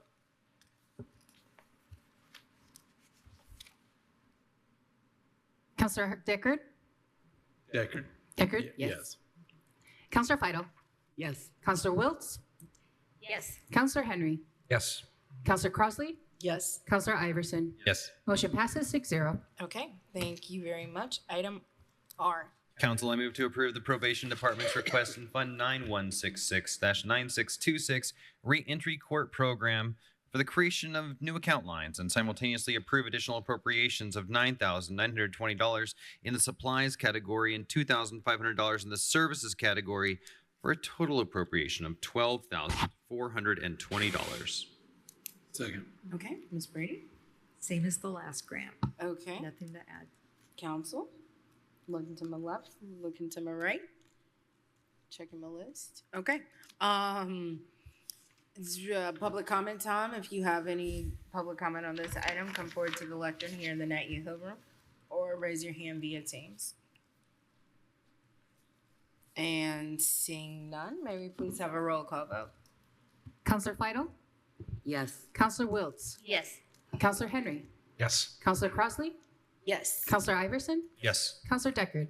Yes. Motion passes 6-0. All right. Item S. Council, I move to approve the Probation Department's request in Fund 9170-9626 Veterans Treatment Court for the creation of new account lines as outlined on the agenda and simultaneously approve additional appropriations of $86,974 in the personnel category, $9,920 in the supplies category, and $2,500 in the services category for a total appropriation of $99,394. Second. All right, Ms. Brady. Okay, as I mentioned before, this is the only one of the problem-solving court grants that funds a position. And it funds most of the salaries and fringe benefits of our Veterans Court case manager probation officer. He is also a veteran himself and does an excellent job. And also our Veterans Court is regional. We can, the judge can accept transfers from Lawrence County, Greene County, and Owen County, I believe, are the ones that are in our region. That's it. Thank you. Council, what say you on this item? Yes, Counselor Decker. I just had a quick question. So when they transfer from another county, because the grant covers that, it takes care of the cost. Do those counties have to throw in any dollars on that? No, they don't. They don't. And it's just a matter, usually it would be somebody who either works or is doing, either works in Monroe County, lives in Monroe County, or is doing treatment in Monroe County. There'd be a reason that they would want to have that person supervised in our county. Any other questions or comments from council on this item? Seeing none. Public comment time. If there's public comment on this item, come forward to the lectern here in the Night Yeho room or raise your hand via Teams. And seeing none, may we please have a roll call vote? Counselor Wiltz? Yes. Counselor Henry? Yes. Counselor Crossley? Yes. Counselor Iverson? Yes. Counselor Deckard? Yes. Counselor Fidel? Yes. Motion passes 6-0. Okay, next item. Council, I move to approve the Probation Department's request in Fund 4924-9624 Probation Cares Grant for the creation of new account lines as outlined on the agenda and simultaneously approve additional appropriations of $1,162.50 in the supplies category and $1,462.50 in the services category for a total appropriation of $2,625. Second. Okay, we got a motion and a second. Ms. Brady. We apply for this grant every year to help our department address the problems related to substance abuse. One of the grants is for to purchase a portable breath testing unit, and that's because we do about 21,000 breath alcohol tests a year with our clients. Most of that's in our day reporting program. The other award is for instant cups, so it's drug testing cups. So persons who use the drug testing cups, if it's negative, the test is free, because if it's negative, then we don't have to send it off to the lab for confirmation. So it significantly reduces the drug testing costs for our clients. In only about 2 to 5% in our problem-solving court test positive. They're very low compared to the department as a whole. It's about 28 to 30% positive rate. So, yeah, it really helps cut down the cost for our participants. Okay, sounds good. Okay, Counselor Wiltz. About how many tests can you buy for both of these with this amount? That's a good question. So it says in 2024, we purchased 6,000 instant cups, but that was between this grant and the problem solving court grant. So we bought 6,000 test cups. And is that reflective of how many tests were done then? For in the instant cups, we only use the instant cups for the most part for problem solving court, because for the regular probation test, we go ahead and do a regular test that's sent to the lab. Yeah. So if you do 21,000 breath tests per year, does this even come close to paying for that? Well, the breath test is just you blow into the machine, so that there's no urine situation going on. So this is buying a unit, right? Unit. It's a unit, right? It's a unit for us to do the testing with. And it's reusable? Yes. There's a straw kind of thing that people put on it that they blow into that. Thankfully, I've never had to do this, but so I appreciate you explaining it. Thank you. Okay, Council, is there any other questions or comments on this? Seeing none, public comment on this item, raise your hand via Teams, or you can come here in the Nat Uho room. All right, seeing none, may we please have a roll call vote? Counselor Henry? Yes. Counselor Crossley? Yes. Counselor Iverson? Yes. Counselor Deckard? Yes. Counselor Feidel? Yes. Counselor Wiltz? Yes. Motion passes 6-0. All right, next item. Just the last one. This is it. Council, I move to approve the probation department's request in Fund 1123-9626 Community Transition Program for the creation of new account lines as outlined on the agenda, and simultaneously approve additional appropriations of $19,000 in the supplies category, $26,000 in the services category, and $5,000 in the capital category for a total appropriation of $50,000. Second. Okay, Ms. Brady. Okay, Community Transition Program, it's a program by the Department of Correction. So certain offenders, if they are eligible and if they wish to participate in the early release program, they can apply, and if our court accepts them, they come out of jail or come out of prison early, and the Department of Correction reimburses us $25 a day. So that helps to pay for any of their drug testing costs or any of their, if they're on electronic monitoring or home detention, it pays for that, and it helps ease people back into society early from their term in prison. So that we never know how much we're going to get, so we just put a budget out there. If the money isn't there, if we don't have enough people on the program, there's not enough money, we can't spend it. We only spend what we collect from the DOC. So this is our best guess. Council, do you have any questions or comments on this item? Yes, Councilor Wiltz. So with this program, people are coming from a state institution. Presumably they're from Monroe County. Yes, they have to have been originally? sent, right. They have to have been sentenced out of Monroe County. On here. Okay. Yes. Okay. Yeah, and the judge, they would be unlikely to accept somebody if somebody didn't have any ties, or if they came here and committed a felony offense and they don't have any community ties, the judge probably won't accept them, because they have to have some reason that we would be supervising them in this county, right? To be out on community transition. Approximately how many of these folks do we have in a given time period? No, it's very small. It's a small number. I can't remember from the stats, but I want to say it's fewer than 20 a year. Okay. And how long are they under your care? wait, this is above my pay grade. This is a Becca Strite. She's online there someplace. It depends on how the seriousness of their felony, level 1, 2, 3, 4, 5, 6. So the more serious the felony, the longer they're on for. But I think the minimum for the least is 60 days, I think, for the lowest, I think. Okay. But if Becca's on there. It's I can connect with you all later. Yeah, This is- I can't, I can't remember, sorry. Thank you. Okay. Any other questions or comments? Yes, Councilor Decker. I just want to say, I am always amazed when someone gets a question that you can't answer because you always have your stats. I have a team, I say. You got a good team. Yes, I do. I have a really good team. And I think it's huge. A lot of times people on our side of the table start talking about systems and how they should look and work.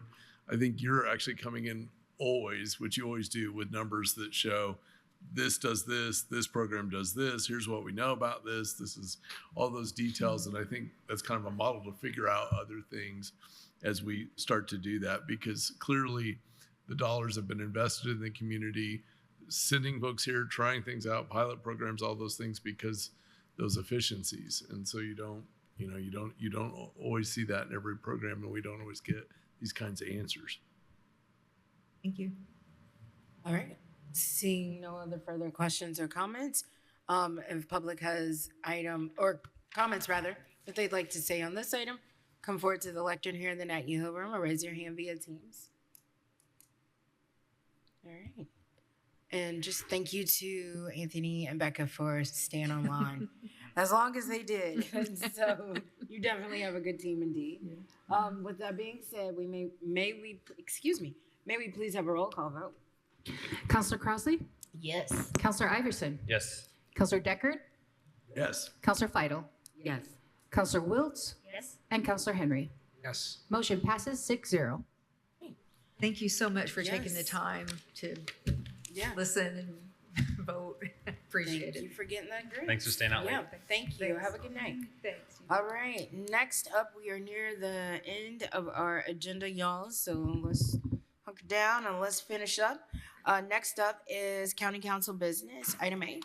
Council, I move to approve Resolution 2025-54, pledging support to the BEDC, or the Bloomington Economic Development Commission. Second. All right. And then I'm going to look to Ms. Turner King for this. Hold on one second. I think I said commission, but I think I need to say corporation. Yes. Because I want to verify, because there is one of each. There's one in the city. And we're talking about the corporation and not the commission. Correct. Consent to the amendment. Okay. Thank you. Now we'll look to Ms. Turner King. So I'm fixing that language in the resolution. But what is before you is Resolution 2025-54, which pledges a $30,000 donation to BEDC. We similarly did this last year, and so this is just a continuation of that practice. All right. And again, this is the practice that we have to do because it is usually budgeted in our item, and we ran into issues with it being paid by county commissioners. So it's not like we're just pushing, donation through. This is the other alternative method that we have to do because we got denied. So, Councilor Henry, and then I'll go down the line. Yeah, thank you. A few questions because I'm trying to wrap my head around this. So is this payment retroactive at the end of the fiscal year, or is this in anticipation of next year? Like this goes, so. It just normally gets paid out at the end of the year, but this is for this year's donation. So it's this year's donation at the end of the year. Correct. When is the first Simtra payment expected to go to BEDC from the tax abatement? I'm not 100% sure. I could try to find the tax abatement paperwork, but it might take me a minute. Okay, I mean, that's one question I have. I guess the next question I have here too, and thank you for catching the typos, is, and I'll just raise this with my peers, the BEDC's been in the news in the past 2 or 3 weeks, and I don't know if there's anyone on from the BEDC in Teams. I don't know if there is. And so, I'm kind of curious what's going on in the organization. It's been, there's been reporting about a change in leadership. I don't know if that's a change in strategic direction over the past year. I believe there was some conversation about the BEDC merging into other organizations in the community. So the strategic plan that we help underwrite might be a little different, or what we think we're buying might be a little different than what's going on. So I would be comfortable tabling for a week until we can get either maybe someone from BEDC to chat with us, and also maybe to get some clarity about when the Simtra tax abatement first hits them, because it would look like potentially 30 now and 30 in a few months, and kind of curious what that looks like. But that's my thought on that. Good point. Yes, Councilor Decker. I would agree with the tabling notion on this because we will be back here in a week to kind of run a new show, not to make a longer meeting, but sometimes you can't avoid it in these times. I also think that it's incumbent upon a council, a county, commissioners, and anyone else really that's an entity to ask good questions of this organization about future and what their vision are and what steps and support they might need from us, including either this support or something else in lieu of that. And I think it'd be good. It would be good to know. It's important for us as a county not to kind of put our head down and say, I don't know what's going on over there and I don't want to know. I think that we not only need to know, I think for the sake of this economy right now and the affordability issues we have and the job issues that we've got, including the ones we supply, I think that we need more information here and then come back again on a week from today. All right. I thought I saw another hand down the way. I did, but I agree with the comment that's just been made. So, So, council, with no objections, I'd like to table this item to our December 16th meeting. Second. Okay. All right. Will, all those in favor of tabling this item signify by saying aye. Aye. All those opposed, same sign. All right. Motion carries. Thank you. Next item. Council, I move to approve Resolution 2025-56, pledging support to Seven Oaks Classical School. Second. All right. And then I would look to Ms. Turner-King for this. This resolution that's before you pledges $1,800 to Seven Oaks. Originally, this relates to the Sophia Travis Community Service Grant funding. The committee had met and approved an award to Seven Oaks in the amount of $1,800, and this is the mechanism that would get him that funding. Okay. Can we read the resolution by chance? Yes. Can you put it in share so we can see it? Thank you.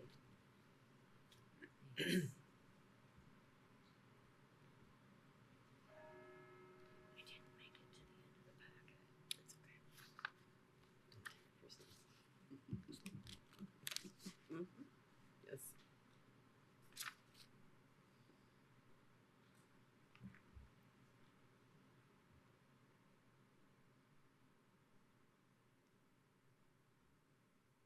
They don't pay tuition. Charter school.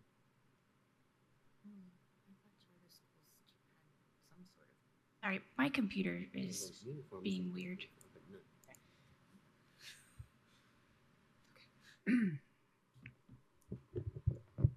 Would it be helpful if I just read it into record? I like that very much. This is Resolution 2025-56, a resolution approving a donation to Seven Oaks Classical School. Whereas Seven Oaks Classical School, hereafter Seven Oaks, is a tuition-free public charter school located in Monroe County that serves nearly 600 students, and whereas Seven Oaks applied for a Sophia Travis Community Service Grant to fund 2 school initiatives, one, to pay AP testing fees for AP Chemistry for all current Seven Oaks AP test takers, to remove the financial burden placed on students and their families due to recent legislative changes, and 2, to provide food security for students and families through free lunches in the Backpack Blessings program. And whereas the Sophia Travis Community Service Grants Committee supported awarding Seven Oaks funding in the amount of $1,800 to fund these initiatives, And whereas the Monroe County Council recognizes that supporting Seven Oaks' efforts has a compounding ripple effect throughout Monroe County, affecting education, including civic engagement, health, and the quality of life of Monroe County constituents. And whereas due to circumstances beyond the County Council's control, Seven Oaks did not receive funding as part of the 2025 Sophia Travis Community Service Grants Awards. Now, therefore, be it resolved by the Monroe County Council, Monroe County, Indiana, that the Monroe County Council hereby donates to Seven Oaks funding in the amount of $1,800 to fund its AP testing fees and food security initiatives. Presented to and adopted this blank day of blank 2025 by the Monroe County Council of Monroe County, Bloomington, Indiana. Thank you for that.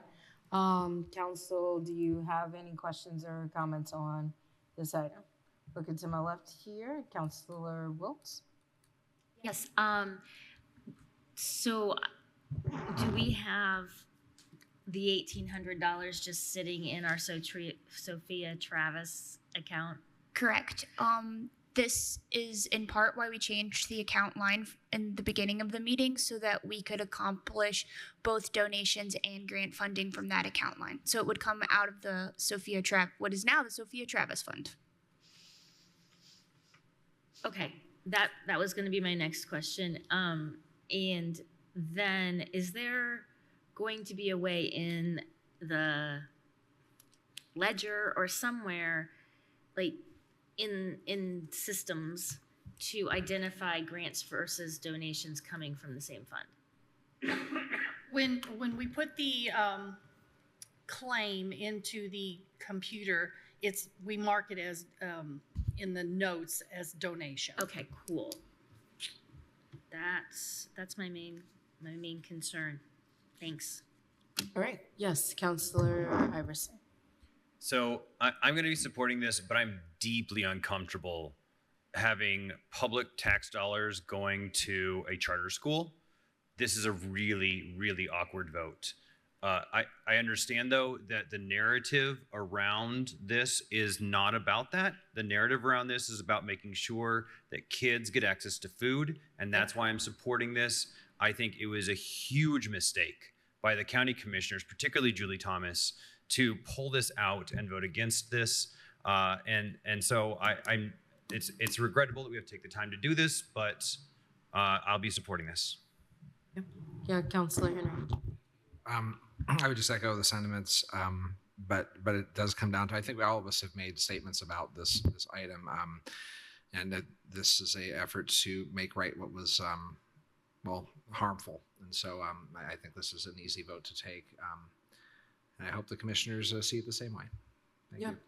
I would agree. And to Councilor Iverson's point, we actually talked about this in Sophia Travis, because the notion is whatever you think of charter schools versus public schools, that's neither here nor there.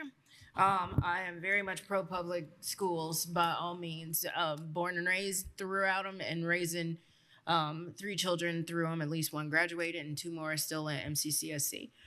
So that being said, they met the criteria, point blank period. And so again, not to rehash it again, but $1,800 for this versus one other charter school that was allowed to go through. This one was a little suspect. And so, this was also done in the middle of SNAP benefits being taken away. So how tone deaf and how crass was that type of decision? And boy, what a time it is for county government right now. So I wish we could be in the news for something positive. But nonetheless, this is what we decided. The committee did it, council did it, and then we got stonewalled. So this is our way of, again, like Councilor Henry said, trying to do what was right, which is what we did initially in the first place. So I'm gonna go to Councilor Final, and then I'll come back to Deckard. Okay, I'm very glad you brought up the fact about they met the criteria, because I think that's really how the committee, as I remember serving on it, labored over it, because that was the criteria. We did have some discussions. I'm pro public school also, but this particular charter school met the criteria, and it met the criteria of what we wanted to fund. And so we went with that, and I'm happy to support this so that they can have the money that we intended for that purpose to begin with. Thank you. You're welcome. All right, Councilor Decker. One thing that we heard from the trustees about 9 days ago, earlier tonight, one thing we heard from the trustees is about food depletion in their pantries. And food is food. We heard in the Sophia Travis Grants request, we heard from Ivy Tech, they needed a food bank. And the one thing I always think about, I had an uncle passed away, I think it's been about 7 years from now, and he often would find himself unhoused and be in situations. And one time he and I were riding the bus together, and I said, "You doing all right?" And he goes, "I'm all right." I said, "You getting enough to eat?" And he said, "One thing about this town," he said, "if you're not getting fed, you're not doing something right, because the food resources are there, but they're at places like Community Kitchen, it's at these pantries, etc." And that's something we should hug as a unifier in the community, that food, which is classically what it does, we all got to eat it, we all need it, that comes to it. And so I look at this, they had a request for it, they met those stipulations, and to me, that is not a question. There's a lot of philosophies about schools. The General Assembly's been talking about that for, it seems like, 30 or 40 years now steady, and I'm sure the voters will too. But food is just food, and people in this community, border to border, are people, regardless of how they get here, regardless of their situation, and regardless of how people classify them. And once we stop breaking stuff like that down, I mean, you got to close the shutters on this in humanity. Appreciate that. Thanks, colleagues, on that. All right. If there's no other further question or comment on this item, we'll go to a public comment. And then if you have public comment on this item, you can come forward to the lectern here in the Nat Hill room or raise your hand via Teams. And seeing none, may we please have a roll call vote. Counselor Deckard.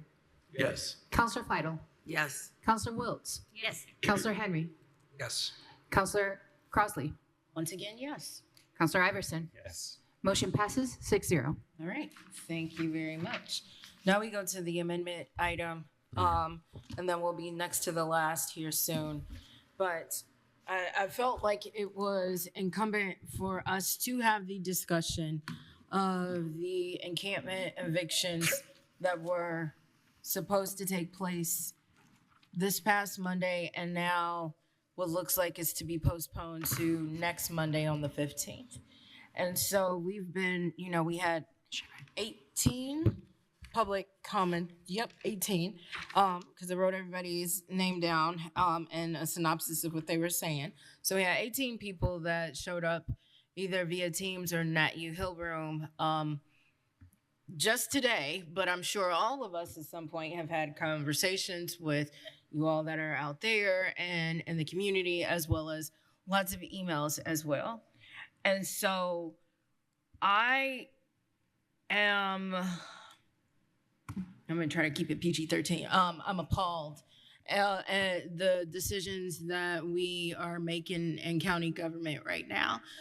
In particular, the decisions that happened on Thursday morning at 10 a.m. I think, number one, 10 a.m.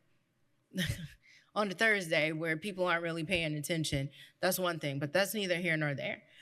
Government, as we heard tonight, should be accessible. And there's things that are happening right now. And I spoke out against the encampment removal back in 2021, and I still stand with not doing encampment enclosures, especially. One thing I wanted to correct public on, I kept hearing the middle of winter. Y'all, it's not even winter yet. It will be winter in the next couple of weeks. Look at how cold it is right now. And I think prediction, because I'm a weather nerd, is supposed to be below normal. Let that sink in for y'all. Yep, there you go. And so that's cold. And we all, at some point, some of us will go home and be warm. And we have those that are unhoused that will not. But we also heard from one of, somebody speaking to that experience, Ashley, and was explaining how they are feeling when they are outside and the choices that they are making, right? And so these are kind of decisions that I would think would go to types of vote situations. But again, I'm not in the commissioner's seat. I'm not in the business that pays me, which is county council. But that being said, as we heard many times tonight, we have to have a checks and balance system on what our friends on Thursday morning are doing versus what we do every second and fourth Tuesday of every month as we conduct our business. And I find it very rude and very disrespectful that we have no idea things that are happening or what's going on until we see a Reddit post, and then waiting to be a part of a meeting and hearing the public give comments about all the things that are happening because they are doing the work. They are continuing to talk to people that are there. So yeah, that's frustrating. And I've spoken to several of y'all and via email and whatnot. And I know people, like we have said several times that, at least for me, I've thought about the things of where people are saying, what are you going to do about it? What are you going to do about it? And while we are not the executive and legislative, we are the fiscal legislative. And guess what we hold? The purse strings. And so we got to have some type of check and balance. Because again, as I just said in our previous conversation, that county government is in the news right now for all the dang gone wrong reasons. It is deplorable. It is embarrassing that we cannot, this is what we are getting at right now. So to my colleagues, I ask, and I'm looking at everybody here to figure out how we can do things, how we can make checks and balances. I know we have thoughts. I really hope we can say those out loud. Tonight, I think personally, I would like to see a thing, and I know we had the items tabled indefinitely, but again, it might come back because we don't have any idea as to what is about to happen either on Monday or 2 Mondays from now or whatever the case is. We still have no idea what is happening. I reached out, Friday, and asked the question of what the hell is going on, and got an email sent to us about, hey, here's this press release. I'm a colleague of commissioners here. I don't have to pick up a phone. I should be able to freaking email and have a conversation and be respected enough for my colleagues to tell us, hey, council, this is what's happening. Every single second Tuesday and fourth Tuesday of every month, item number 5, department updates. Items not on the agenda. That is a time where I would expect, just like many other departments here tonight, give us a department update. So if there is a department update, such as an encampment eviction, a pending one at least, I would think that somebody that has something to do with that will come into this room and talk to us about it. That's what I would think, right? But it didn't happen. So here we are. So staying in my lane, as we were told many years ago, to that's what we can do. Well, now I'm doing it. And now I'm gonna start doing it. I'm gonna look at my colleagues and figure out how we're gonna stay in our lane, but how we're gonna do this with effective change, because there has to be a checks and balance. And the other thing I'll say is there's no procedure. I know there was our emails going about what is the procedure, what is the plan? We see our colleagues over on the city, they have a plan and procedure, and it was really embarrassing to see them put their whole plan out online, and we're sitting here going, I don't know. How crazy do we look when we have no plan and we're telling constituents, yeah, I don't know, I'm just there with you. And I'm an elected official, all 7 of us, 6 of us that are here right now. We are elected officials and we have no plan. We have no idea, y'all. None. But that's not our fault. But what we can do is try to figure out how we can have a checks and balance system. And to my colleagues, I'm looking to you all to see, maybe going forward, we can set forth a resolution that says when things like this happen, this forces people to come back to us, to tell us what is happening, what's going on, and we can take a vote on whether or not the funds will be appropriated and move forward. So this is something that we can do. We just did that earlier this year with overtime, and we switched that around. I think that is something that's similar for us to do, and that is a conversation that I'd like to have with us. Maybe not as long because we still have a little bit more, or just one more item left. But that being said, I just wanted to thank everybody to come out or come here tonight. You're still here with us, and again, many thanks to Ashley, and I think her name was Lydia, who was the mom who said she was close to being unhoused. It's situations like that that kind of made me choke up, and I had to get up and walk away because many, many years ago, that could have been me. In fact, yeah. So without going into specifics about my life, I think that's what makes a public servant versus a politician. That's what we need more of. And if that's what we need to do, democracy needs to happen, and we have time to do that next year. So that being said, I'm gonna shut my mouth and I'm gonna go to council and see what we got to say. And go to my left, or nope, my other left, my right. So I'll start with Councilor Henry. Thank you. Thank you, Madam President, for adding this to the agenda and speaking tonight. I'm a little low. I'm not going to have a lot of animation here because I also wrote out some stuff to make sure it gets into public record. I think it's important that words are said in this room. I'm exhausted, but not nearly as exhausted as the people that are unhoused that have no idea what their fate is in the next few days. And I'll just leave it there to start. I want to speak very plainly about what I've observed in the clearing process, or the lack of the process. And I want to say that this action's not in my name. I don't agree with what we're doing. Last week when news broke that the county intended to clear the Thompson encampment, I did not learn about it through a formal government channel. I learned about it with someone sending me a link from Reddit of the flyer that was posted in the encampment. I then called our emergency management agency, as I'm the liaison to that agency from this body, and talked to Justin Baker and Jamie Nibel, whose phone numbers were listed on the flyer for contacting people, or for contact. And I assumed at the moment that we were running it very similar to the 2022 encampment, where we had a emergency declaration and we had the agencies involved with planning for that, but that was not the case. Our emergency management agency was, the phone number was put out there. They were taking calls for public information, but we're not empowered to be the public information officer or spokesperson for the county on the issue. They're overwhelmed with calls while trying to figure out what their role would be, which was basically directed by the commissioner's office to inventory the property of individuals that would be at the highway garage. At this point, and I'll just share a personal anecdote, I teach emergency management at IU. It happened to be the night that I was lecturing on crisis communications, which my colleague, Councilor Deckard, may appreciate this comment. That is, I'm lecturing to my students and trying to share the best practices of how a community ought to go about its time in crisis, to elicit empathy, to be truthful, to explain to people the who, what, where, when, why, and how, and the next time we're going to tell you was not going on in the very government I serve in.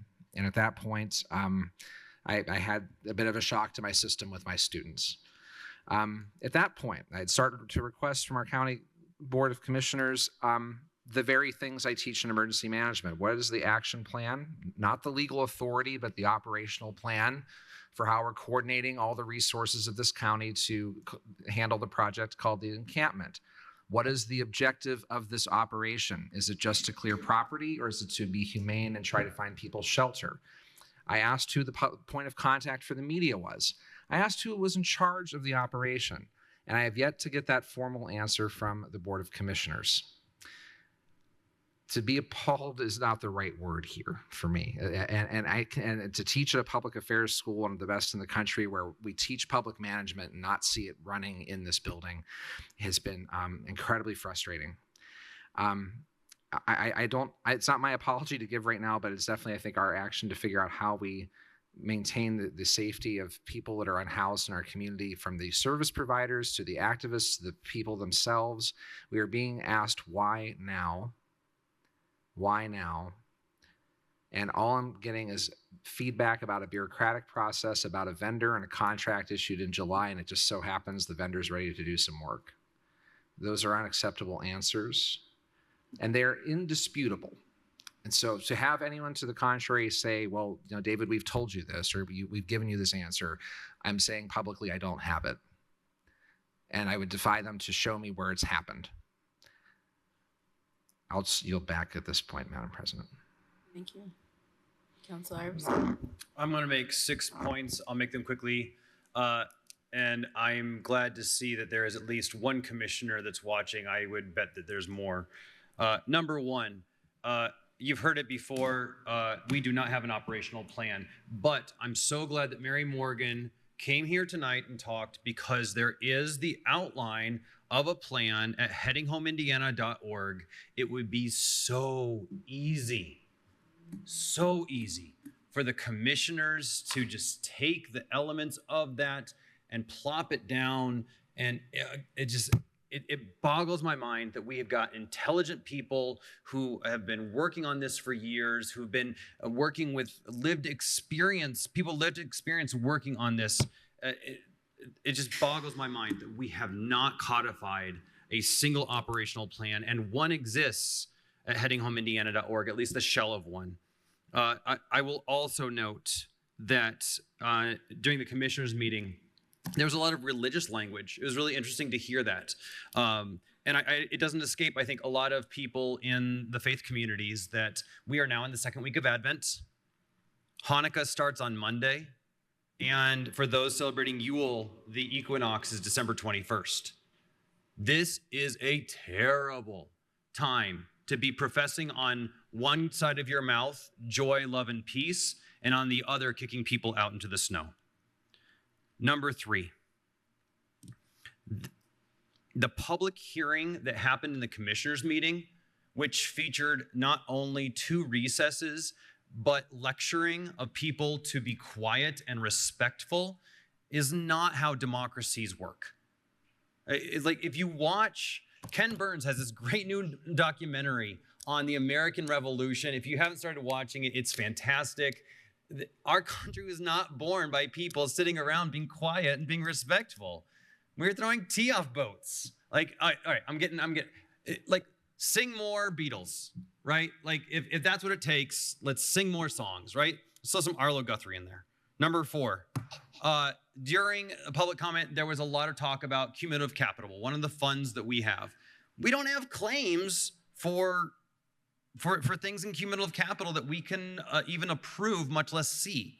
So this idea that Bio 1 is being used, that's not appearing in our ledger reports. So this is a huge problem where there's obfuscation of the ways that they're funding these things that are in these flyers. It's wild to see. I'll get to that in a second. Number 5, there is no communication plan.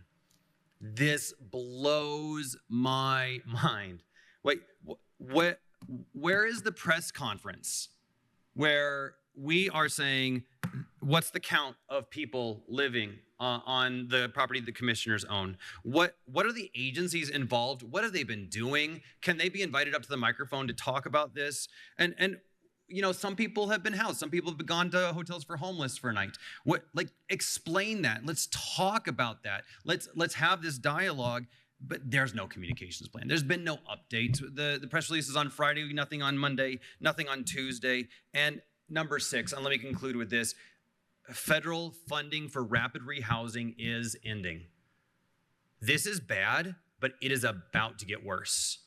There is a ticking timeline that we need to have both an operational plan and a communications plan in place, and we need to do it soon.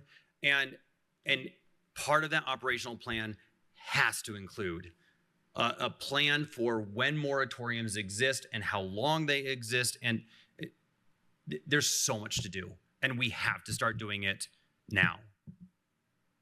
Done. Going down the line here. Just go ahead and start. Yeah, go ahead.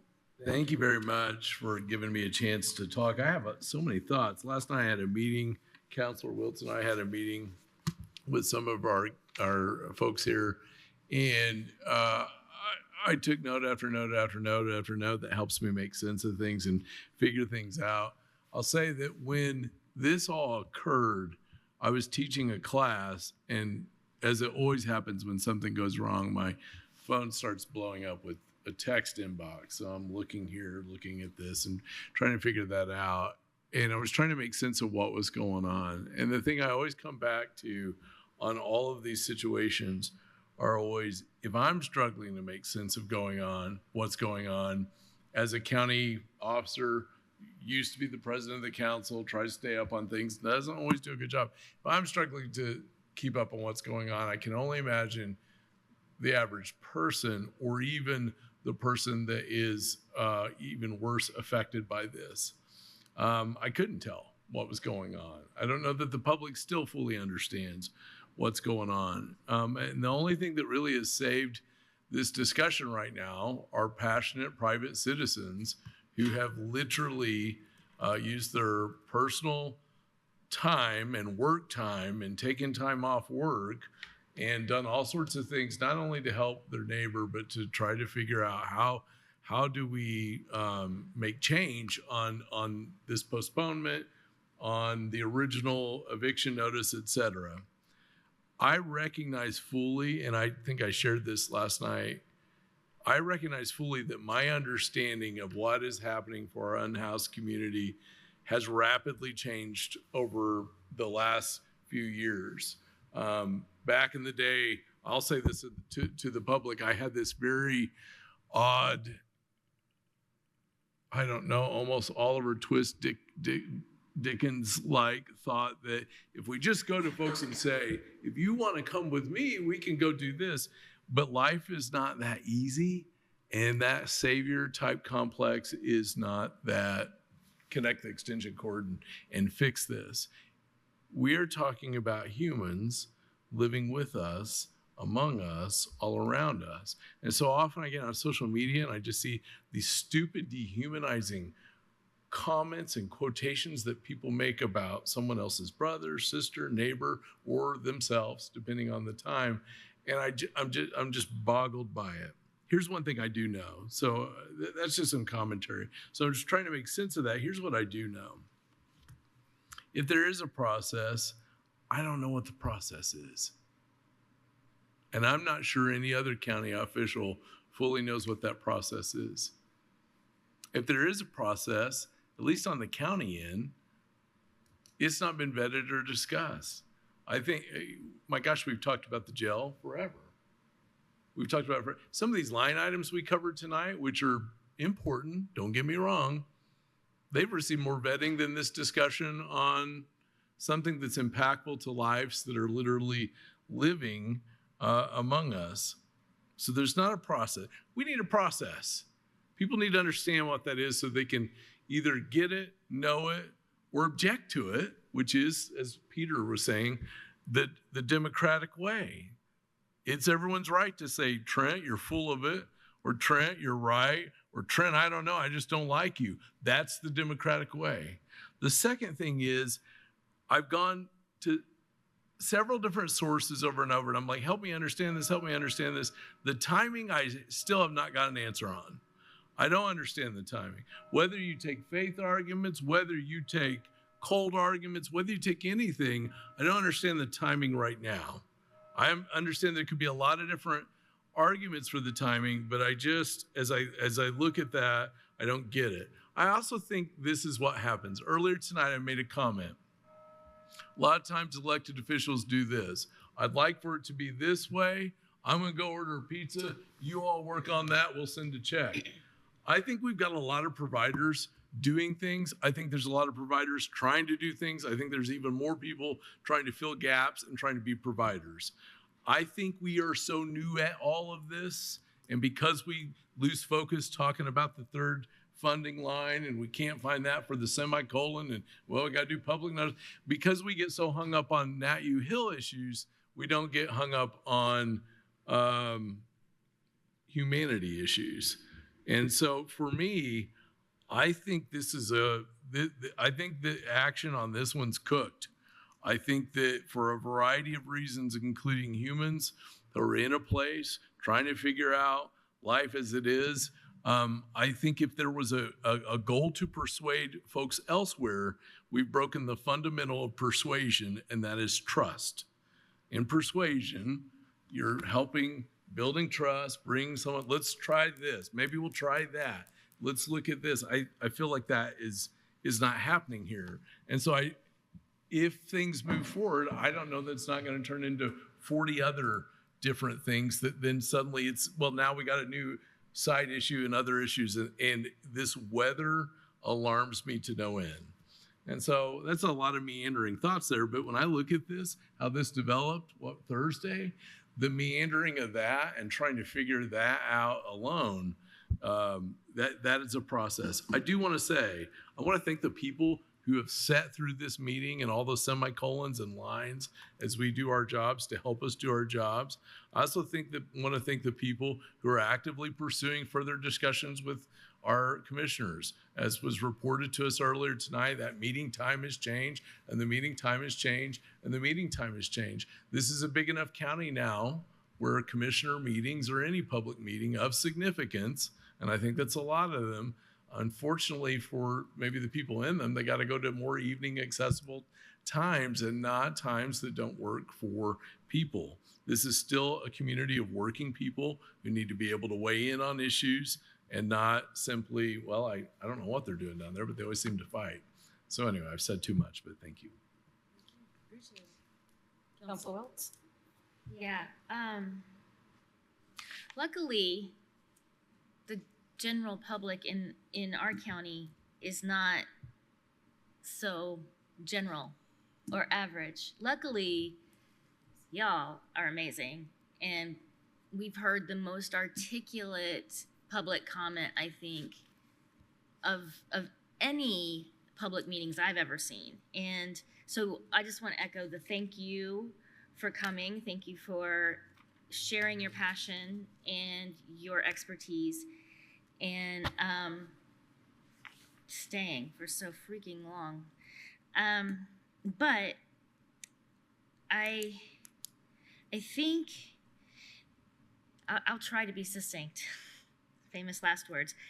I see some specific issues that we must work through. And the first one I see is the lack of communication, not just like what Councilor Iverson was describing, but the fact that we as a body didn't know this was happening until it was in a public meeting. Thank you again.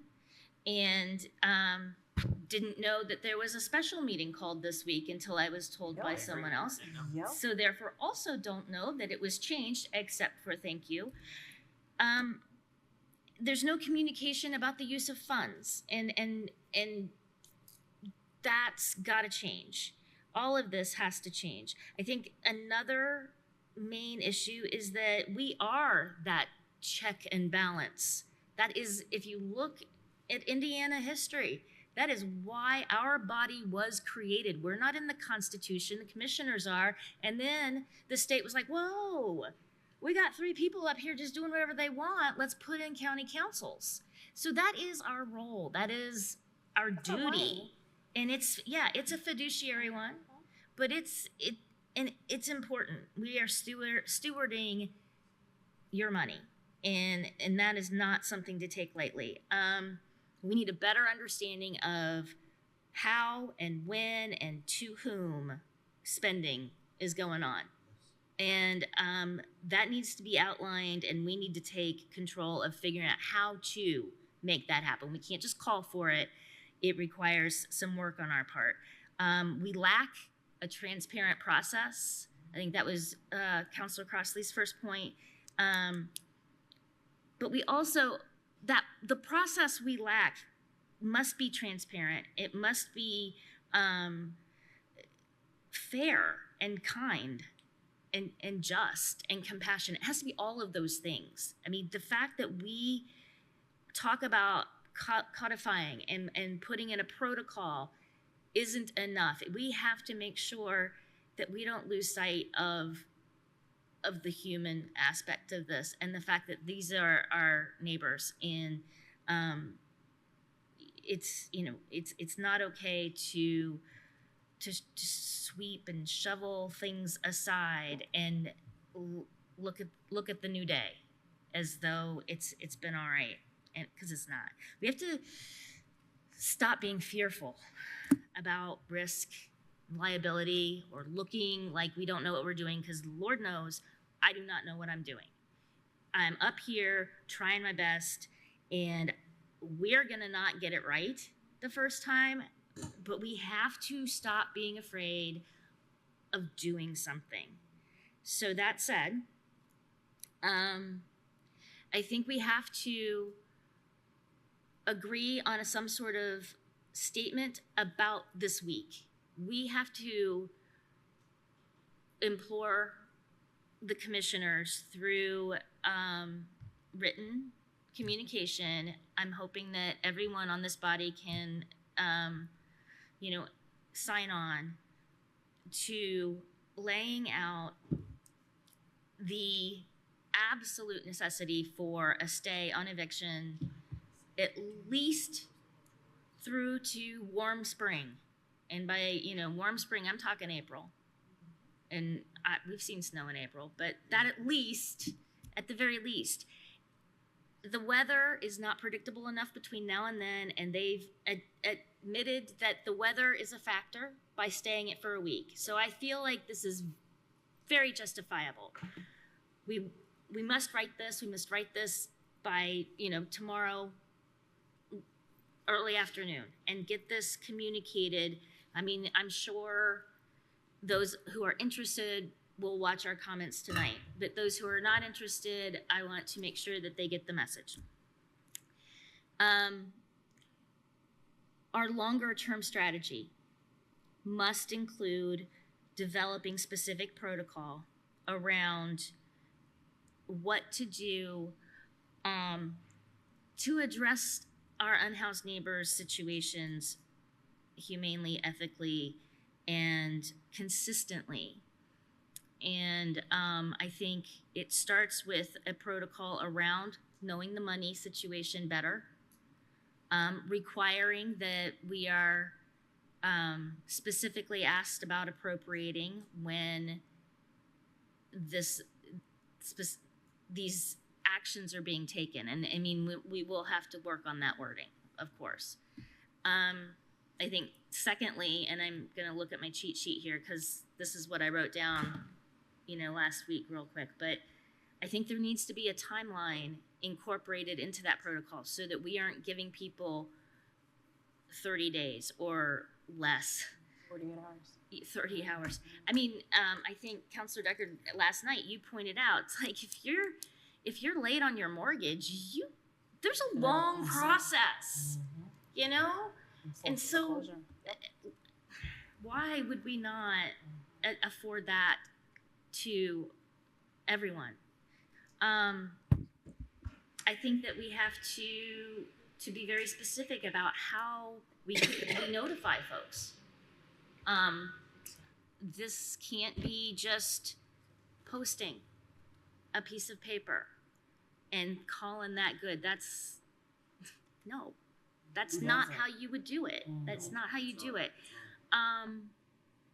I think also in whatever protocol we put together, we have to identify the partner agencies, their roles, and a timeline for communication and a way to circle back and have an after action if an eviction is part of it. If it's not part of it, let's also debrief. We do way too little debriefing in county government. I'm shocked.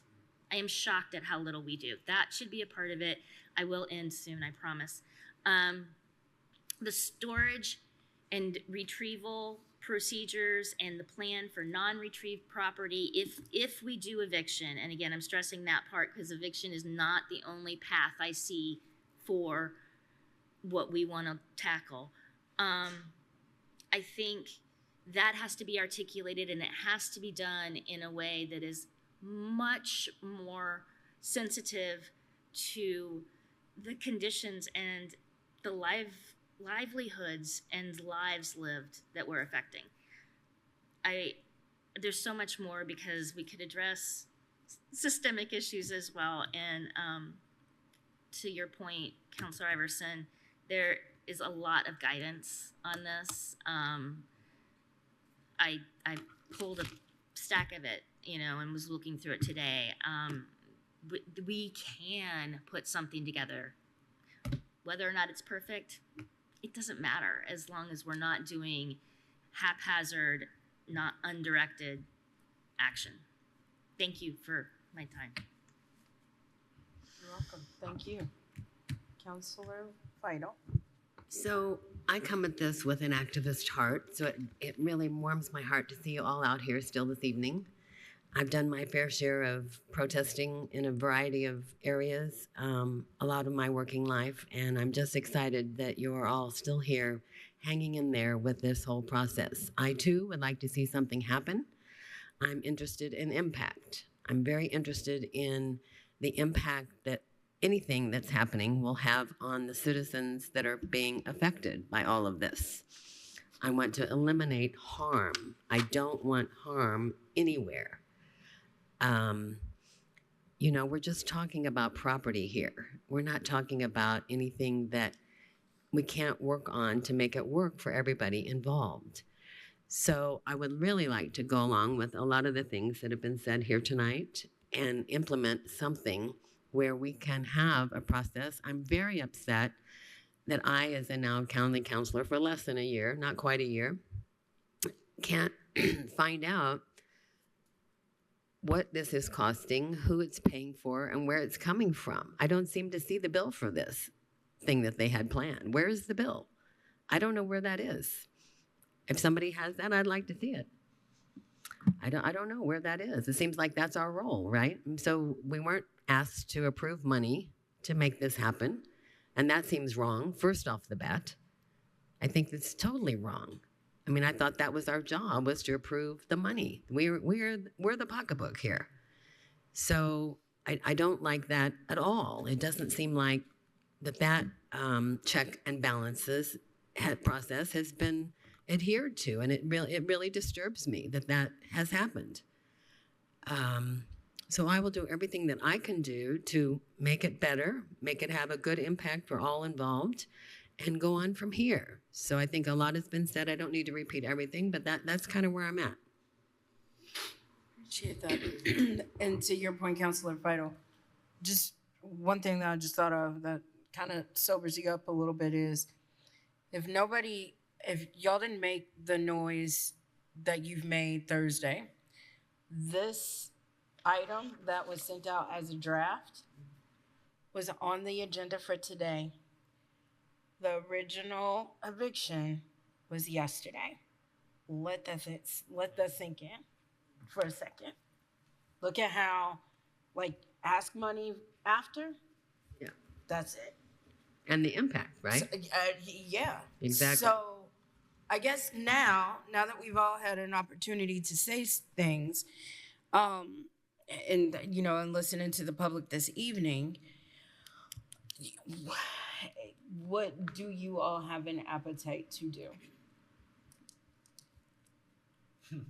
So many things. I know. Personal Jen Crossley, I know what she wants to do. However, putting my county council hat on. Yeah, what are our options, right? That is, my role and my responsibility. Again, I still think that there's a resolution that I think that we can put into play here, and hand deliver.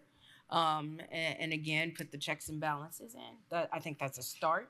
Mm-hmm. As we, give them an opportunity to come up with a plan, or heck, maybe work together. What about that? The earliest we could do a resolution, which we need to do, is next week. I think tomorrow.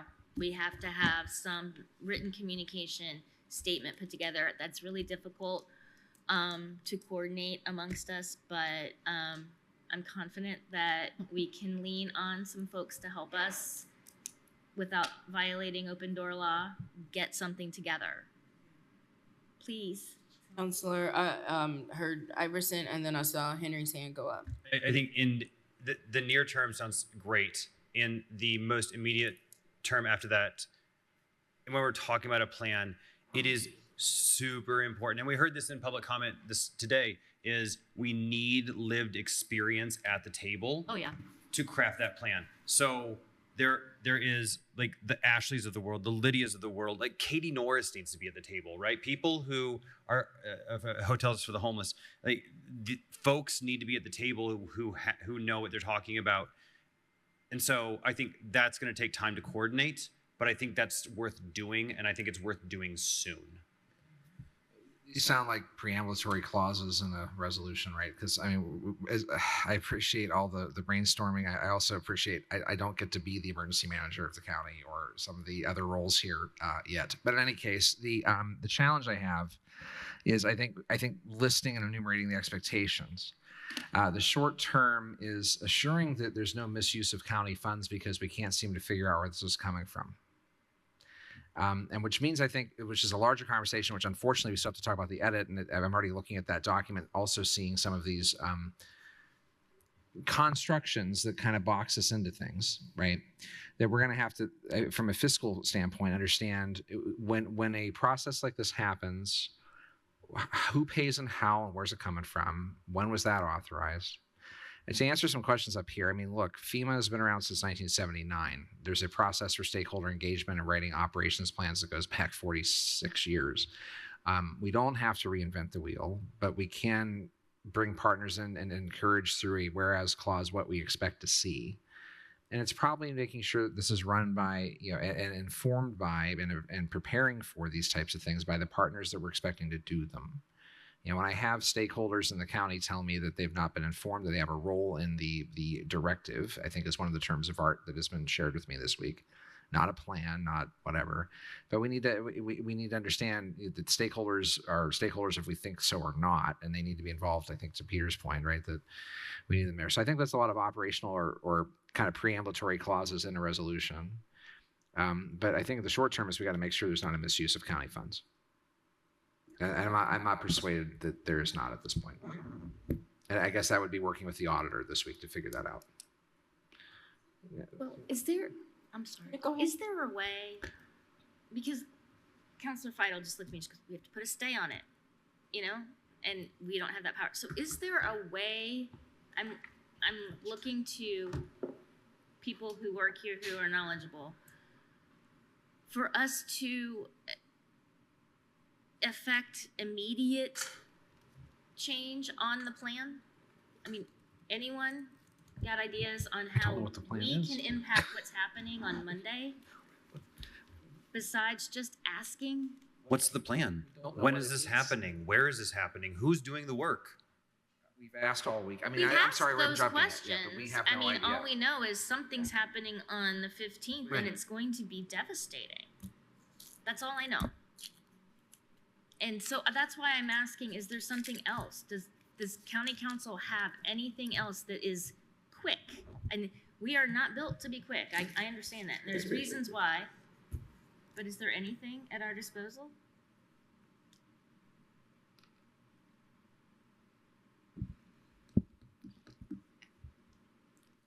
On the spot, I'm not thinking of anything. I mean, this is a county executive function. Yeah. But we fund county executive functions. And that's and I'm not saying that for you, I'm just saying in general, because, they do with what we do because we go through budget purgatory every year, especially this year. And there has to be, but first of all, it shouldn't have to be this way. We should have people that are duly elected individuals that come to us and talk to us, actually not talk to us, talk with us and make, adult decisions. But here we are. So yeah, and I just feel like there has to be, if you can't find it, that's fine, but it's just, there has to be something, because I'm tired of playing games at this point. Madam President, can I follow up with a question? Yes. Mr. King, I was going to ask some very direct statements here, so bear with me. Are you able to provide us a maybe Socratic legal counter argument that would defend our position if we decided to challenge the executive position on this, based on the fact that you are from the county legal department that works for the commissioners? Could you give us an alternative answer to it's an executive function, you don't see a way around it? What's the law school counter argument against what you just said?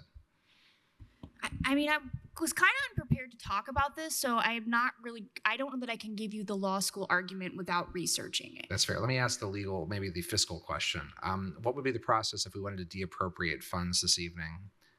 Would it have to be publicly noticed? Yeah, you can't do yeah. it. So could we notice it for next meeting? No. No. It's 3 weeks. We So have we to have- have, okay. you have to have a 10 days notice. Okay. So we wouldn't even make our next meeting because it's a short week. Correct. Okay. You wouldn't be able to deappropriate the 2025 budget. However, there is a process for claims that you cannot make an advance purchase without going through those processes. Since the services have likely not been performed, the claim would likely not be issued until closer to 2026. So unless it was submitted as an emergency claim or services have already been provided, then it would likely be a 2026 claim. So it's probably important for the vendor to know that if there's a potential misuse of funds, they may not get paid. They may be taking on a liability that they did not get paid for. Is that a way to think about it? You can't really answer that. I can say that from up here. Okay, that's it, Madam President. All right. Any other questions or comments? I get, yeah, Council Wills. Could we just take 2 minutes You want to write something? and we'll just bullet point out what would be in a letter tomorrow? And I'll just type my notes and then we can workshop via staff. So I have letter to commissioners, rescheduled encampment eviction. Number 1, don't do it until, I mean, no, seriously, postpone this until spring. I think I would really like to say postpone until there's a definite plan I would agreed agree. to by all I would parties. agree. I would I be can do in that. favor I can of do that totally. Yeah, I right? would agree with that too. Because they have to have the funding to do what they want to do, and that's us. And then they want to do the plan, or they want us to work with them to do a plan to make that happen. Okay, well let's have a plan that everybody agrees upon, and then we can go from there. Okay. Yes. That sounds like a plan to me. Yeah. Look at that. Can we request the reason why now? Is there a mitigating factor or something that requires this in I their don't really view? care. I don't care about the reason why. I want it stopped. Well, I mean, I agree, I but don't think we'll get it. it's not. Nothing ventured, nothing gained. All right. Other points? I have some. Yes, So what do we Council have? Iverson. So during public comment, it's been raised a couple times. We are talking about people, and we don't know how many souls are on this property. Some people are saying 10, some people are saying 5, some people are saying 20. How many souls are sleeping out there right now when it is bitterly cold? Number 2, what agencies are doing street outreach right now? Is it just Health Net? I hear you. I hear you. So what is going on with agencies, right? Number 2 or number 3, what housing entities are involved here? Are there any housing entities involved here? Is Hotels for Homeless involved? Is Crawford involved? Is Friend's Place involved? Go down the list of where people can find a warm, safe, secure shelter. How many of those places are being consulted, or are we just trying to figure out who's going to cart away people's stuff the fastest? Right? Can we ask some questions that are people-centric? I'm caught between, I don't really care about the answers to that if they're not going to stop. So I think what it is that these are the things we want to find out after they have agreed to stop. these are some of the things that we would like to work with them to better understand. And as an entry toward creating I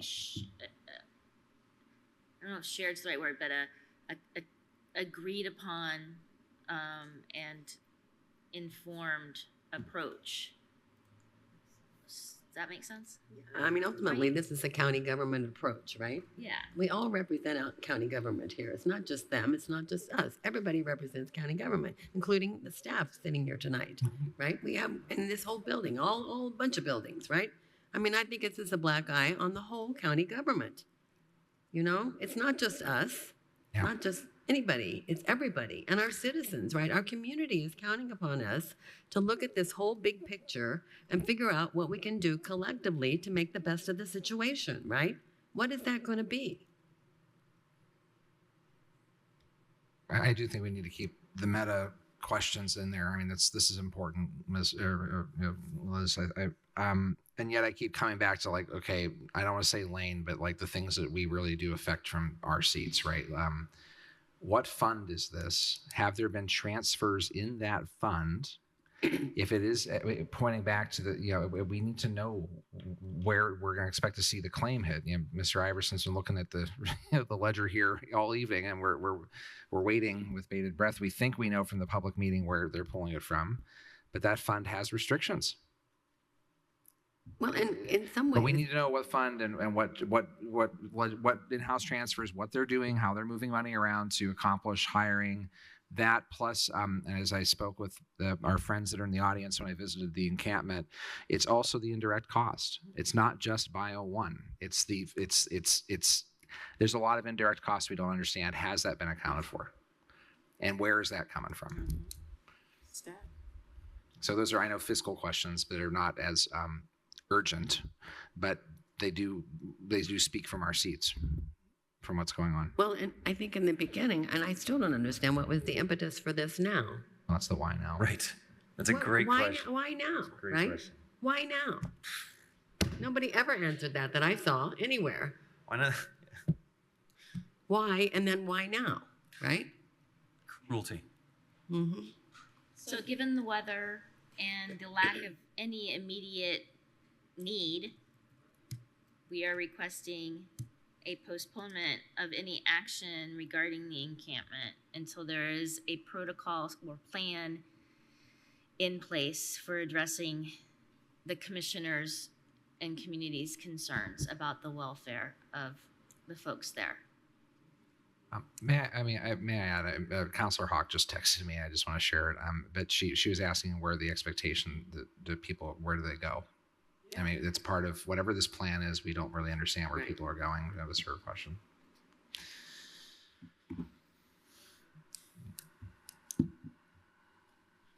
Right.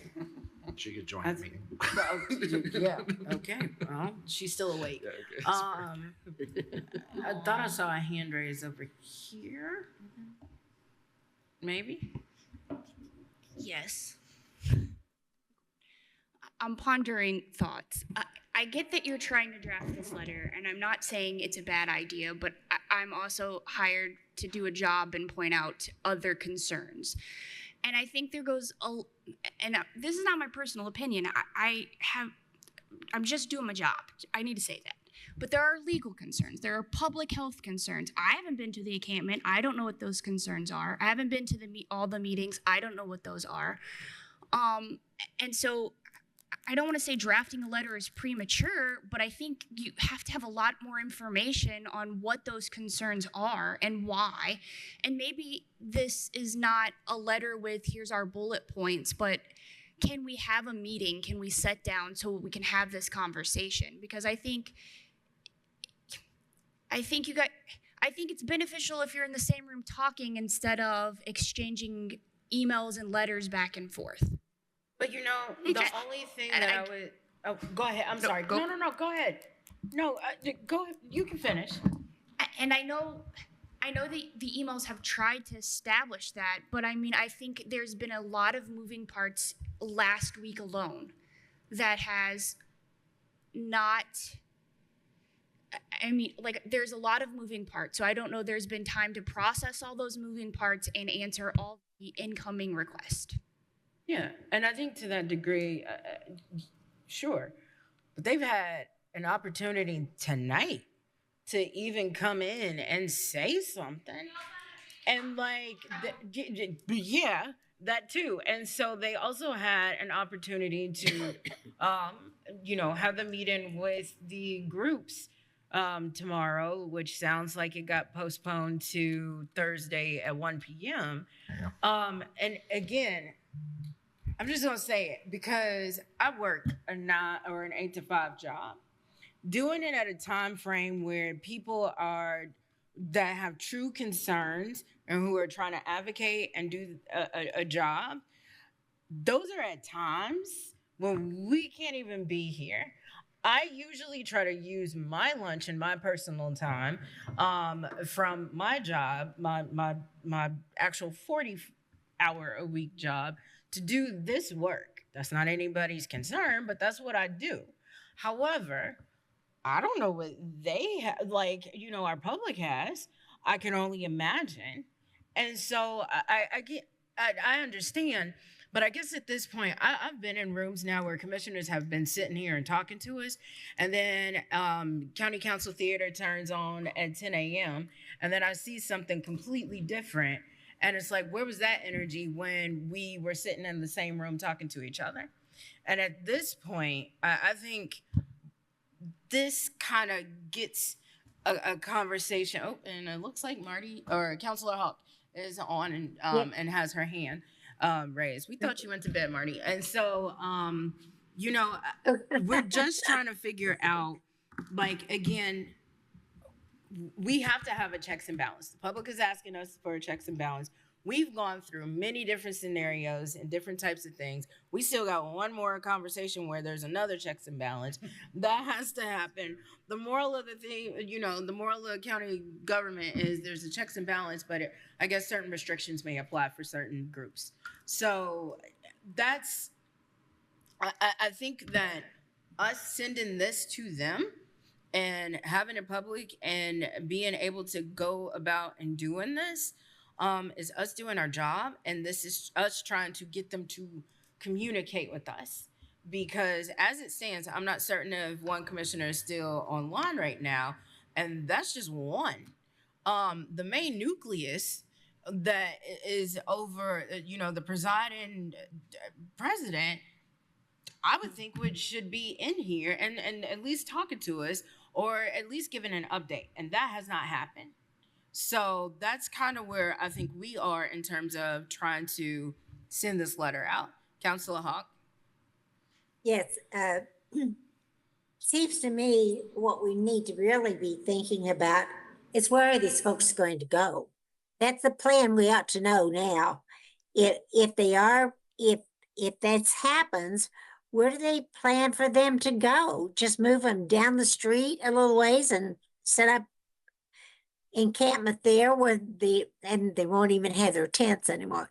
I mean, I think the plan has to include a part of the transition of where they're going to go, because right now they're on county property. Are they going to move them someplace, or then they're going to be in someone's backyard? I think that is all a part of it. However, if we're just looking at the funding, because I was trying to figure out what fund was this paid from, if it was, or to be paid from, wasn't it cum cap? It's what I thought it was, and that there was going to be a transfer between lines. And if that's the case, I don't know how you stop it from doing that, because they already have the appropriation for the total. They can do a transfer with just the letter of transfer. Is that correct, Kim? I don't know for sure. Are you looking at the? Yes, I mean, they can do in-house transfers to fund whatever line they anticipate that coming out of. Right, so this could happen. And Madam President. Yes. Except if I may, I've looked at that ordinance. The cum cap has limitations. There's about 11 of them. And one of them requires a declared emergency to use the fund. It's there. And it was done in 2022, the last time we tried to do this. It was not done by the county commission at this point. I want to follow up on the comment made by Ms. Turner King. I'm probably the only person in the room that's done level 3 hazmat training, like worn the suits and worked with civil support teams in the country. I think we have to be very cautious when we start throwing around what's a public health hazard, because we don't have a declared one. And if there was an emergency, we would have a declared emergency from the Board of Health, and there isn't one. And so as far as we have every right to put a resolution out, because it's a public document that's expressing the will of this body. It's the whataboutism in the commissioners meeting last week that got us into this point to begin with. So I'm a little, I'm going to leave it there, because anything beyond that is going to bring out some anger. I've been on the ground out there. And again, I've trained on this stuff. I've worn the blue suits. I did not see what could constitute, quote, a cesspool. So put my word against whoever suggested such a thing. And it may be helpful to have an emergency management mindset and to work with our law enforcement entities that plan and do these things. Sheriff Marte has experience with encampments in Indianapolis from his previous career. He would understand from an operational perspective what we should be doing. Those voices haven't been included in planning. And we do not have a shared objective of a county of what we're trying to do out there. And we don't even know how it's being fiscally managed. We do not have a shared objective. And with no offense to people that spend a good amount of their lives and time maintaining our buildings and facilities, it might not be the right incident commander to have to manage this activity and treating it just like a facility project. And I think it's becoming abundantly clear. And that's all I have on this. I think I've said enough this evening on this activity. Thank you. Okay. So is there any other points that we need to give to Councilor Wiltz at this moment? I have a question here. Yes.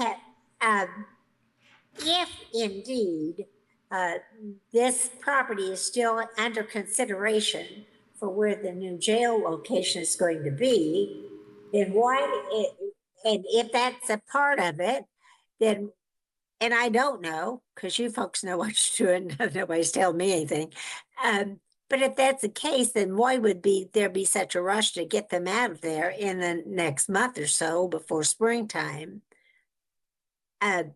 Or do they want them out of there so they can sell it to somebody else? Have we given them permission to sell it? Nope. No, we have not. Yeah. Okay, I mean, that's just part of the conversation. I kind of a question. And no, I did not go to bed. I've been watching you. I would just watch on Cats instead of this.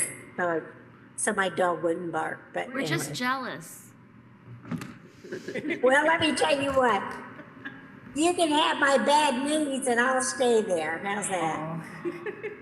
Yes, Councilor Decker. I know the hour is getting late. I do want to say this. I think there's an underlying theme that might get a little bit missing from some of this, and that truly, if you look at our agenda, most of the items that we linger over is a sense of, has at its root, some sense of care to try to do it better by somebody else in the county. I mean, we spent forever on probation with the notion that, as someone said to me once, if we get it right in probation, then one issue that gets someone in our court system doesn't turn into one issue that gets someone in the court system out of their job, away from their family, out of their marriage. Things don't rocket into other things. And I think that underlying genesis of care for each other in this policy, in policies adopted, in how we go about this, and how do you want to find out about things? I mean, the foreclosure comparison, I looked it up, the average in 2025 on foreclosure is 645 days. Now, I don't have to do rocket science to figure out how long that is, but it is longer than this process. And I worry that sometimes in, again, these line items and other things, that we lose a little bit of sense of that We're talking about humans with dignity who trying to figure out things, people trying to do right by them, our social service providers, other entities in the county. And I think that that is a reminder that needs to stay into this. It's about getting to that to try to get to day 2, because here's the underlying thing that's getting ready to hit us like a steel hammer. When those federal changes are fully implemented and there's funding laws, and shoot, I just looked online while we were sitting here. Today, there were several citizens in Indianapolis that were slated to take their oath as naturalized citizens. They just didn't have the swearing. Now, I don't know what that means, but it means to me that things are changing, and they're not changing in a positive Mr. Rogers way. They're changing in the crappy kind of way that we've seen in other communities. So at least here, that genesis of care and compassionate care has got to be an underlying guide for us. Okay, so as we wrap up this discussion, I think what I'd like to see, one is what Councilor Wiltz's craft and get sent to commissioners. And then ideally next Tuesday on the 16th, I would like to have the discussion where we do talk about a resolution. And putting That'll be that forward. after the 15th. I know, which is So unfortunate. I think we can pull something together.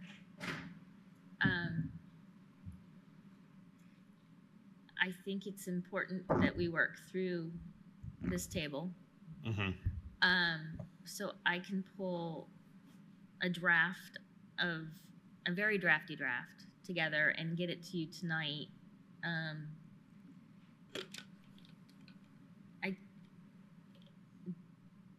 Ms. Turner King, do you have time in the morning to take a look to make sure that there is at least nothing that is false, or we're not suggesting something inappropriate legally? I mean, I know I'm not asking for you to spend, a half day kind of researching things. I don't want that necessarily this time around. Maybe y'all disagree, but I think it would be good to have your eyes on it. I will rearrange tomorrow to make time. Yep. Okay, so if you could, Ms. Shell, if you could send out my drafty draft and people could reply to Ms. Shell, and then, I don't know what I'm doing tomorrow. One of us should write incorporate and kind of finalize for their eyes again. Which, give me a second. Tomorrow is the 11th. I can work on, tomorrow's the 10th. Oh, excellent. Whole new day.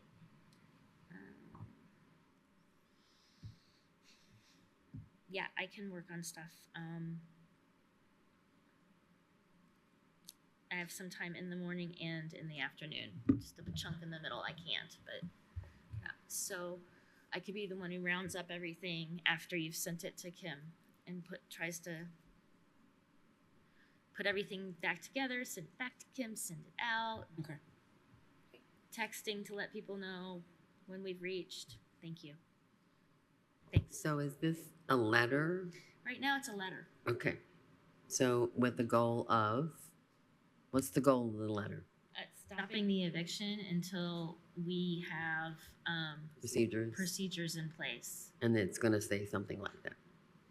Would you like me to read the bullet points? No, I just want to make sure it encapsulates that. But that's okay. Yeah. We have to. So, yeah, okay. Hi, we don't have public comment right now. But we are more than happy. We need to finish this up here. It was a suggestion, actually, to or a question, because you asked about like paths forward of making action happen. I just, given the questions of procedural flaws potentially, is there room for filing an injunction until you all have had the chance to review this?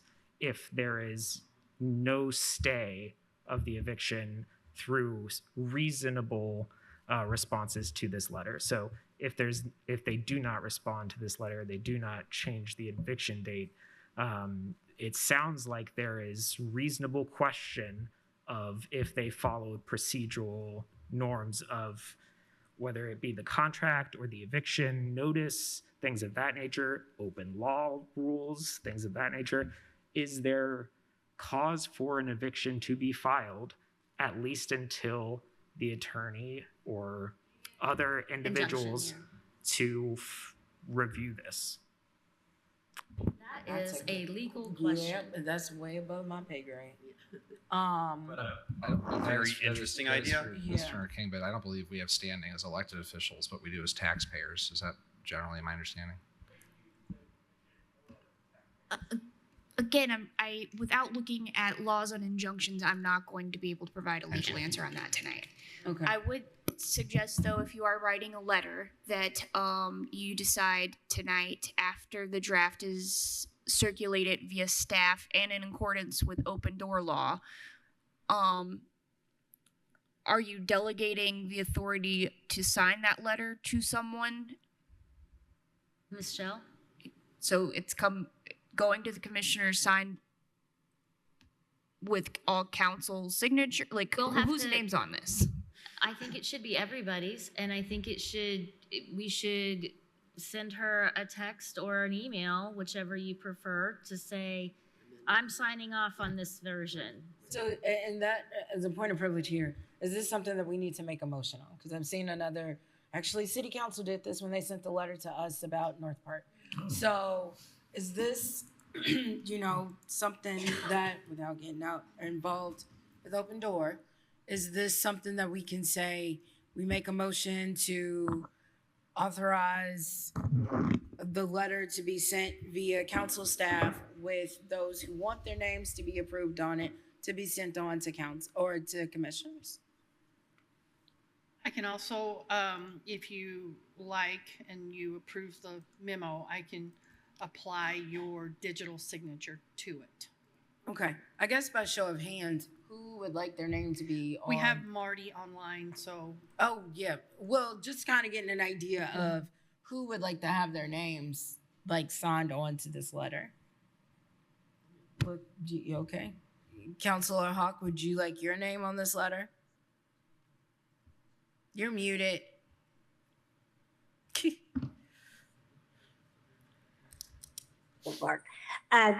I would have to see what the letter said before because once again, I think the most important thing here for the people that we're trying to help is what's a plan to help them, not just to win an argument with the commissioners. Let's find out, what our plan is. But maybe I'm looking at it wrong. So would you be okay with saying, if Michelle, without, and I don't know if this would violate Open Door, if it gets sent to you all, and Council Hawk is okay with it, could we all say, could a motion be said, we all sign on it, and Council Hawk could contingent upon her approval of this letter?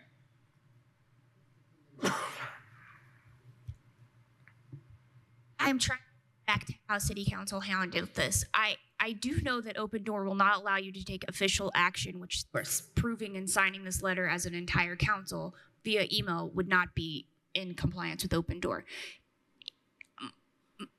I believe my memory of the City Council meeting was they, in their individual capacity and not as an entire council, signed an already drafted letter.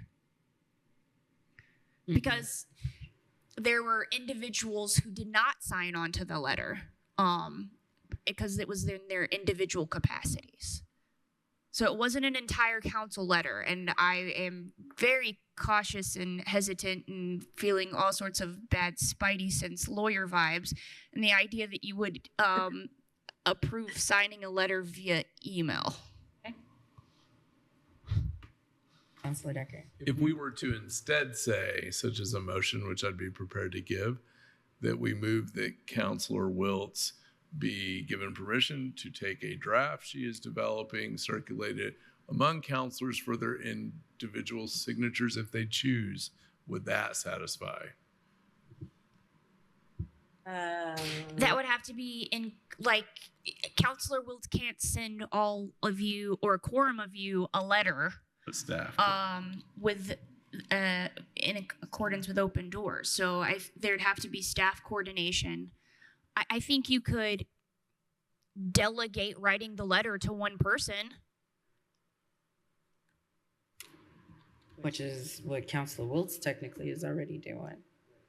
I'm happy to give my notes to someone else if you want to be the person writing it. That's fine. No, I think you're. Okay.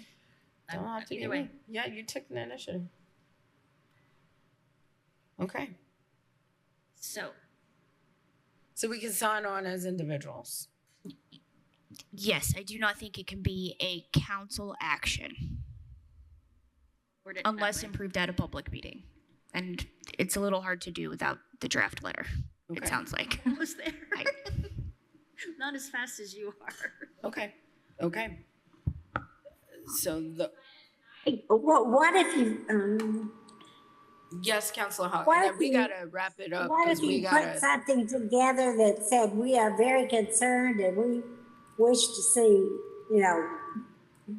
better cooperation or something, and we want to follow this up with more information that we're going to send to you or something, rather than, that anybody could agree to. I don't know. That's essentially what Whatever you guys want to do. No, that's what Council Hawk. That's what we actually. I'm not certain if you were in or watching, but that's what we're doing. What? But Right. It basically sounded saying like we want it. to have more cooperation and we want to be able to work with them with this. Right. So Right. that's what we're saying. Yeah. Right. Okay. Okay. So to move forward, Councilor Wiltz will work. Oh, and then And so if we all say we're going to sign it now, and you can just sign my name onto it, it's fine with me. okay. I think that's what we're checking on now. It sounds like what we can do is we can sign on as individuals. Well, if we know what it's going to say, we could just go ahead and have Kate send it out from all of us. I'm gonna excuse myself for a moment and take this with me, and I will be back. And please proceed with the meeting. Okay. All right. Talk to So you in a we'll go minute. for it. All right. So we can't. I'm sorry. We can after it's been adjourned, we can have a conversation, but we really got to move forward. Talk to Kate. So yeah, if you want to go out and talk with Councilor Wiltz and run safely. So, All right. I have one more question, if it's Maybe possible. this would help if I just leave the meeting, and so it won't be a problem. Is for the Monday potential eviction, was another sign put up somewhere down there about this, or how are people being notified about that? Do we know? Don't know. Okay.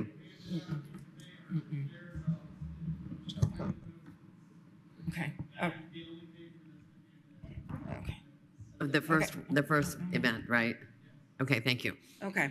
So Just because we can't hear what he's Okay, saying, so he reiterate what said, if I remember, heard him correctly, you said that the first notice was posted, right? The first date of the eviction notice was posted, right? But nothing for the 15th, is that correct?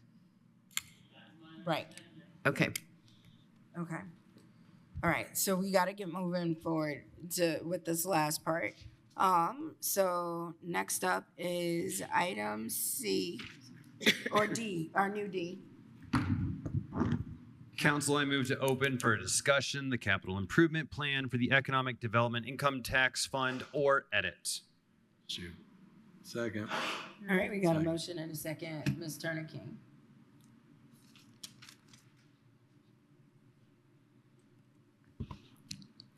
So I believe this discussion is to identify our council recommendations on what you would like included in the edit plan.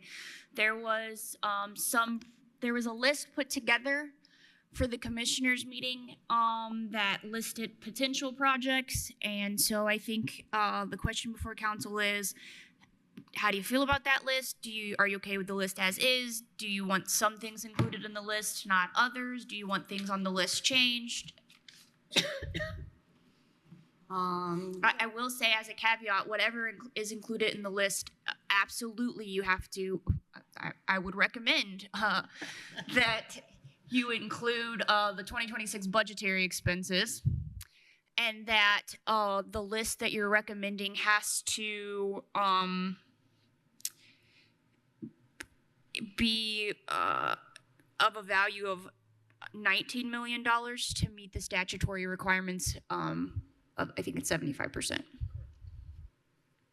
Councilor Iverson. All right, so Councilmember Henry and I were there on Thursday to talk about this with the commissioners.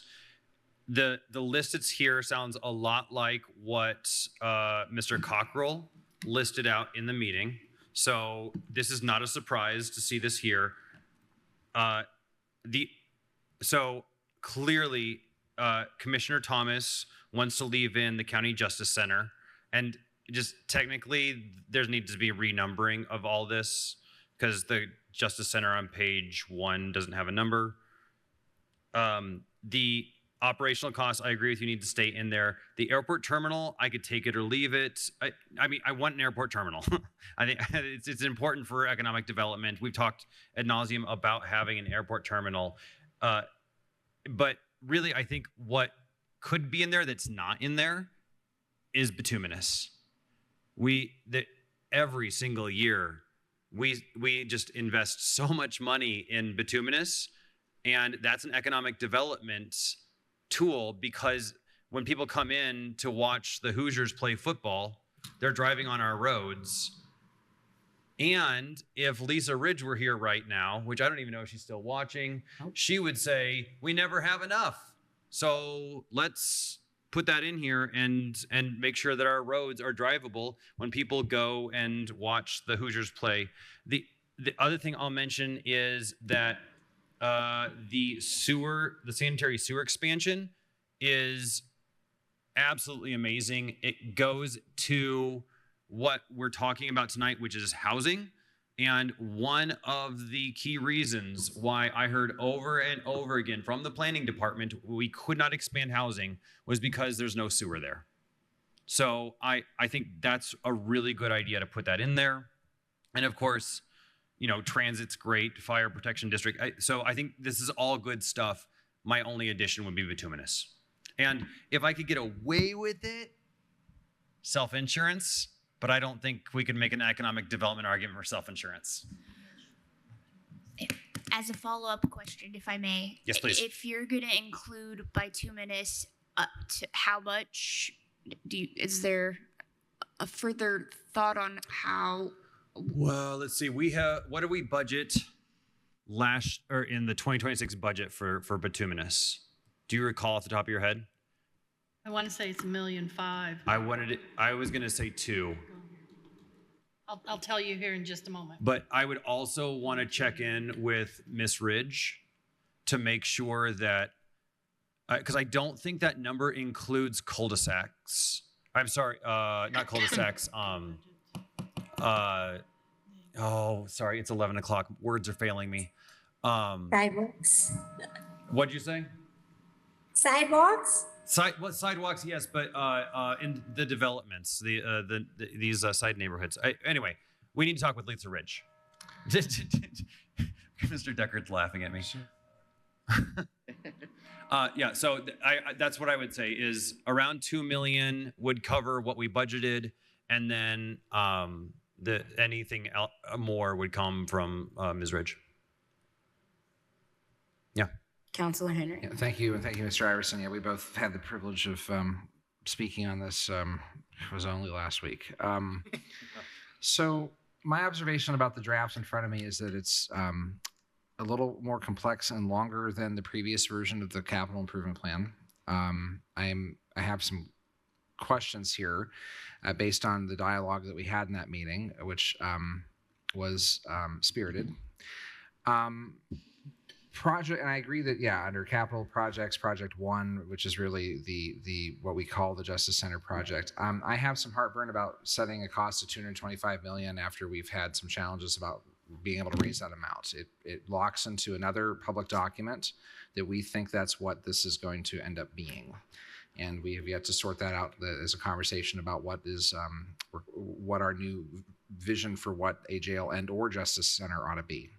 So I have some heartburn about the estimated total cost being the North Park DLZ campus design as the number, as opposed to setting it at something that may be less, especially given it's a 5-year and not 20-year plan, which is what we're going to have to do to build anything anyway. So I'm curious if my fellow counselors would want to see a reduction in the estimated total cost on the edit, as opposed to putting a $225 million number in the thing. And maybe, again, we have to put an estimate, but I have some concerns about that number being locked into a future-facing document.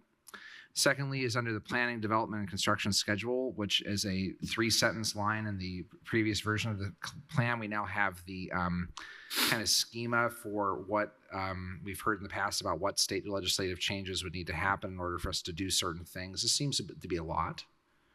Ms. Schell, do you have a comment on this? No, I was just gonna just say, when you're ready, I have the edit numbers. So okay, and then I guess the only other question I have more from a legalese perspective is the big word "or" in there gives us some flexibility if for some reason we want to, I guess, have some other mix of projects that are not either operational costs or us committing to the jail or justice center that I guess I'm fine with, and I appreciate Councilor Iverson's suggestions of other things, but we have a new document that is 144% of the total allocation as opposed to 100% even.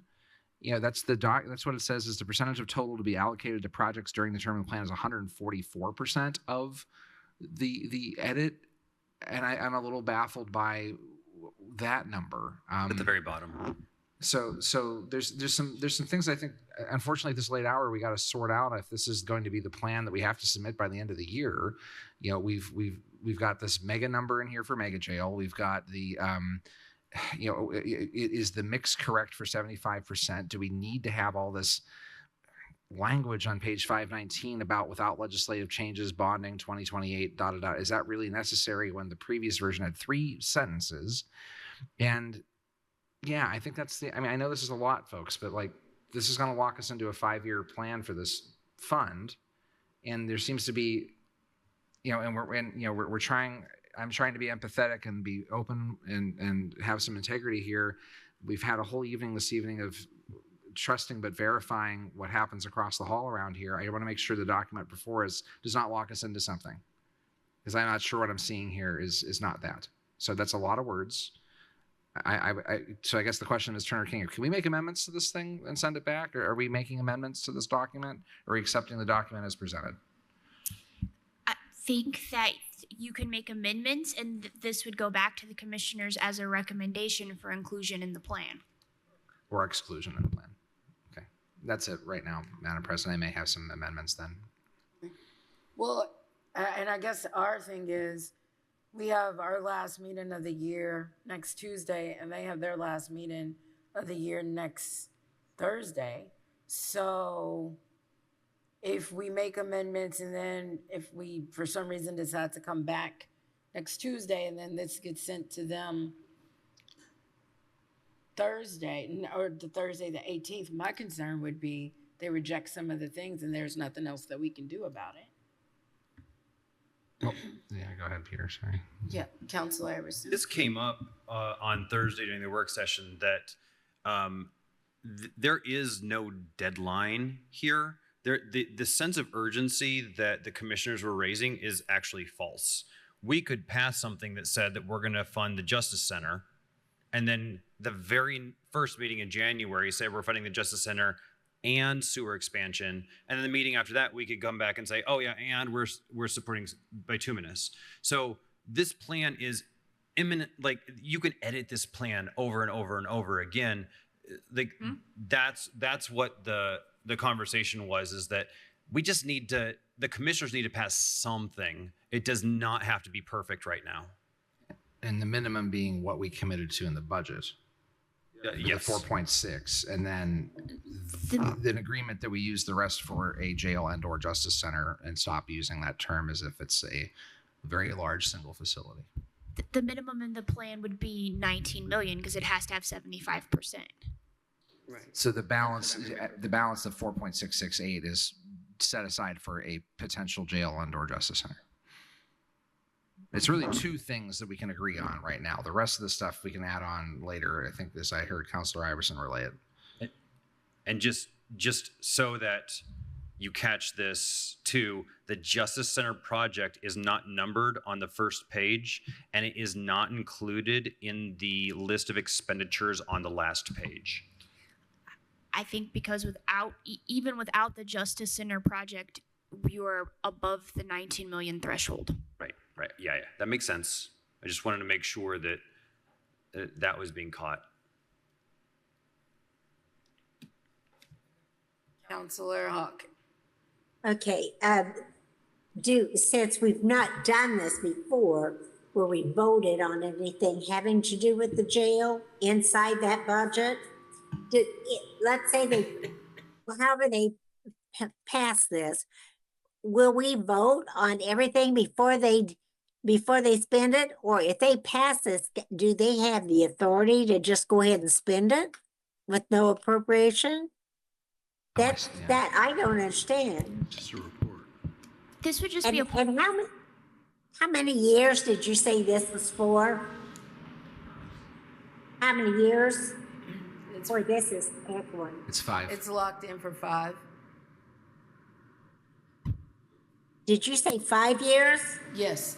Well, just say no to that. No. We don't know what's going to happen past 2 years.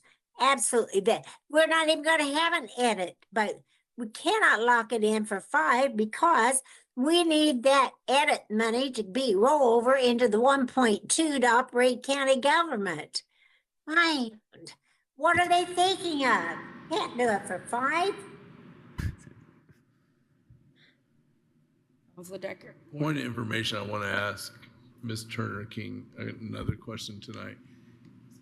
If this is adopted and that budgetary amount which we've went to save our budget, if this is adopted, can we come back in January 2026 and amend it as we literally, or ask them to amend it literally as we just did for this year?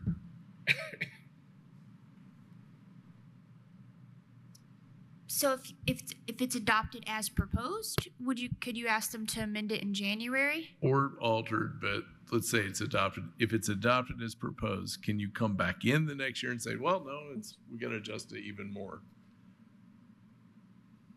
In looking at the capital improvement plan statute, I think it doesn't preclude the option to amend. It just says that you have to have a plan in place before you can spend, and that you can't spend for anything that's not within the plan. So basically, adopting it, or them adopting it with the budget in there, makes that go. We know that we're not anywhere near on a justice center or jail operation, depending on what you want to call it. We're not anywhere near on them doing anything there because of obvious issues that have been discussed. So that couldn't go anyway. This is a plan with plan, but the actual appropriation process that we go through, where it comes in here, it's posted, blah, blah, blah. Those are just individual items yet to come. The budget is the one thing that is the ship that is set sail. Yes, even if for example, even if the justice project is included in the plan, if they want, so the plan proposes, purchase of land in 2026.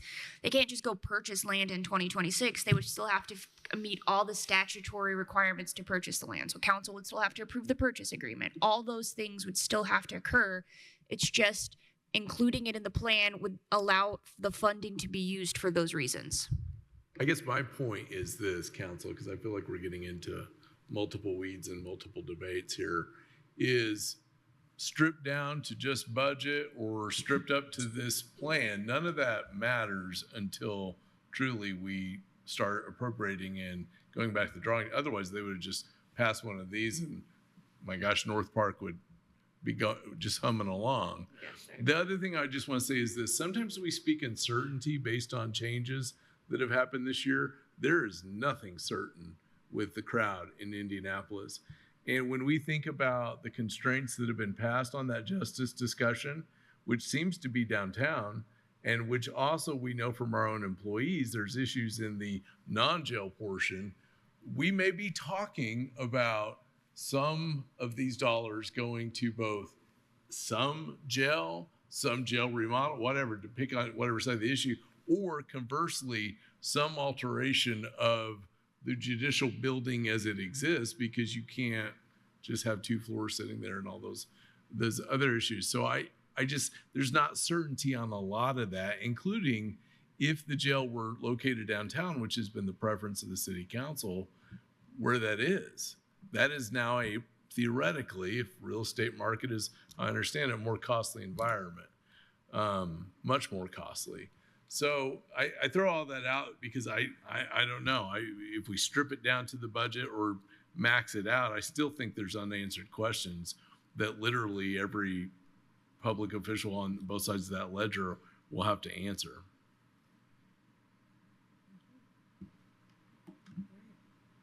Any other questions or comments? Yes, Councilor Hawk. Well, I'm just really worried because I think, are we losing sight of the fact that we cannot tie up this edit money for 5 years in any way, shape, or form, simply because there won't be an edit come 2028. It will be a part of our operating money, the whole total operating money, 1.2. And so we cannot tie up this much of it, and for 5 years, that's gonna kill us, folks. Do you think you just don't do that? It cannot, in mid 2027, this council the city council will no longer be in charge of changing edit or any of it. They won't have it. We'll each have our own, role to play in the income tax. And at that point in 2027, we're going to be deciding whether or not to go the whole 1.2 for operations and the 0.4 for fire and the 0.2 for the townships and whatever. And you start chunking off this great big edit and pull that out, because we're not going to have edit. We're not going to have public safety. We're not going to have any of that. All we're going to have is the 1.2. I mean, right? Well, you've got. Right? Yes. Yet correct, Councilor Hawk, but here's the issue. You've got 2 conflicting laws, right? The one that requires you to adopt a plan for how you're going to expend this and to lay out, I guess by project, but you've got that. You've also got the changes to the landscape, which whoever you listen to, the crow or the legislator, you get different advice on what that's going to look like and what that's not going to look like. So once again, the state has done a fine job of giving us a conflicting scenario and compliance in this plan. So I don't Clearly, know. we got to be smart enough to know we don't do 5 years. It says I think the legislation says we have to do 2 years, but no more than 2 years, folks. No more than 2, because then we'll get ready to decide what we're gonna do for 2028, and we'll have our hands tied behind our back. You could still do 2 years, but the underlying point is all that's got to get appropriated here. There's nothing we will do tonight that'll make this any easier or any harder than appropriating and going through every hiring freeze and every jail discussion or non-jail discussion that we have. It's still the same thing. Madam President, I'd like to make amendments, but if, yeah. Hold on a second. I thought, did I see your hand up? Carly or somebody over there? Okay. Yes, Councilor. Let me attempt an amendment here and we can at least get somewhere on it. Madam President, I'd like to amend the draft for consideration by the county commissioners to the following. Amendment 1, to set the term of the plan to 2 years from date of adoption. Amendment 2 is to label the Justice Center project Project 1. So strike Justice Center project and say Project 1 instead in the document. Amendment 3 for general description is to say county jail and or Justice Center. I'll wait for folks to catch up. Yeah, thank you. So term of plan 2 years. Correct Justice Center project to Project 1. And correct general description to county jail and or Justice Center. Okay. Set estimated total cost to $150 million. And I'm okay with the rest for now. Second. And I'd like to ask a question. Go ahead. Why the change in estimated total cost for the justice and or jail? I'd like to set it back to the initial estimates by DLZ that were around 150 million. Also, since we've rejected the North Park purchase, the facility that we will be building will probably not be the one estimated by DLZ at 225 million. I also don't want it in writing that that's the new number. I think we need to negotiate that still, but I don't want it in writing that that number somehow still survives the vote of this council unanimously not to go forward with the North Park purchase. Okay. So there is a motion and a second. Is there any other additional questions or comments on those amendments? Okay. Seeing none. We can't do a voice vote because Councilor Hawk is online. So may we please have a roll call? Yes. Oh, okay. Back up. And maybe we should list those amendments back because I Okay. want to make sure I got this right. Okay, so Amendment 1 is to set the term of the plan for 2 years from the date of adoption. Amendment 2 is to label the Justice Center to Project 1. Amendment 3 is change the general description to say County Jail and or Justice Center. And Amendment 4 is to set the estimated cost to $150 million. Okay. May I speak? Yes, go ahead, Councilor Hawk. Oh, okay. I don't like the part where it says 2 years from date of adoption because, they could delay adoption. What is that? Is that me causing the feedback? I'm sorry. No, it's in the room. Okay. I would think what you would rather say it is to expire, for that it's to be for 26 and 27 so that we know that's gone at the end of 2027.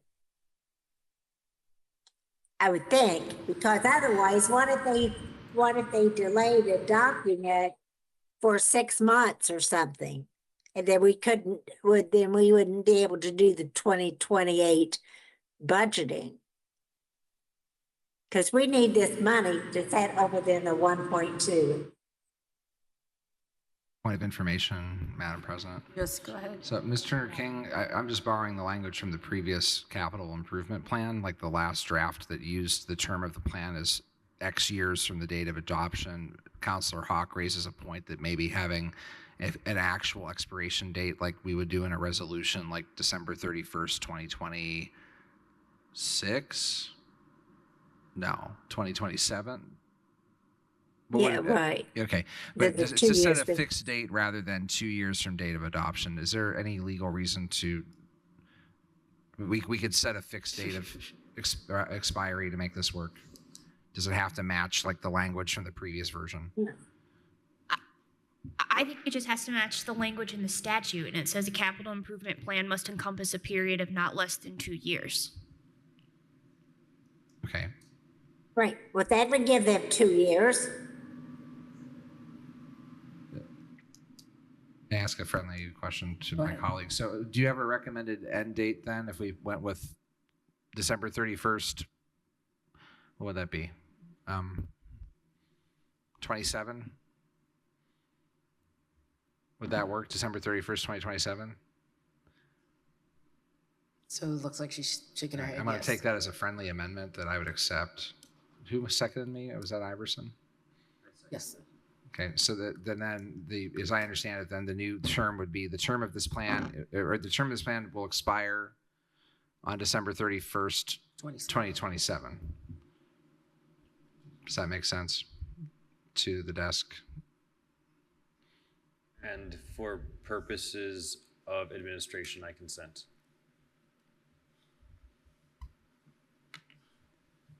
I think we're gonna give Ms. Turner King an opportunity to. Were you hear what Councilor Henry was saying in terms of making To expire December 31st of 2027? Yes. Oh, we're good. Okay. All right. So, any other further discussion on this? All right. I skipped public comment on this, so I'll try to give I don't know if anybody has it, but let me go back to public comment and see if there's any public comment. Okay, on but this. Yes. Counselor Henry made a motion and it was seconded. Now he amended the motion, so I think we need to vote on the amendment to that original motion. I consented. It was a friendly amendment. So as the original seconder, I simply said that's fine because he was just. We don't have to. It was a friendly amendment.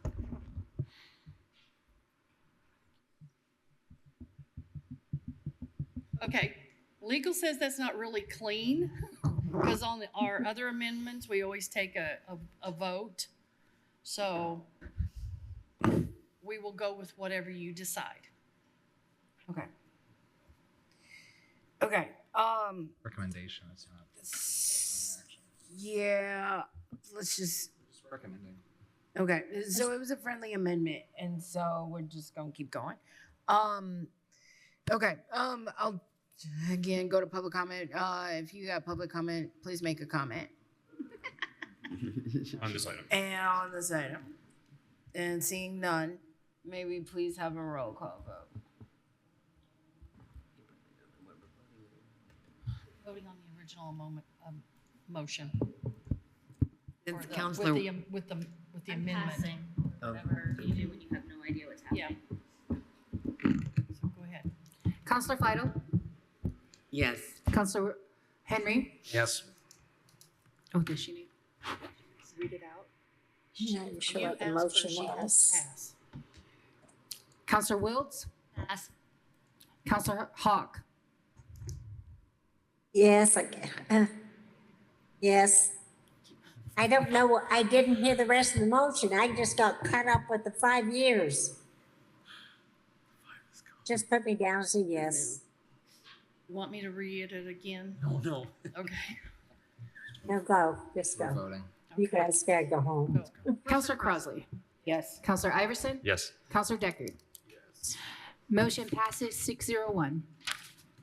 Okay. Cop it the whole thing now. So So, looking back to Councilor Wiltz, just in case, do we need to come back to anything? Are you good? Because if you're good, we don't have to do this. Like, we don't need to do anything Still else. need to vote. Do we have to approve the entire thing at this point? Yeah. Oh, God, yes, sorry. It's It's just like, an amendment. okay. All right, so now we'll need to have a roll call vote on the overall.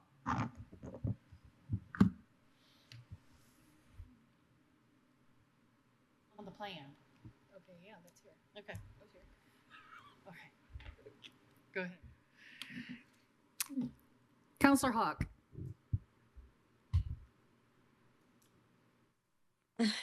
This is on the overall, Councilor The Hawk. whole resolution. As a On the resolution, totally, I guess I'll say yes. Counselor Wiltz. Yes. Counselor Deckard. Yes. Counselor Iverson. Yes. Counselor Fidel. Yes. Counselor Crossley. Yes. Counselor Henry. Yes. Motion passes 601. Okay, so we're done with that item. Yay. Okay. So Councilor Wiltz, there's nothing else that we need to do at this point? No? I believe there might be a draft letter for consideration and approval. I have a draft letter that needs one more sentence added to it that I just received a note about. So I'm going to add, it was a note from the public, not from y'all. We're not like hiding stuff, that I think I want to add. And maybe we could do the comments from folks and I'll be done. And in time for my comment, I can, is that how? Yes. Is that Sorry, I got so distracted with all I'm the just trying noise to keep it back sweet. there. Just give me- It's okay, So if it's you all okay. can make So comment. let's see if anybody has any comments. Make it brief. Looking down to my right. We're doing council comments? Yep, so we can finish. I will wax eloquent. Can I talk? No, you're fired. Just talk, so you can go, so we can go. Okay, all right. So, there's been a lot made of the fact that the Indiana Hoosiers are Big Ten champions. Fantastic, right? Our football team is amazing. But what I think has gotten buried is the fact that the economic impact of the success of our football team has had reverberations to the point where the food and beverage tax receipts are significantly higher at this year than they were at the same time last year. There's a great article in the Herald Times that enumerates some of that. But the good news is that if you're not a football fan, you're still benefiting from it. So there you go. That's my comment. Okay. Anybody else for this matter? I have too much to say, and I'll save it for next You're week. okay. Looking I'm down saving here, it for next Councilor week. Decker. I'll give Kate Wiltz some more time here. Number one, I appreciated very much the tour of the jail that Sheriff Marte and his team gave to Kenneth Falk. I appreciate also very much the questions that Kenneth Falk had at the time of that tour and the way that the sheriff's team discusses operations in depth. There have been significant improvements in that facility. At the same time, the work continues and the work is ongoing. And so I was pleased to join other counselors there in that facility. I also want to say thank you to Wreaths Across America, which will be decorating veterans' graves, as was mentioned earlier this week. That's always a important time in the community, among many other important times that we have. Thank you. Council Fido, sure. I'll talk. So I also toured the jail with the ACLU and counselors Deckard and Wiltz, and it was a very illuminating discussion. I also wanted to talk about the Monroe County Fairgrounds, the Canopy of Lights. I attended, and that was, I think, my 40th year at that, so I was pretty happy about that. But the Monroe County Airport, the holiday lights there, they're going on every weekend through Christmas and a little bit after. And so you can go there and take a carload and see and drive through with a radio station. I forget the number, but it's a nice family, and they change every year. So this is the second year they've done it. They'll do another display next year. It'll be a different display next year. So, and then they'll rotate after that. So I got to go through them when I went out to the last Fair Association board meeting and got to drive through it. It was really lovely and just a nice thing to do with a group of people to enjoy the holidays. I have been doing a couple of BEDC meetings and downtown Bloomington meetings and things to do with the airport discussions, what they're going to do out there eventually. So yeah. And then there was Thanksgiving in there somewhere. So yeah, thankful.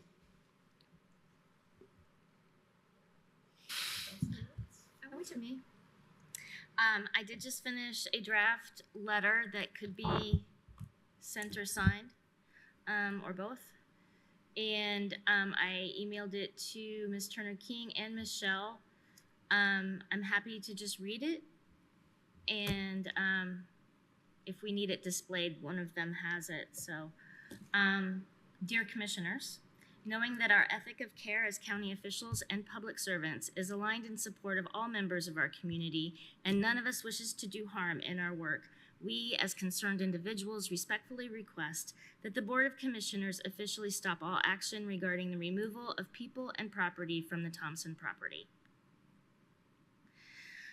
We appreciate the 1-week stay on the planned eviction and note that the winter weather played a role in the decision.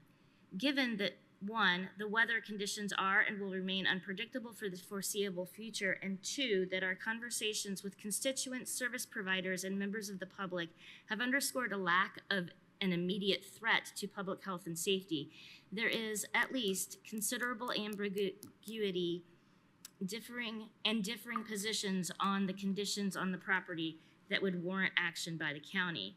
Please postpone all eviction action until there is a protocol or plan for addressing concerns about the encampment. Such a plan will be informed by a number of entities, internal and external, including members of the unhoused community, and worked on collaboratively to address our concerns. Collectively, our immediate questions and concerns include, and this is a bulleted list, what was the process for notifying the residents of their eviction, both for the December 8th and December 15th planned events? What fund is being used? What are the contracted services? What internal county resources are being committed? How many people are residing at the encampment? Who is providing street services currently at that location? What housing entities are involved? Where are the impacted individuals going? In the absence of adequate response to this request, the council may consider deappropriation in certain lines of the cumulative capital fund that we assume are supporting encampment eviction activity. We look forward to hearing your response ahead of or during your meeting on Thursday. Thank you for working with us to address these concerns and improve our county's approach to managing property and caring for our residents. Sincerely, individuals.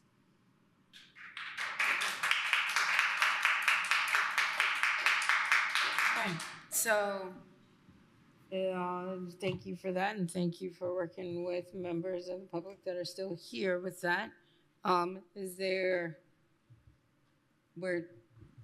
So again, we can all sign as individuals. Individually. Definitely sign my name. So I'm good. So. Okay. Do we need to do this with staff? So could you send that to me so I can read it again? Yes. Okay. As I read it, I stumbled on a couple of typo things, so I'm just going to send it again to you in a little bit. Yeah, and then send it to me, and then before I leave tonight, I will send it to everyone. Okay. Should we respond directly to you to Yes. confirm that you want? Yes. Yeah. Respond thank you. only to me. Don't reply all or anything. Thank you. Thank you. All right. So without, Councilor Hogg, do you have anything else to add this evening? Or almost No, I early was morning? just reading, no, I was just reading the bottom part of it and I didn't get to see that part. But I'll see it later. Okay. All right. Sounds good. So, I've said enough too, so I'm not gonna say anything else. So without that being said, we are adjourned. Thank you.